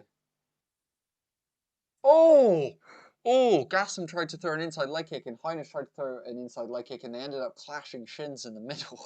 Oh my god. It's not often you see that. I'm just gonna try to get my feed, so you're gonna have to carry it for a minute, both. So, My feed's as Gastelum is circling around the outside, Gastelum's very in and out right now. He's very light on his feet. Heinisch going in for a takedown, but again, Gastelum stuffing that. Gastelum keeping his hands like, oh my goodness! Heinisch faking the takedown and then throwing a high knee as Gastelum dips to stuff it. It lands flush, but Gastelum actually catches Heinisch in midair and takes him down with a huge, huge slam. Gastelum with top position right now. He's in half guard, smothering Heinisch's face with his hand. He's transitioning out of half guard and he's trying to move into side control or side mount, dependent on how you prefer calling it. Very close round indeed. Gastelum now transitioning to the back of Ian Heinisch as Heinisch crawls towards the cage to begin posting up and standing up. Gastelum still riding his back, but Heinisch is fully back to his feet. Gastelum is still on the back though, really nicely riding him, keeping his hands locked. Good head positioning there. Good knees to the outside of the quad. Everything you'd be expecting Gastelum to be doing in this position. Some phenomenal work here, but these guys just grappling, doing hand work right now. Lots of gripping each other's wrists and trying to break locks. Oh, big elbow there on the break from Kevin Gastelum, and they retake the center of the octagon. Are you back, Tom? I'm back. Yeah, they're in the center of the octagon, and that was an insane exchange. We're 2 minutes and 30 seconds into the second round. We've had everything in this fight, and not what we've expected. One thing that I'm really impressed by is Gastelum's wrist strength. Once he gets this, where he's in it again, once he gets grip behind Heinisch's back with his right and his left hand, he tends to get a takedown there. So he's really got strong grip strength. He's digging again. He's digging again. This time Heinisch sneaks out. They might be a little bit sweaty at this point, so those types of takedowns might become a little bit more infrequent. But they're back in the middle of the ring, and I thought Gastelum would have a little bit more of an advantage standing. Wouldn't you have thought at this point, both? I don't know. Heinisch is big. He's a very big guy. Gastelum shooting for the double leg. Heinisch somehow managing to keep his balance. It felt like Kevin didn't really follow through with charging that takedown. Thus, they're back up against the cage with Kevin having kind of the side of Heinisch's body. And now kind of shooting for the double leg. Heinisch splitting his legs to stop that. Gastelum back on the back control, and they're back up against the cage. Gastelum is really working hard to bring this down, but you know, I give Gastelum heart. He is in no way afraid of Ian Heinisch, and he is very much still moving forward and putting the pressure on him. Both these guys now swinging a little bit wildly. Lots of misses and good head movement, but a little head clash in the middle there. Yeah, I think Gastelum, I think he might be getting a little tired because that last shoot was you know, it looked like he had good deep position, but he had no strength to push further into it and dump like he did in that first round. So I'm thinking Gastelum is starting to wear down a little bit, which would be, you know, clear advantage for Heinisch. But look, Gastelum is here to, you know, he's definitely showed up tonight. So let's see. I am a little bit surprised that Gastelum is not as accurate as we've seen him in the past. He's not really touching Heinisch the way we've seen him touch people like Israel Adesanya. So let's see if he can open up a little bit more. He's getting tired though. He's not firing like he was before. I'm starting to see a little. He tries to fire again. And he drives Heinisch to the end of the fence. He's got Heinisch's back right now. I tell you, his most effective thing this round has been knees to the back of Heinisch's thighs. And Heinisch, there goes the end of the second round. They're both tired, but I'm going to give it to Heinisch, having possibly just a little bit more in the tank right now than Gastelum. Nice I inside would leg say, kick. however, it's been 2 rounds for Gaslam, in my opinion, just based off octagon control and dominant position. I'm going to say that's Yeah. 2 rounds to Gaslam. I But agree. what I would say is you can feel that Gaslam is definitely slowing down in this last one. Heinisch still looking very sharp in terms of his striking. Also, something else that you gotta give Heinisch some credit for, guys, is bloody hell, his feints are beautiful. Gaslam is biting on all of these takedown feints. He's really, really, really good. Like, his feint game is beautiful. It's hard to read what's coming at you, whether it be ground game or a strike, because he is just throwing beautiful feints and he is selling Gaslam on all of them. We got Bashid saying that it's 2018 to Gaslam. I would probably agree with that, but a very close round indeed. Henry, I fully agree with you. Guys, like and follow on Facebook, subscribe on YouTube. Homie and the Dude, round 3, Ian Heimich and Kevin Gastelum. There we go. Kelvin is in the middle of the ring, and let's see what happens here. Who really wants this? Kelvin, nice inside leg kick. I don't think he's invested enough in that for that to be a big factor at this point. The leg kicks are to set up punches at this point, I think. There he goes driving again. So Kelvin is going to win this fight by takedowns, because at this point there hasn't been any significant strikes to hurt either guy. But as far as takedowns, that's what Gastelum has dominated. Big with. elbow Nice there from elbow. Ian Heimich on the entry. Yeah, one thing I would say is it feels like from my angle, I'm watching Ian Heimich with a lot of power. Oh, lovely double leg takedown of Kevin Gastelum. Ian Heimich with loads of power, lots of explosivity, but he's not taking control of this fight. He needs to assert himself in this last round and really put some leather on Gastelum. He's still waiting. And he doesn't need to be waiting right now. He needs to be doing. And that is a very, very big issue that we have going on for Ian Heimich. Is he's got the energy, but he's just not letting it go. He's just not letting it go. Could I just say, I also think he, skill-wise, he's not hugely polished in any of it, right? His striking is good. His takedown defense is good. His takedown, his attacks are decent, but there's nothing that's overwhelming Kevin Gastelum. He has seen all of this, and there's nothing that Heinisch has done that at this point you're thinking, man, he can turn this around. I'm sure he's got power, and if he hits him with one clean shot, but you just haven't seen it yet in 2.5 rounds. He goes for a knee. Gastelum grabs the knee. Gastelum exchanges with a high knee to try to bring Heinisch's head down. Nice left. That's the best left by Gastelum in this fight. Maybe Gastelum starts opening up with his hands, because they just have not been there like you're accustomed to Gastelum with his hands. That's the biggest surprise for me. Is I thought Gastelum would have a clear advantage in the striking. Nice Lovely uppercut little, by Gastelum. like 45 uppercut, yeah, from Gastelum, almost like a hook coming from the hip. Nice straight left as well. He's landing a little bit more damage right big now. overhand right for Heinisch. It feels like Heinisch is holding back. Again, there's that flying knee again, but Kevin, again, maximizing on it by getting a huge takedown. God, it feels like Heinisch is just not putting together big combinations. If he was throwing 3 or 4 punches, it feels like he'd be winning this. But Gastelum continues to dominate position and feels like he's continuing to... Heinisch, beautiful reversal, and actually takes Kevin Gastelum's back. He has 2 hooks in, and Kevin Gastelum is now fighting for his life. What a turnaround, guys. As we're talking about Kevin Gastelum having position, Heinisch takes his back. Gastelum rolling around to try and relieve himself of this backpack of Heinisch that he currently is carrying.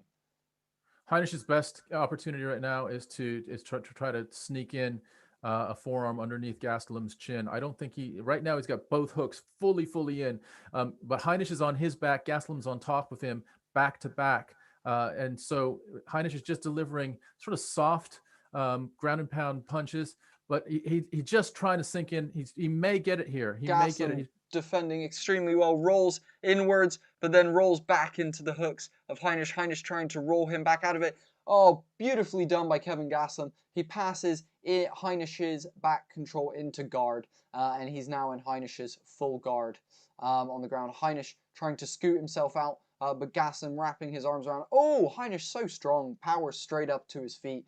Nothing that Gastelum can do about that at all. Gastelum's riding him now. Heinisch just does a front roll just to break out, to give himself a chance to do something to change this fight right now. Heinisch knows he's behind. He knows he has to do something pretty significant. The time is winding down. We're down to 1 minute in round round 3, the last round of this fight. Down to 54 seconds. Heinisch is losing, and he's running out of options on how to turn this fight around. Gastelum tries to throw a straight right. Heinisch shoots and tries to get Gastelum down. I'm not sure what the thinking behind that is. Was he shooting to just get a point, or was he shooting to get into a position where he could sub Gastelum? I thought his best chance would be to try to hurt Gastelum with some stand-up. Looks like Heinisch is just as tired as Gastelum right now, though. Yeah, both 25 guys seconds very left. tired. Yeah. Yeah, they're both sort of not as firm on their feet as you'd expect two guys. Oh, Heinisch, nice takedown. So Heinisch is going to win this round. Heinisch will win this round, but I think he's going to lose the fight. 11 seconds left. He's wrapped both of Gastelum's feet. He definitely. Kevin with a takedown at the last second. Crazy, Big just overhand exchanging right. takedowns. Yeah. And Wow. That's it, guys. That's it. Both men exchanging some like acknowledgement of each other's camaraderie and hard work during that fight at the end. Heinisch putting his hands up as if he's won. I think Heinisch's confidence is misplaced, personally. However, we'll see what happens as we get to the decision. Well, guys, if we look at the. Go on, Tom. I was just going to say, if we look at the stats quickly, the stats say that Gastelum has won this fight. More strikes. I stand corrected. Heinisch has more total strikes landed. Yeah, he does. More strikes to the body.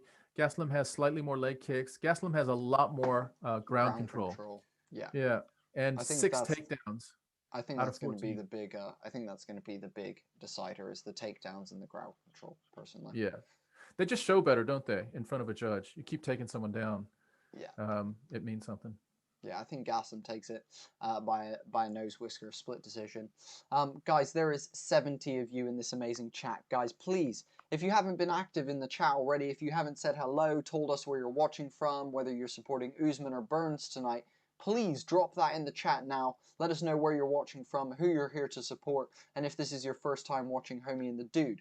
As well as that, guys, take 30 seconds out of your life to allow us to continue doing this and support us in the right way, guys. So the best way to do that is like and follow our Facebook page and subscribing to our YouTube channel. We're so close to our 500 subscriber mark tonight, guys, but we really need you to push us over the edge. And the only way we're going to be able to do that is with your guys' help. So please hit us with that subscribe on YouTube, that like and follow on Facebook. And Kevin Gastelum wins that by unanimous decision, guys. Kevin Gastelum is currently the 9th rated middleweight in the world. With that win, he may go up, 1 or 2, who knows? But he's in the mix. It wasn't a dominant win by Gastelum, but he needed that win. Look at how happy he is, man. He is delighted to have that win and to get back in his winning ways. Kelvin Gastelum, when he's at his best, can be a force against just about anyone. He's proved that before. And this middleweight division is wide open. There is no one that's dominating this division. I like Gastelum against Whitaker. I'd love to see Gastelum against Costa. You name it. Southpaw against Southpaw versus Darren Till. There's a lot of good matchups that Kelvin Gastelum has just opened up again by getting this win. So it's a big win for him in his career. He didn't win, convincingly. He did what he had to do, which is take down Ian Heinisch 6 separate times to win this fight over 3 rounds. So great job, Kelvin Gastelum. Yeah, Chance Taylor, thank you for the like and follow on Facebook. Andy Wheatley, thank you for the subscribe on YouTube. You won't regret that, Andy. We have the best podcast show on the planet with the most incredible guests. Not to mention, we have got Bashad saying they've got Burns. We've got Ryan saying good commentary. Thank you, Ryan. We really appreciate you. Mike Kellehy saying he's from New Zealand and he believes Snoozman loses by too many foot stomps. Edgar Madrid, who won Grasso versus Barber. Grasso versus Barber hasn't happened yet. Rel, Mace, thank you for the like and follow on Facebook. Guys, if you want a shout out, please like and follow, subscribe on YouTube. I'm happy to give you a quick shout out. Really, really appreciate it. Has Bruce Buffer announced the winner? Yes, the winner was Kelvin Gastelum, Henry. Kelvin Gastelum. What's the podcast name? The podcast is Homie and the Dude. We are Homie and the Dude, TG Bala. We have had Olympians. We have had Commonwealth Games gold medalists. We have had stuntmen for Spider-Man. We've had professional skateboarders, artists who have invented their own styles of art. Guys, our podcast literally has an episode for everyone. Filmmakers, musicians, artists, anything you can imagine, we've got it. UFC Climbers, fighters. UFC fighters. We just had 9th ranked featherweight Arnold Allen on our show discussing what it's like to train at TriStar Gym with GSP, guys. We really, really appreciate it. Mr. Guy, thank you for the like as well. We've got Paul from Glendale, Arizona. May peace be upon your house. Burns is my choice, but can prove a difficult mountain to move. Usman can become a nightmare in the ring. I agree, Usman is trouble. Right, guys. For any of you that are new to the stream or just joining in the last fight, we do have a giveaway tonight, guys. By donating just £1, you enter yourself in a raffle to win that Khabib Nurmagomedov poster that you can see in the top right-hand corner. It's absolutely awesome. Tom has a copy right there in person. We will be sending that out to wherever you are in the world, guys. So all you have to do is donate just $1 and you might get that poster tonight. Not to mention, if we've saved you money or you have enjoyed something tonight, guys, donating $1 allows us to keep doing this. It gives us a reason to go back to our missuses and say, hey, look, we're actually doing great. People are supporting us. We're going to keep doing this, you know, and you guys can be part of allowing us to continue doing this as our job. So thank you guys so much. Hit us with that $1 donation to enter for that Khabib poster, guys. We'll put it in an envelope and we'll send it to wherever you are around the world. So it'll get to you and then you can hang it on your wall. I'm going to actually put mine right here. I took it off the wall just so that I could show it to you so I wouldn't have to hang it and put it back down again. But it's pretty cool. It's almost like an Art Deco-y type design. And it's pretty cool. It says smash, because Khabib, I'm going to smash your boy. Yeah, that's awesome, dude. This was a birthday present from Bodie to me just like 2 weeks ago. So I love it. And we'll put it up proudly on my wall. So yeah, here we go. Maycee Barber. Someone asked about the Maycee Barber Alexa Grasso fight. It's a big fight. So we just keep saying this, but you know, I guess it's pretty obvious. But for these guys, every fight's a big fight. But some are bigger than others. If you're at a crossroads, if you've lost, you know, your last fight or your last couple fights or two of your last three, then you start looking at the road getting narrower and perhaps someone pulling the plug on your UFC career. So that can happen. And so we've got Alexa Grasso and Maycee Barber. Maycee Barber is 8-1 and Alexa Grasso is 12-3. You remember Maycee Barber lost to the wily veteran. She lost to how do you pronounce that? Modafferi. It's Roxanne Modafferi. Yeah, Modafferi, yeah. And remember that fight, Bodes? Modafferi was just, yeah, she was just a little bit more, you know, just almost like a little bit more experienced on the ground, and took that first loss away from Maycee Barber. Yeah. But Maycee Barber, there's that fight. There's the highlight right there. And Maycee Barber actually injured herself pretty badly in that fight. Yeah. So the other side of it is Alexa Grasso, and Alexa Grasso, I'm just going to pull up her numbers here as well. Also, while you're doing that, I'll quickly shout out. We've got TJ Bala. Yes, we did see that you're up with your newborn, dude.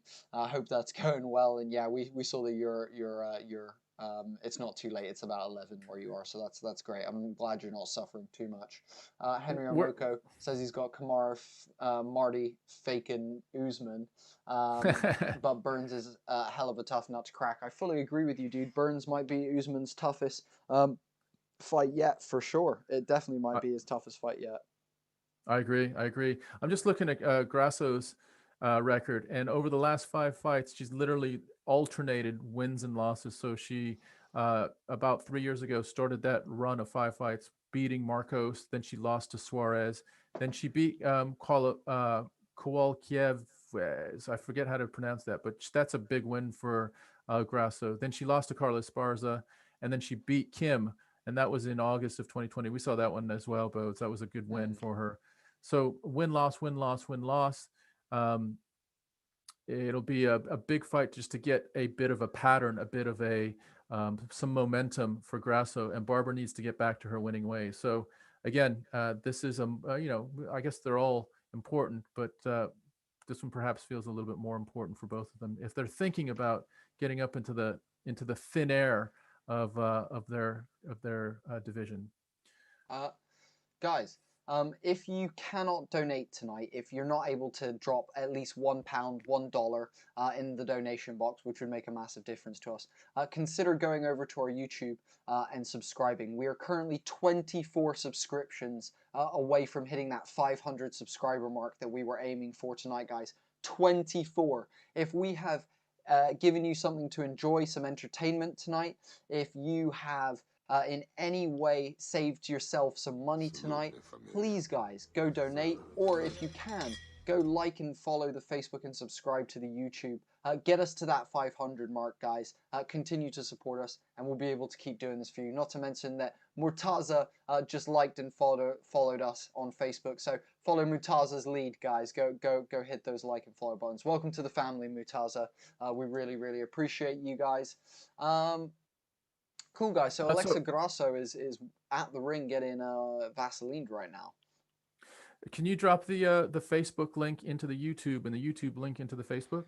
Of course I can. That takes me less than a couple of seconds. Nice one. I'm just going to give you guys the tail of the tape. It's pretty even, except that they consider Maycee Barber a switch as far as her stance. Alexa Grasso is orthodox. Other than that, there's not a lot in it as far as any kind of clear advantage in the statistics. They're both 5'5". They both weigh about 125.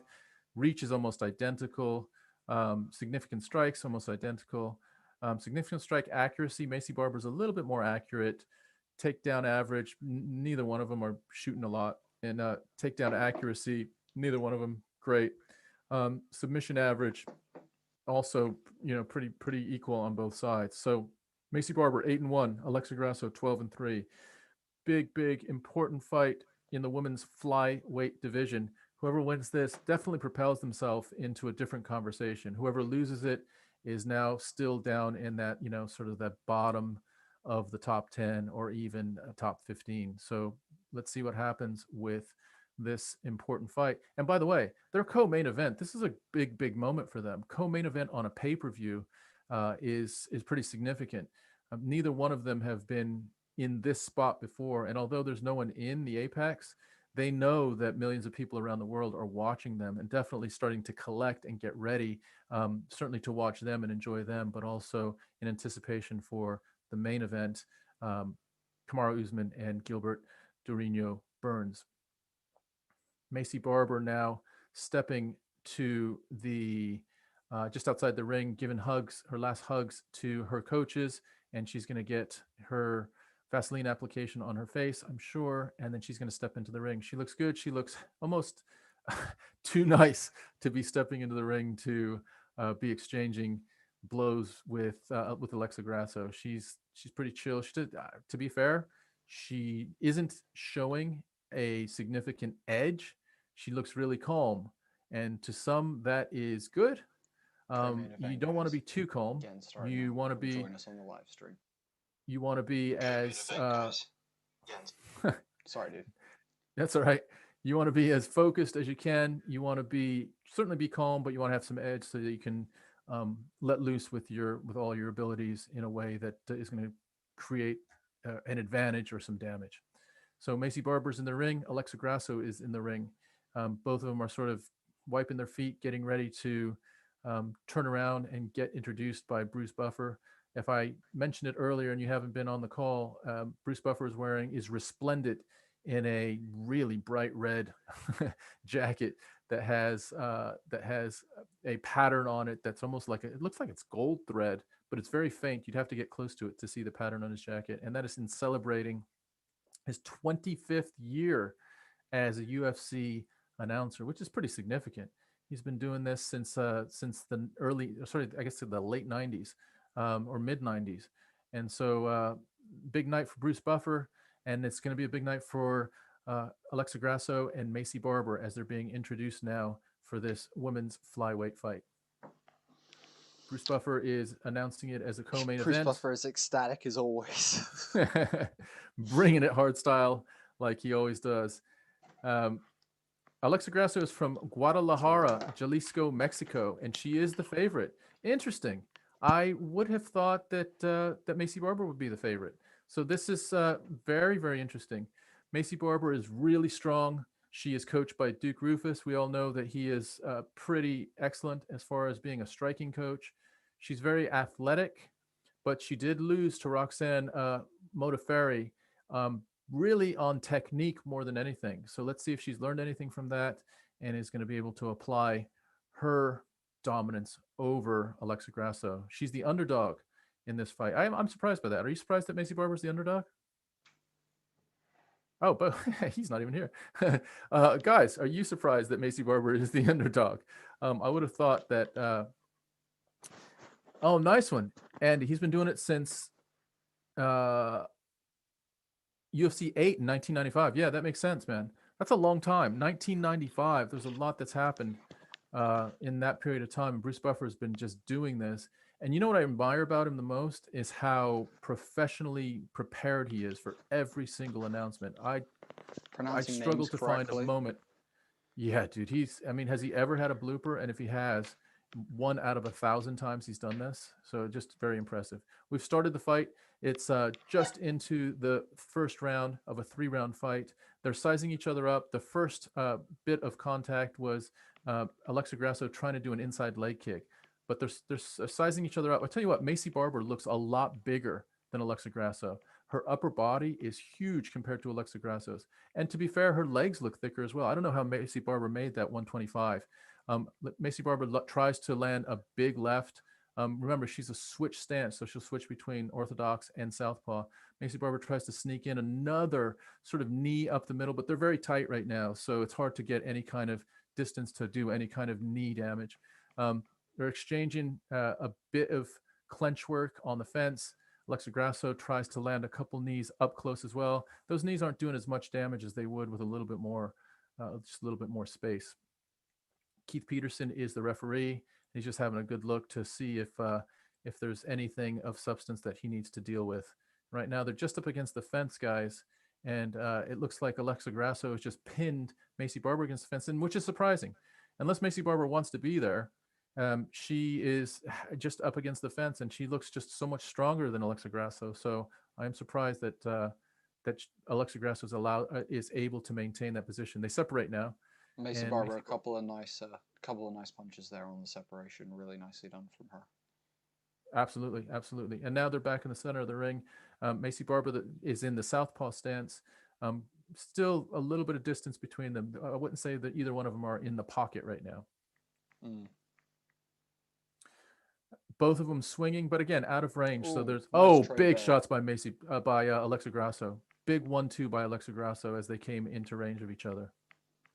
Maycee Barber just pumping out a jab, but like 1.5 feet away from Alexa Grasso, which is crazy. Running in, looking for an outside leg trip. There is Maycee Barber, but Alexa Grasso wraps her up and reverses it, places Maycee up against the cage. It was a reckless shoot. I mean, she shot from about 4 feet away from Alexa Grasso. Alexa Grasso could see it coming and could react to it. So it wasn't as effective as Maycee would like it to be. But look, Maycee Barber's strong, man. She's got her arm wrapped around the back of Alexa Grasso, and she's trying to get some sort of advantage on the cage. Alexa Grasso's back is to the cage. They're exchanging inside knees. Maycee Barber has a Windsor over the top of Alexa Grasso's left arm, and she's got a little bit of head control as well. Their heads are just literally face to face right now, pushing each other's faces into each other. Kind of funny to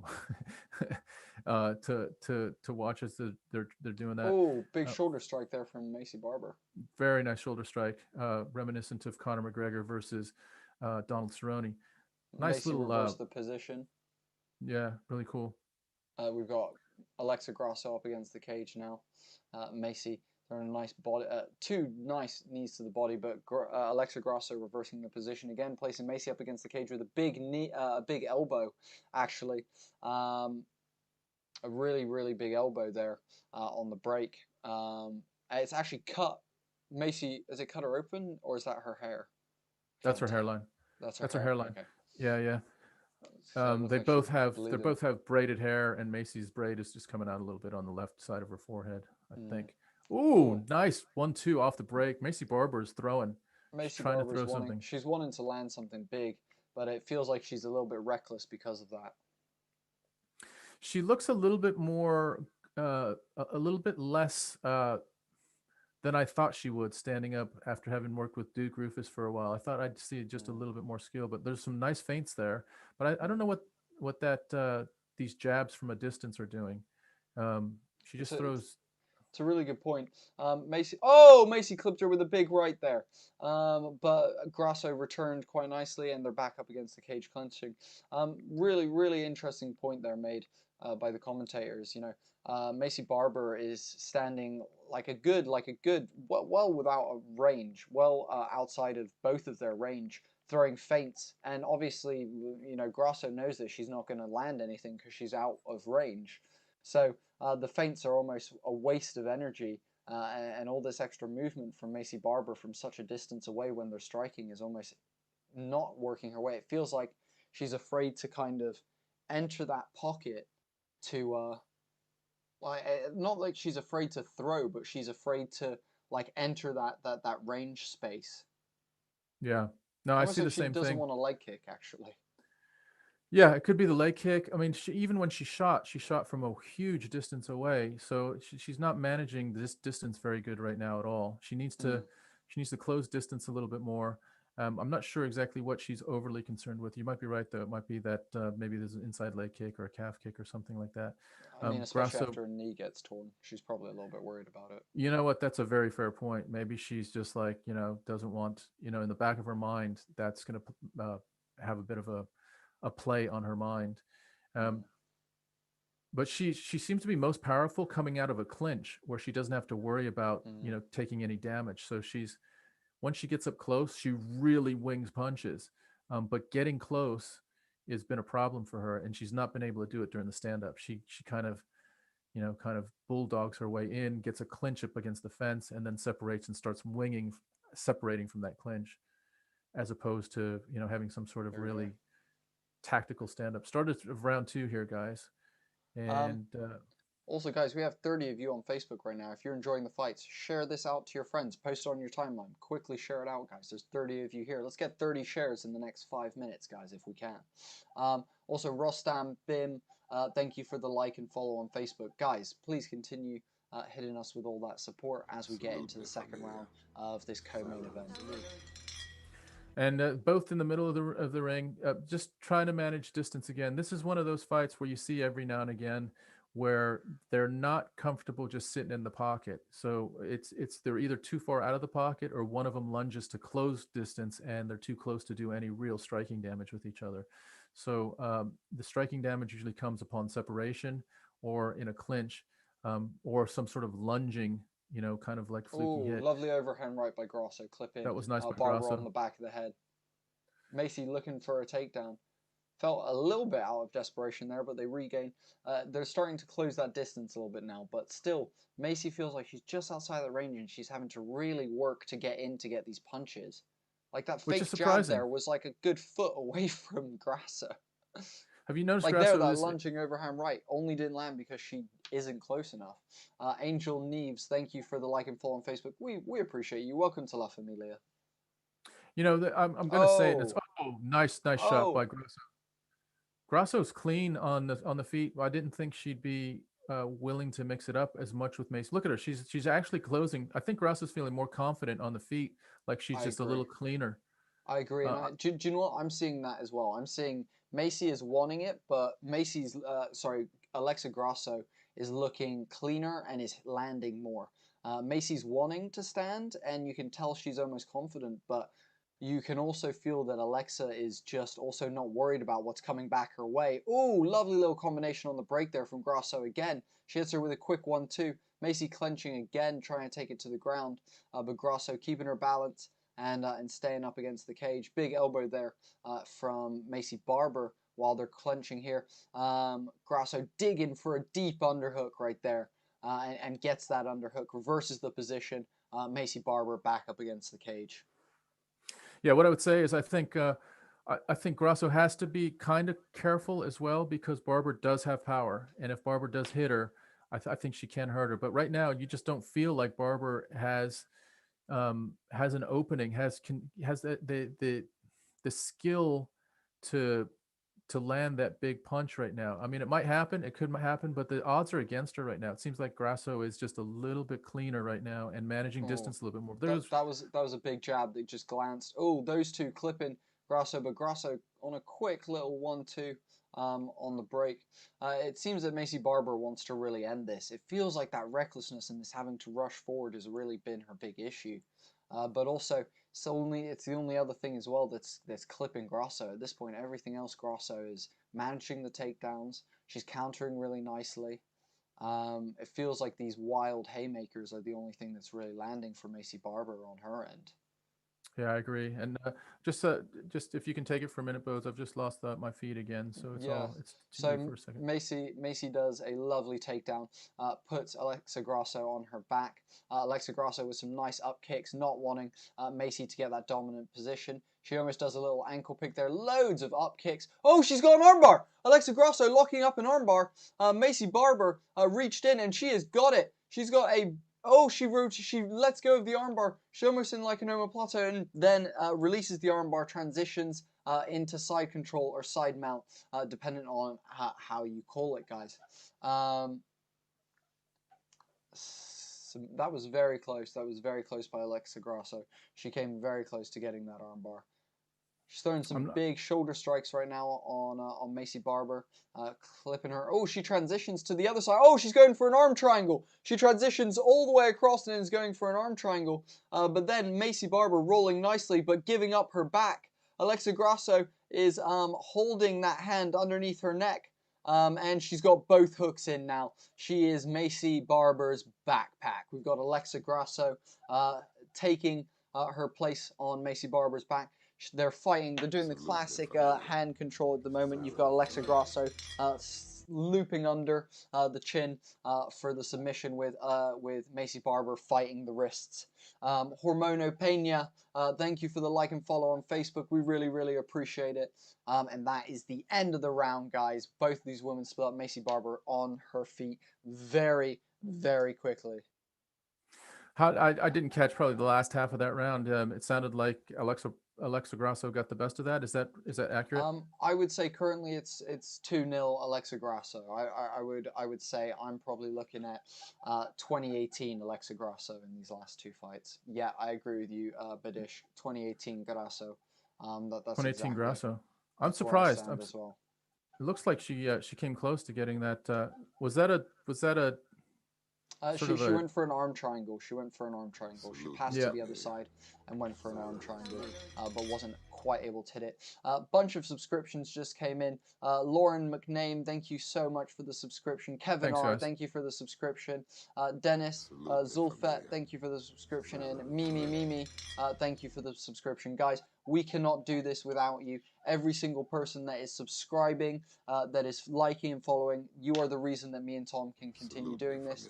So thank you all so much. Please, if you can get a second, while this second round is going, like and follow, subscribe to the YouTube. Right, second round started. Round three? Sorry, round three. My apologies. Yeah, here we are in round three. Last round. We think Maycee Barber is probably down 2-0. It might be 1-1. But she needs to do something significant here. She needs to hurt Grasso. She hasn't hurt Grasso, and that's surprising. We thought Maycee Barber's athleticism and power would be a bigger part in this fight than it has been, and it just has not been. Grasso is just a little bit more refined in her skills. Her punches are cleaner. Her sort of ground game is just a little bit more evolved. So Barber has to do something. She has to almost impose her physicality on this fight, and she's not doing it. Look at how tentative she is. She's just doing this sort of outside of punching range. She's almost like gun shy a little bit to get into the pocket, which is really, really interesting. I'm not sure what that is, because she can't be fearful of Alexa Grasso's sheer knockout power. So what is she hesitating? Why isn't she getting into the pocket? And maybe she just feels like, to your point, Boats, maybe it's something to do with that knee. She just does not want that knee to be cranked on. Who knows? She gets in a little bit there, but again, it's lunging in, and then when you lunge in, you're too close for a combination. You lunge in with that first punch, and now you're in a clench, as opposed to getting in the pocket and throwing hands and hitting with 2 or 3 combinations. And that's been her problem this fight.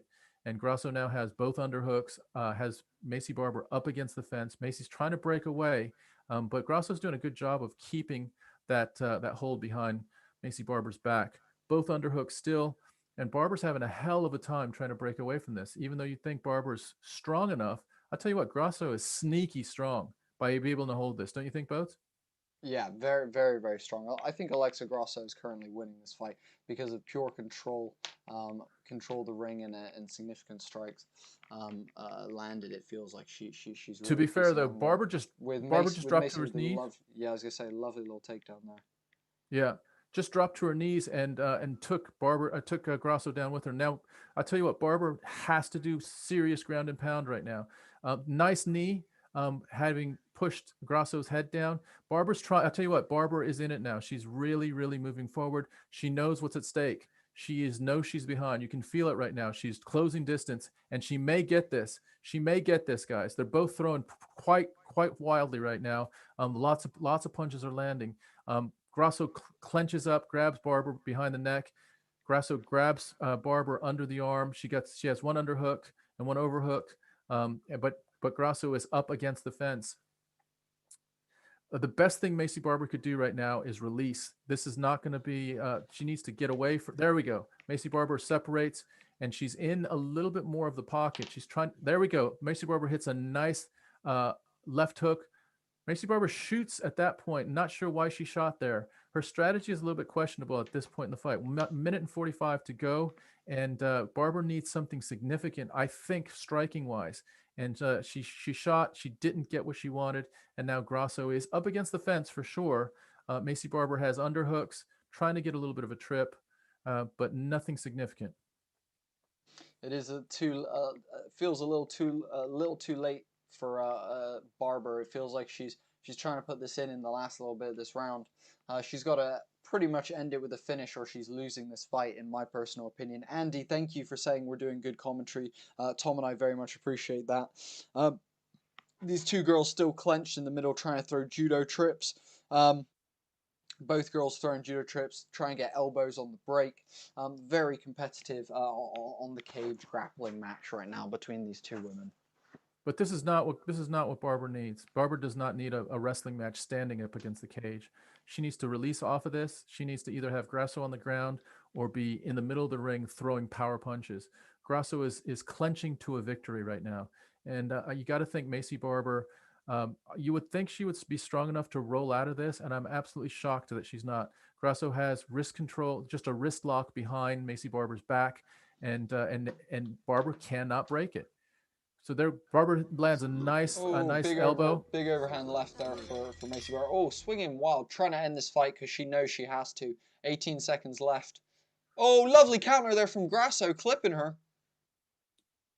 Barber throwing wild reverse. Maycee with a very telegraphed spinning heel kick. Possibly the most telegraphed spinning heel kick I've ever seen in the UFC. Takes her down, and that is the end of the fight. That's the end of the fight, guys. I think Barber may have won that round, maybe. But I'll tell you what, if they give this fight to Barber, I guess I could see that in the realm of possibilities. But 8 out of 10 times, I would judge that fight that I just saw. That's an Alexa Grasso win. She won the first 2 rounds. She was very competitive in that last round. She consistently outstruck Maycee Barber. Very, very clean, just inside straight punches, and Barber was looping the whole fight. She controlled distance. She controlled the cage. She controlled clenches. I don't know what else she needed to do, just don't know. But, the other side of it is Maycee Barber was throwing, big, forceful punches that weren't landing very much. Maycee Barber did have a few knees that she was trying to land to the head. But overall, let's see what the stats say. The stats might help us, and they do help us. Total strikes. Stats say Grasso pretty much overall. Yeah. Pretty much. Grasso 85 landed strikes to 22 for Barber. 22 strikes for Barber. That is crazy. Significant strikes. 30 for Grasso, 17 for Barber. Head strikes, 45 for Grasso, 13 for Barber. Body, Grasso 21-6. Leg, Grasso 19-3. Ground control, Grasso 226 to 140. across comes the board, decision. Alexa Grasso should win this fight across the board. She won every stat category. Let's hope she gets what she deserves, which I saw is probably a unanimous decision. Bruce Buffer is just announcing the fight right now. And yes, Alexa Grasso wins. Deserves that fight. She deserves that fight. Yep. Yeah, Adnan, I'm with you, Adnan. If you were, exactly, if they gave that last round to Barber, and they might have, but it was a unanimous decision. So I'm good with that. The right person won that fight, and I like Maycee Barber, and I probably would have picked her at the beginning of this fight. So that's a huge, huge win for Alexa Grasso, coming out of the co-main event with a win over Maycee Barber. She's going to be 13-3 in the women's flyweight division. That's a nice win. That's a nice win. For sure, indeed. Lots of great stuff there from the women. Kyle Ward, thank you for liking and following on Facebook. Not to mention saying that definitely means that Barber won't be the youngest champion ever. You're not wrong there. Guys, we currently have nearly 100 of you incredible people in this stream right now, guys. If you are brand new to Homie and the Dude, let us know in the chat. If you are a veteran Homie and the Dude fan, if you're part of La Familia already, please let us know as well. Otherwise, guys, the best way to support us and continue allowing us to do this going forward, guys, bringing you these awesome streams for these pay-per-views is liking and following on Facebook. That takes 1 second. Subscribing on YouTube. That takes 1 second. And then, guys, if you can spare just $1 a donation, you'll be entered in a raffle to win the amazing Khabib Smash poster that you can see in the corner of the screen there. And Tom is actually going to hold up a real version of it right there. We'll send that out to you wherever you are in the world. All you have to do is donate £1. It's super, super easy, and you win an amazing poster. Percy Brand, thank you for liking and following on Facebook, my dude. We really, really appreciate it. Guys, we are Homie and the Dude. This is a father-son podcast where we give you the best in MMA, the best podcasts with the best guests from around the world, and we will be bringing you later this season the best tabletop gaming content in the world, as well as also the funniest comedy skits you have ever bloody seen. So guys, subscribe to the YouTube channel. It is going to be worth your while. I promise you. Thanks, guys. Yeah, thank you very much. And just to clarify on the Khabib, if you donate £1 or $1, then you enter into a raffle. It so happens that if you donated £1 or $1 right now, you would probably have a really good chance of winning that raffle. Yeah. So if you like the poster, then you'd get it for a pretty bargain amount. So that's there for you to consider. All right, guys, we are just at the edge of the main event. Kamaru, the Nigerian Nightmare, Usman versus GIlbert Burns. This is a banging fight. Look at these records, guys. Usman is 17-1. He's never lost in the UFC. Think about that. With all the murderers he's come across. GIlbert Burns is 19-3 and just a lethal weapon. Whether he's on the ground submitting people, literally a world-class submission. I'm not talking about UFC. I'm talking about the best submission artists in the world. You can put Burns up there with them. And by the way, Burns knocks people out as well. So you've got these two forces of nature that are going to be colliding. And by the way, they know each other really well. They've been training together for years. They have had some backroom Barner workouts, whether it's stand-up, whether it's wrestling, whether it's ground and pound. It's going to be really, really interesting. Usman has a lot to prove. He is decidedly a dominant champion, but he doesn't really get the props, does he, Boats? You don't hear the Usman name along with the Adesanya name, along with the even Volkanovski name. You know, you hear all these other guys that are getting buzz, and Usman sort of flies under the radar and just keeps dominating people. Let me just give you a rundown of Usman. I did this before, and it was just so impressive. The last 4 fights Usman has had, listen to these names. Last fight, he killed Masvidal. The fight before that, he knocked out and broke Colby Covington's jaw. Fight before that, he beat, who at the time was one of the most dominant people in his division. Tyron Woodley, he beat him pretty convincingly, and that's the first time we saw Woodley get to this part of his career. Fight before that, he dominates Rafael dos Anjos, and before that, he takes Damian Maia's best and beats him convincingly. That's 5 really, really good fighters, and there's probably some Hall of Famers in there as well. That was the last 5 fights for Kamaru Usman. I'm going to look at GIlbert Burns now, guys. GIlbert Burns' last 5 fights. Hey, Equally. we just had our first donation. Kyle donated £3.61. Currently, Kyle is the first donator and is currently winning the poster as there's no one else raffled. So Kyle, right now, if no one else donates, you're winning that poster. Thank you for the donation. These donations and the subscriptions and likes and follows are what allow me and Tom to do this. So Kyle, I just want to let you know, not only have you become part of Familia, but you have helped me and Tom in a way that you will never fully understand. But thank you so, so much. We really, really appreciate that donation. Thank you, Kyle. Massive shout out to you. Joe Duncan said that he went 5 rounds with Masvidal on 6 days' notice. That's true. That's true. Now?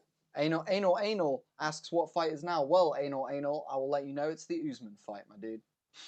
Yeah, no, it's a good point that that Masvidal was on 5 days' notice, but at no point during that fight, literally at no point during that fight, was Masvidal into the fight. We can talk about the foot stomps and everything, and just Usman, sort of working him up against the cage. But remember, the other side of that is Usman was preparing for a different fight. He gets Masvidal on 5 days' notice, so he has to work a whole different game plan against Masvidal. So, but this is to your point. Usman fights to control and to win. Burns fights to hurt and to eliminate, right? So who's going to win that? Because Usman will take the W. If he'll take the 5-round, just slowly chipping away at you, whether it's ground and pound, whether it's some up against the fence, whether it's clench work, whether it's some stand up, where Burns is legitimately trying to knock you out or choke you out. That's the difference. Who's going to impose their will on who? Guys, it is starting. The fight is going to be starting here in, we're going to get the walkouts here in a moment. So we're just in the sort of the UFC's amazing pregame fight. Also, quick shout out to Adnan, our moderator, donating £2 to the cause, helping us out. What an amazing guy. He's here moderating the channel and keeping you guys all entertained in the chat. And he's still got time to donate, guys. This guy's got absolute heart for days and love for days. Guys, be like Adnan, be like Kyle Ward. Help us out with the donation. It makes a massive difference to our lives.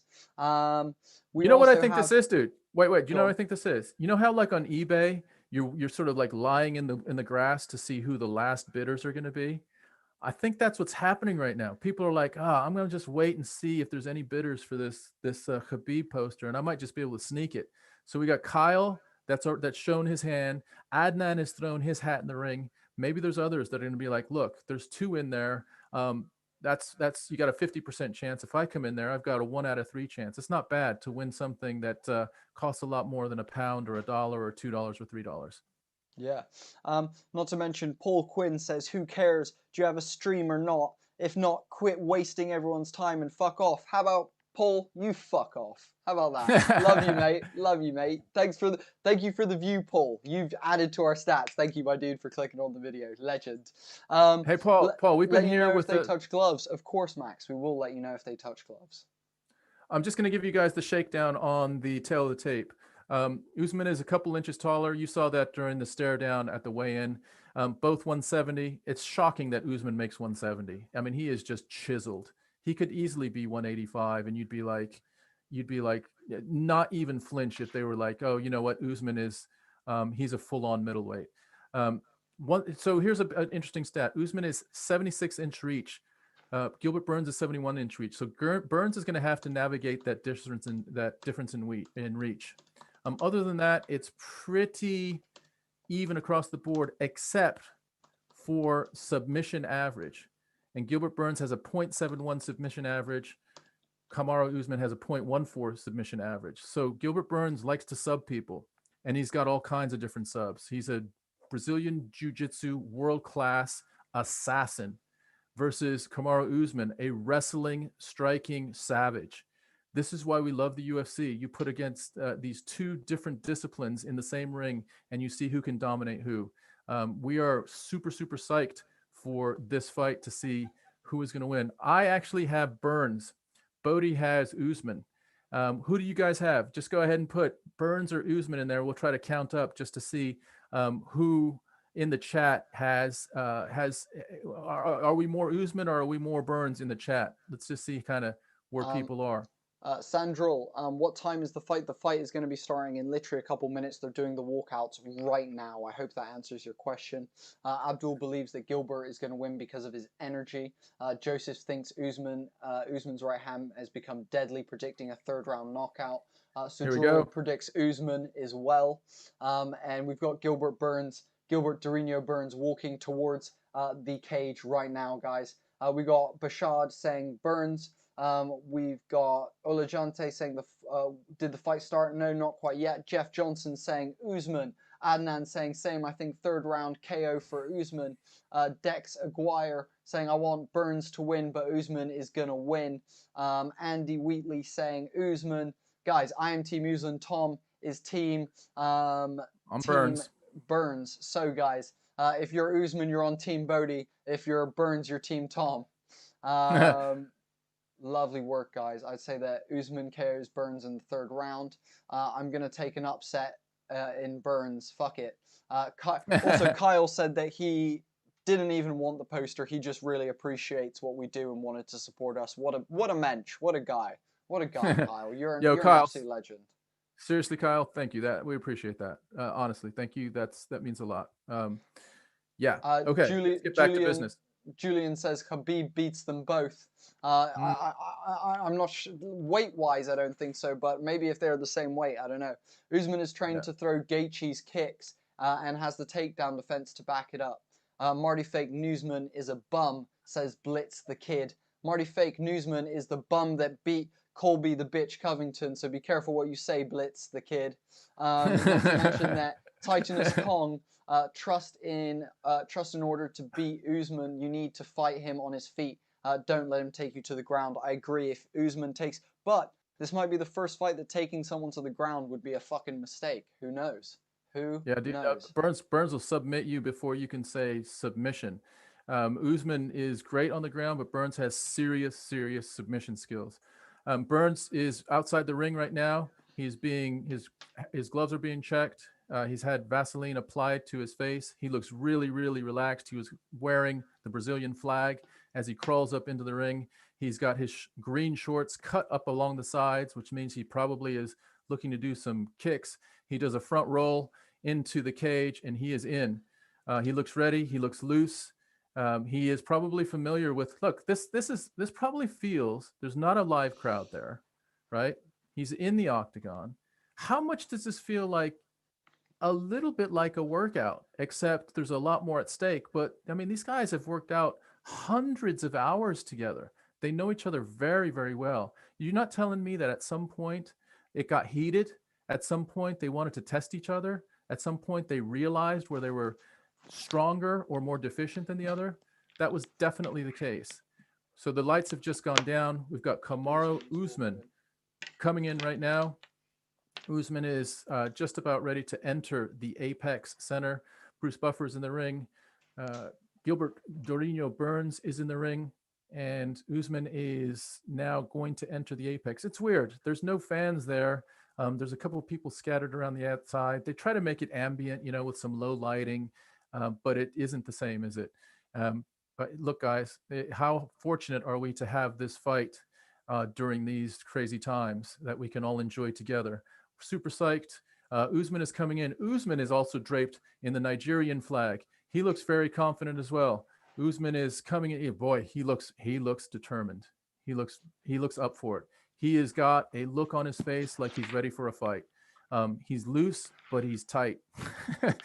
Someone said Usman is on the roids, 100%. Bro, I don't think he would be a champion if he was on the roids. I think they test for that. Whoever just said that in the chat. However, Yeah, no, I don't know. I think, guys, whether you are Usman or Burns tonight, I think we can all agree that whoever comes out of this fight the champion, we have a awesome welterweight champion. Both guys are absolutely amazing, great contenders, phenomenal guys, really humble. And you know, if there's anything we like in MMA, it's humbleness, it's respect. This is martial arts. We don't need any of that Colby Covington hate. We don't need any of that Conor McGregor bullshit. This is about respect between martial artists, guys. So looking forward to that. Tisa Souls, thank you for following, liking and following on Facebook. We really, really appreciate that. With their high level of competition, their respect, they respect each other. I completely agree. The higher, you've got to respect someone at that high level of competition. Now, you know, you can be respectful, or you cannot be respectful, and some people choose not to be respectful. That's just how it goes. Usman is just he's shaking hands and taking hugs with his cornermen.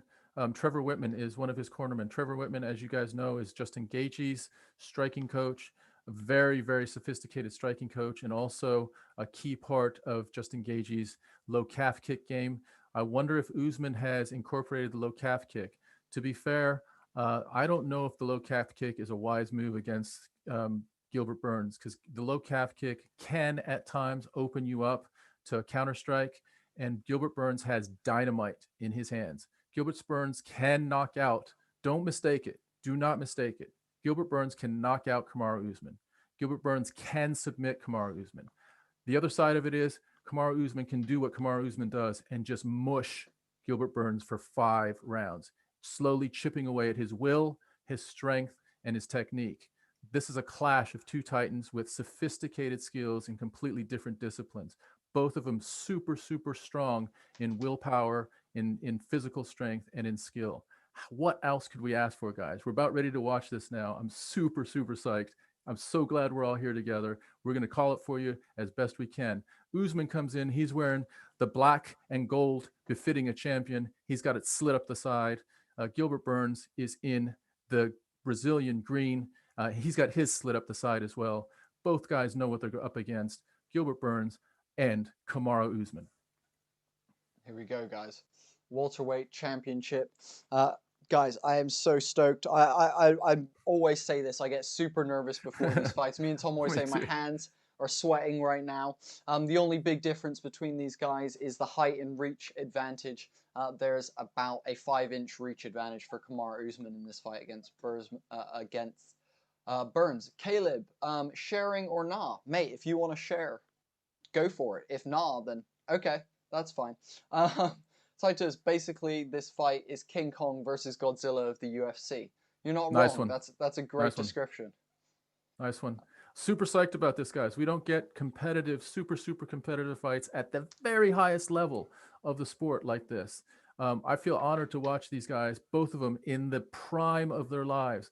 There is no one guy over the hill, another guy that's too young. These guys are both at the very, very pinnacle of their skill set and their physical strength.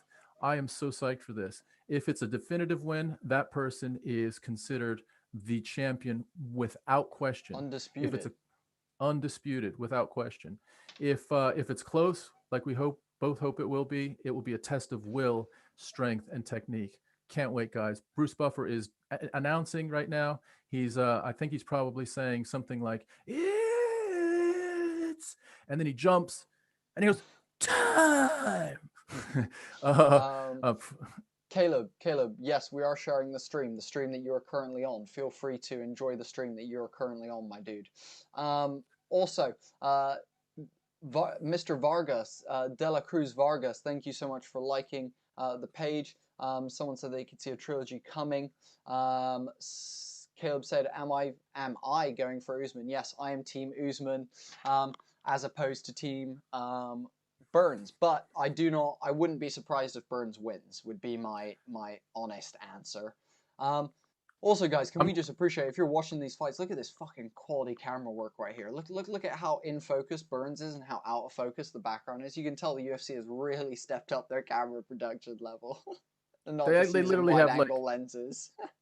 They literally have like the Hollywood like filmmakers who can't do movies right now up here in the octagon at the Apex. The introductions are happening. Kamaru Usman 17-1 the champion of the welterweight division. Also, Joseph Ribeiro saying, "You guys do a great job. Thanks, really appreciate it." Hey, man, not a problem at all, man. We really appreciate you coming and joining us. Kyle Ward saying, Absolutely. "I got $5 for you. I'll donate if Usman wins." Thank you, Kyle, dude. Well, that's something I really hope for. All right, I'm rooting for Usman and Burns right in each other's faces in the middle of the cage. This is not. No one's afraid of each other right now. They're having to put a referee in between the two men to separate them out. Wow, guys, I wasn't expecting. How this fierce! To be Look at this! Look at this! Look at the start of this fight. They're both in the center of the ring. I've not seen a stare down like that literally in probably a couple years. No touch of gloves. No touch of gloves, guys. There was no touch of gloves. Lots of intensity, guys. Both guys are very, very, very serious, locked in, and determined right now. Both Kamaru Usman is down on his feet and his hands on the ground like a leopard that's ready to spring. And here they go. They're into the ring. Oh wow! Burns with a big Burns right straight across. Missing that right narrowly. Left kick by Burns. Another outside calf kick by Burns. Burns throwing a lot of heat. Not at all tentative. He's ready to mix it up. Usman trying to throwing nice feints. Yeah. Usman gauging. Usman goes southpaw. Usman's southpaw right now. Now he switches to orthodox again. He's mixing it up. Looks like he's looking to shoot. 2 feints to shoot for Usman. Burns is big shot. Burns just hurt him. Burns just knocked Usman down. Clipped Usman. Burns just knocked Usman down. Burns hurt him again. Oh my goodness! Burns clipped Usman again, but Usman still very much in the ring. Still he hurt him again. Oh Outside my goodness. 3 big shots by Burns. 3 big shots by Burns. Hurt Usman. Absolutely hurt him. Usman was wobbled, but he's still trying to get he's got his bearings. Don't mistake it. He was hurt. He was absolutely hurt. Oh, big leg kick by Burns, but he falls down after the leg kick. Usman's standing. Burns is down. Usman's kicking him while he's down. Usman's kicking him in the glutes while Burns is down. This is giving Usman a bit of time to recover. Usman's got a little bit of time to recover. Burns is still on his back. Usman's just kicking his legs. And this can only help Usman because he was absolutely hit by 3 big right hands to start this fight. 3:38 left. Burns is still on his feet. He goes for wanting to get on the ground. Usman is not wanting to get on the ground right now with Burns. You can feel that he's doing what he can to try and get some ground and pound, but he's definitely, you can tell, fearful of what Burns will bring back in terms of the submission department. Not the start Kamaru Usman was looking for, being clipped once and then taking a big leg kick. It's how it goes, guys. But Usman, I think he was clipped now more recovered, and it feels like he's got his feet back under him a little bit. He's less wobbly now. This is crazy. Burns has been on the ground for a minute. Usman's been standing for a minute. Usman is just grabbing his feet and kicking him in the back of the legs. Burns is still on the ground. Burns needs to try to figure out a way to get up because those kicks in the back of the leg will start giving him damage. Usman's just literally grabbing his legs, his feet, and kicking him in the back of the leg. This is, you don't see this very often. Burns is doing like a bicycle kick on the ground. He's not trying to get up. I guess if he tried to get up, he'd be at risk of Usman closing distance and hitting him. First, Usman ground and pound shot to his body. Another Usman ground and pound shot to his body. Burns is trying to get up. Burns tries to get up, and Usman shakes him back down again with a big right. Burns is taking some big shots to the back of his leg now, and that's gonna big ground and pound by Usman. Burns is up now. Burns is up. Oh, big right by Usman as big knee on an entry by Burns as well. Both these guys now trading. Usman clipped Burns with a nice overhand right as Burns stood up there. Nice jab there from Usman. I'll tell you what, Burns is faster on the feet. He's landed more consistently with his right. Burns' his striking game is better than Usman's right now. Let's see if Usman can take a little bit more control. Usman's very good at figuring things out as things go, but Burns has lit him up with his standing striking. He just hit him with a double jab, and he's very, very loose. I'll tell you what, Burns is also pretty dangerous with his kicks. Usman does that Justin Gaethje outside calf kick. Burns with an inside kick. Usman with another kick. Usman's learned those kicks probably Usman from with working a lovely body kick. Very nice body kick by Burns now. A minute and 20 seconds left, guys. Usman is back. He's now starting to establish his jab and his distance. He switched stances again. Big shot by Burns. Not any significant damage. Usman with a nice jab. First really nice jab that took advantage of his distance. Oh, yeah. Another nice jab by Usman. Trading jabs. Nice counter there from GIlbert Burns.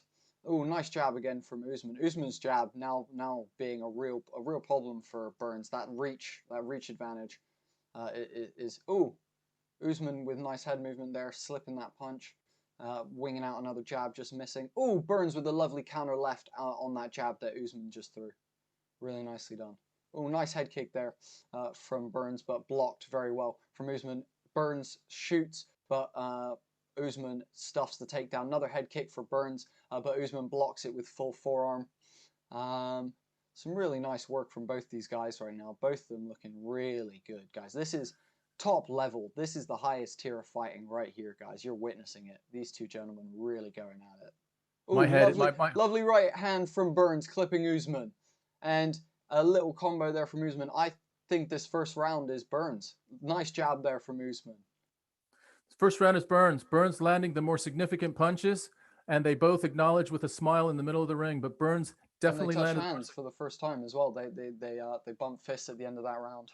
That was a clear knockdown. That was a knockdown that knocked Usman down. A clean right over the top, hit him at his, like, sort of behind his ear. One of those that can make you lose your equilibrium, and that knocked him down. Burns has been a lot more powerful in the standing game. We thought he might be, but to end the round, Usman started establishing his long jab. That long jab may prove to be an effective tool right now. You cannot underestimate Kamaru Usman's mental strength. Apparently, someone thinks that Burns' lip is currently bleeding. Okay, we'll have to look at that. We're in Kamaru Usman's corner right now. They're just wiping some Vaseline on Kamaru Usman, and he's taking instruction from Trevor Whitman. The seconds are going out, and we're getting ready to start round 2. I'll tell you what, Burns is very, very relaxed and confident, and he's willing to get in the pocket and throw with Kamaru Usman. Kamaru Usman is trying to manage distance a little bit more with his jab. Burns again from Burns on the break. Usman a little trip there, but back to his feet. I don't know if Usman Burns putting the pressure on. Burns putting the pressure on right now. Absolutely, absolutely. Oh, nice jab there from Usman. It feels like Burns has a little bit of an advantage in the stand. Oh, nice jab by Usman. Nice stiff jab by Usman. Yeah. That jab could prove to be a big thing right now because it keeps distance. And Usman can keep Burns on the end of that jab. That could be really, really important. Usman switches stance again. He goes southpaw. So he's switching stances like he's never switched before, which is interesting. That must be some new tactic that he's learned up in Colorado. Nice outside leg kick by Burns. Nice outside calf kick by Usman. Another one by Usman. Both nice trading jabs. Very competitive. My heart's beating right now, guys. My heart is beating. Burns does a sort of a slapping outside, almost like a left jab hook. Burns with, nice kick catch by Usman, and then a right to follow that. Usman is starting to find distance with that jab, and they're getting comfortable being in the pocket right now, guys. So let's see what happens. Usman nice jab from Usman. It feels like Usman's starting to work it out a little bit. It feels like he's getting his distance down. I agree. Feels like Usman's getting more comfortable. It was touch and go that first minute of round 1. It feels like Usman now, he switches stance again just to shake things up a little bit. He's southpaw right now. And nice left from the southpaw stance. Usman changes back to orthodox. He keeps switching. Durinho tries an uppercut, just misses the uppercut. And they're both just outside the pocket right now, but very, very comfortable getting in the pocket and just exchanging. Right now, I think Usman has leveled the playing field in the standing game. Burns had a decided advantage to start with. It's slowed down quite a bit. Burns, I think, is looking to load up right now. Don't you think, Boats? He's not really letting his hands go. I think he thought, I heard him. So, big jab, whipping Burns' head back there for Usman. He just knocked him down. Burns got clipped with a huge overhand right. Guys, can we just Burns talk is about... in trouble. Burns is very staggered right now. Usman playing on him, very calm by He's in trouble. He's in trouble. Big overhand right. He's clipped him 3 times now. Burns going for a takedown. Usman stuffing the takedown. Burns is staggered. He's still staggered. Burns is very much staggered. He's taking jabs left, right, and center. The jab is hurting him. The jab is hurting him. The jab is hurting him. The jab is hurting him. So many jabs. There's been 4 jabs that have landed clean, flush on the nose. Oh, one, big right. Another right. right. Usman is putting devastating damage on Burns. I don't know how Burns is standing right now. Burns is very, very shaky. Usman is hurting him badly. The chins of both of these guys are absolutely phenomenal. Usman eating what Burns had in the first. Burns eating what Usman's given him right now. But clearly, Usman has got Burns on the back foot in terms of the striking right now. Oh my goodness, this jab is just landing consistently. The side of GIlbert Burns' mouth is starting to swell, and it just keeps landing. He keeps landing that jab. Body shot there by Usman. Nice jab. Burns throwing a big overhand right. It's the first shot he's thrown in almost 20 shots in return from Usman. Usman really starting to open up now, guys. Oh, big 1-2 from Usman. You can see Burns is feeling it. You can see that he is not fully there. He hasn't thrown a punch for a while. He fakes a knee and then throws a nice little hooking right. Oh, but the jab puts Usman on his ass. Burns on his ass. My apologies. Usman drops him with another jab. These jabs are just whipping Burns' head back. And actually, if you look at Burns' face, the whole right side of his face is beginning to swell. His face and his eyes are beginning to swell quite badly. So all of these jabs that Usman is piecing up are really starting to affect Burns' face. Yeah, really, really nice comeback here from Usman in this second round. 1 minute left on the clock. Burns is at the end of the jab, and Usman, I don't know if you've noticed both, he continually is changing his stance from southpaw to orthodox. Literally about every 30 seconds he switches it, and he's effective in the southpaw big left there stance. from Burns. Usman has sort of planted his dominance in this round with the striking. Let's see if Burns can come back. This is the second round. Burns wins the first round. 22 seconds left in the second round, and Usman has almost taken Burns out in the second round. Usman with a big outside calf kick. Incredible second round, guys. We're getting what we thought we wanted. Nice first shoot for Burns. He tried to take it Burns, but Usman with lovely takedown defense. Last 10 seconds of the round. It seems Kamaru Usman's patience really being the factor in that round. Both guys standing face to face, chest to chest, and no backing down from either man. Both standing in the middle of the cage, giving each other full face to face smiles and sticking their tongues out of it at each other. How much is your heart beating right now, Boats?